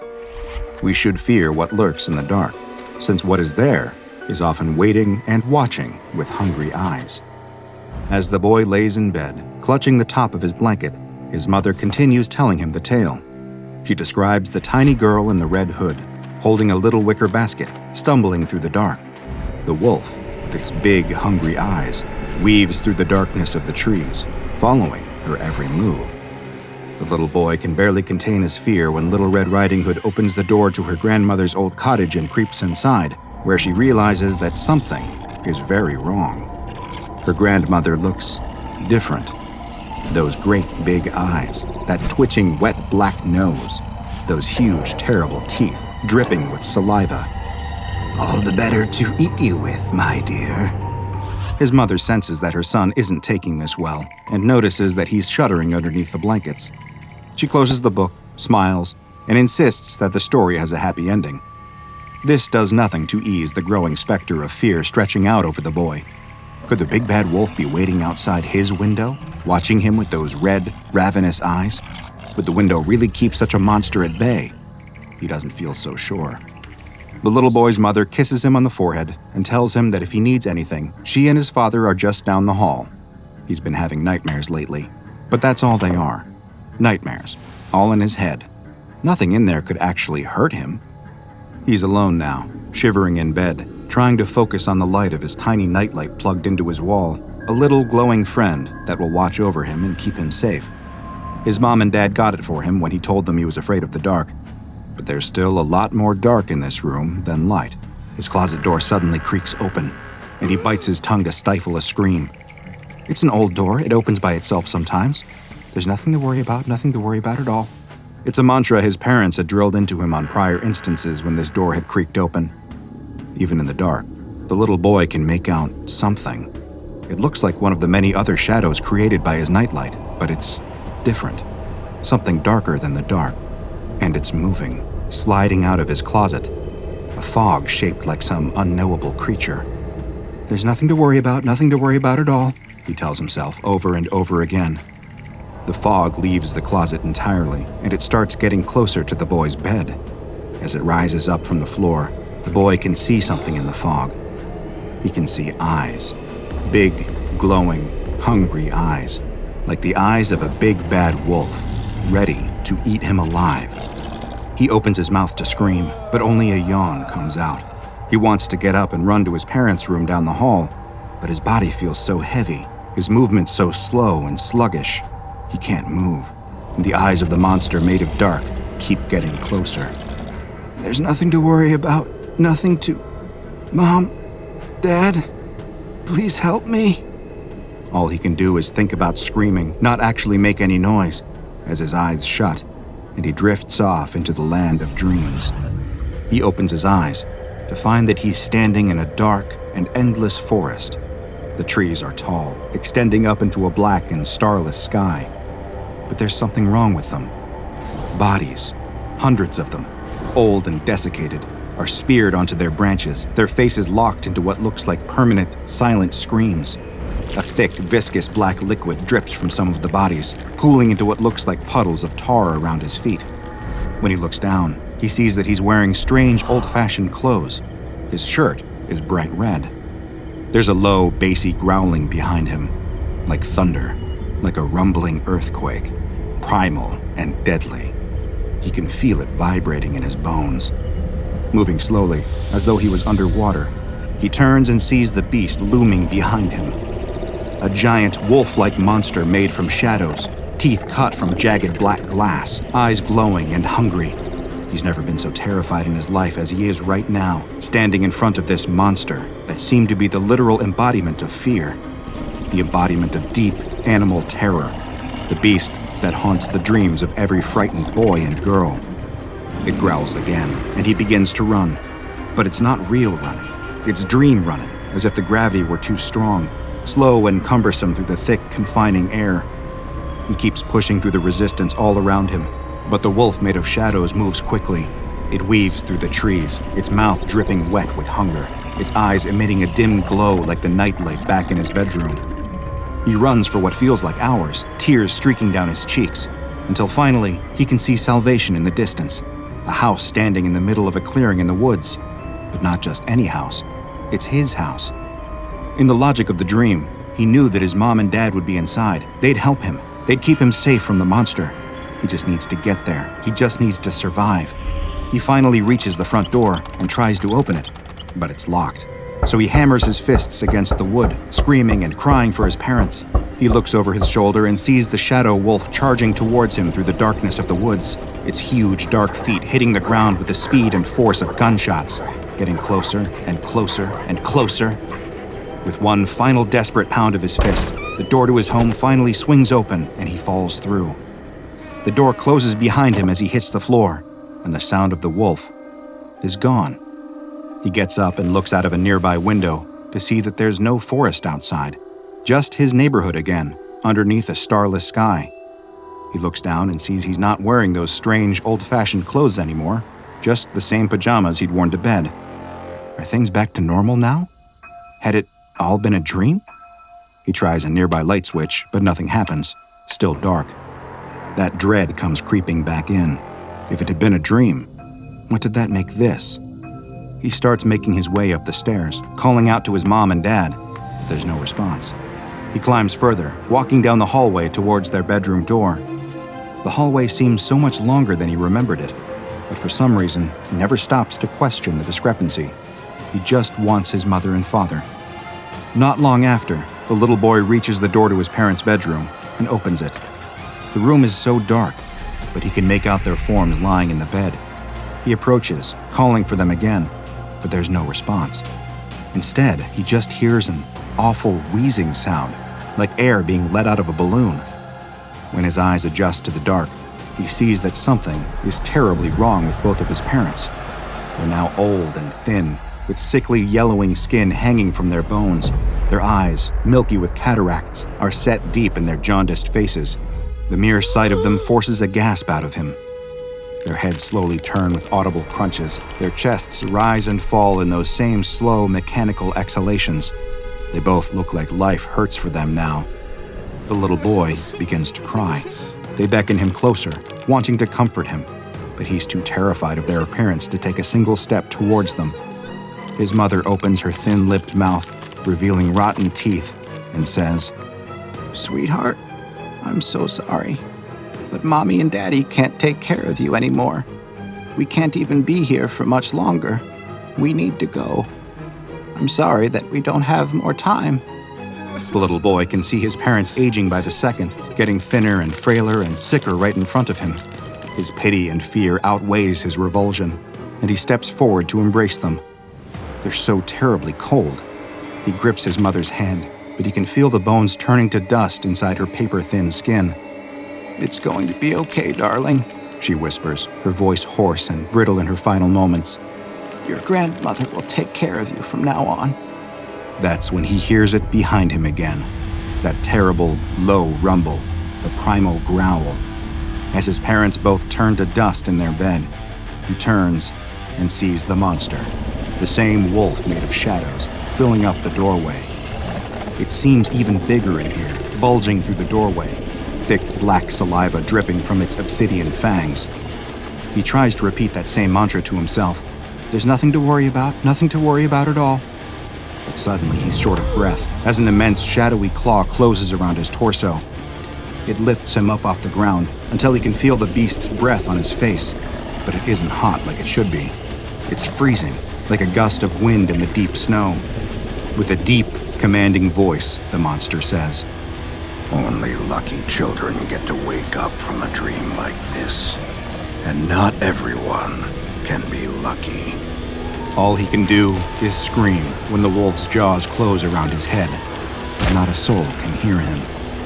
He's swallowed up into the darkness of the monster, and soon he's nothing at all. In the waking world, the sun rises, morning birds caw and tweet, alarms go off. But when the little boy's mother checks his bed that morning, it's empty. He's vanished without a trace. In the panic of the days, weeks, and months that follow, in the extensive search that turns up nothing, and that unlucky little boy was never seen again, it never even occurs to his parents to ask, "Did we leave that closet door open?" Did you suffer from bad dreams as a child? Night terrors? There's no shame in it. It's not an uncommon affliction after all. Perhaps there's a hazy, half-formed memory in your mind of waking up screaming when your parents turned on the lights, comforting you, telling you that it was just a bad dream and nothing more. But what if it wasn't? What if it was SCP-080? This vaporous entity, nicknamed the Dark Form by some who have worked with it, is every child's worst nightmare. And if you give it a chance, every adult's worst nightmare too.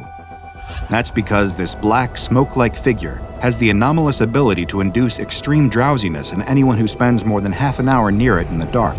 Shortly after falling asleep, if nobody comes in and rescues the victim by turning on the lights, they will experience the most horrible nightmares you can possibly imagine.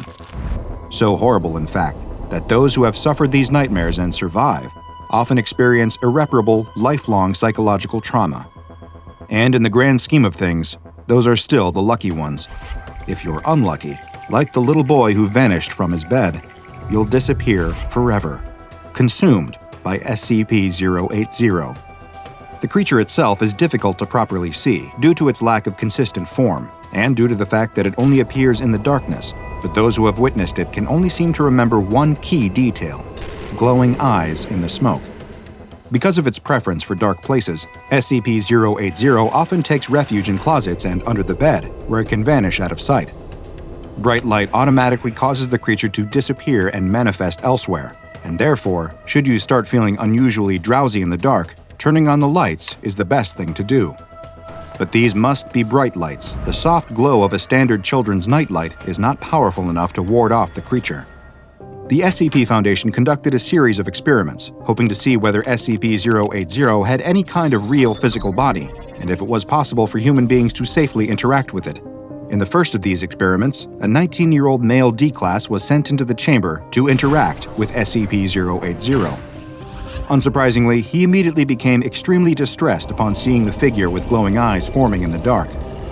He described it as being human-shaped, but far too big to be a human. He begged to be released from the chamber, but by this point, he'd already started yawning, and the drowsiness was setting in. The researchers running the experiment wanted to see what would happen next, though, and eventually, his pleas to be released fell silent as he drifted off to sleep. When guards were finally sent in to check on him, they found nothing at all. Nothing remained of the D-Class. He'd been consumed by SCP-080, just like so many others. Next, a 30-year-old female D-Class was sent into SCP-080's chamber. When she was able to make out the vaporous form with the glowing eyes, she was instructed to try and physically touch it. She followed the orders. However, upon touching the entity directly, she immediately fell unconscious. She was quickly retrieved from the room, since the Foundation wanted to make sure they could interview her rather than letting SCP-080 consume her. According to a physical exam given to her by the Foundation medics, she'd experienced no physical effects. Her mind, on the other hand, was a very different story. She'd vacillate wildly between a state of borderline catatonia and extreme paranoid distress. In a debriefing meeting with a Foundation researcher, she had difficulty recounting what exactly had happened during her test with SCP-080. When she did begin to recollect, she started screaming in terror and yelling about how they would try to take her back to the monster. Then, without warning, she leaped across the table and began to attack the researcher, forcing the attending guards to intervene, and unfortunately, they were forced to terminate her. It seemed as though this was always the intended effect of her outburst. She preferred death from a Foundation guard over experiencing SCP-080 again. The testing continued, though, and a third subject was sent into the room, a 24-year-old D-Class male dosed on a powerful amphetamine to hopefully ward off the drowsiness-inducing effects of SCP-080. This did not appear to work, though, and over time, the same sleepiness started to set in. The amphetamine, however, still caused elevated levels of aggression, and the D-Class began to express violent intent towards SCP-080. He approached the vaporous mass and attempted to strike it, but when his fist touched the entity, he immediately collapsed. When his body was retrieved, it was found that he died of a sudden massive heart attack. During the autopsy, as Foundation staff examined his body, they reported feeling a profound sense of discomfort and unease, as though they were being watched. The retrieval team also reported feeling acutely aware of SCP-080 watching them as they exited the chamber with the final D-Class's body. The mere presence of SCP-080 then started causing problems for some staff members at the containment site. The researchers assigned to SCP-080 reported strange and unsettling dreams, and that they were occurring at an unusually frequent level, disrupting their sleep patterns and, by extension, their work performance. This led to them discovering the possibility that SCP-080 may have some kind of hazardous mimetic effect that can linger among its victims even when they aren't in its direct proximity. After the lead researcher on the team walked into traffic and sadly passed away, it was made mandatory for all staff members working in SCP-080's sector to keep comprehensive dream journals so that the emergence of patterns of violent or unsettling dreams could be detected before things got too out of hand, just like they had with the lead researcher. However, the lead researcher would not be the last to lose his life to SCP-080. 2 researchers stood just beyond the blackout curtains, observing SCP-080 for 40 minutes, believing that the divider would keep them safe from SCP-080's negative anomalous effects. They were terribly wrong. Both apparently fell asleep in the observation area, and when another researcher later entered the room, they discovered that their bodies were gone. However, strangely enough, everyone working in that sector of the site found that they did have a better night's sleep after the incident. Staff were reminded to exercise maximum caution whenever interfacing with SCP-080. Their direct exposure should never exceed 30 minutes under any circumstances, even the section of staff members that, for some reason, are completely unable to see SCP-080 and appear to somehow be immune to its effects. Considering the fact that everyone around the site started feeling better after the strange incident concerning the 2 missing researchers have sought O5 Council permission to feed a D-class to the monster once a month in order to negate the damaging effects it has on site staff mental health. Despite the protests of the Ethics Committee, a member of the Council approved the measure. SCP-080 is contained in a 4-meter by 4-meter room with a smaller antechamber located on the south wall for easy research access. There's also an observation room on the north wall, separated with blackout curtains to prevent light from getting in and dispersing SCP-080. Containment procedures dictate that SCP-080 should never, under any circumstances, be removed from the chamber. Any light-producing devices are also forbidden. While the Foundation currently has this monster under lock and key, all it would take is a stray ray of light to free it once more, which has warranted it being given the Euclid containment class. All members of staff are also kindly remembered to stop referring to this creature as the Boogeyman. After all, there's a lot of power in giving a fear-manipulating creature a name like that, and the last thing we want is SCP-080 having more power than it already has. Now go and watch another entry from the classified files of DrBob, like SCP-1471, Mallow version 1.0.0, for another SCP that won't leave you alone once it has you in its sights. And make sure you subscribe and turn on notifications so you don't miss a single anomaly as we delve further and further into the SCP Foundation's classified archives.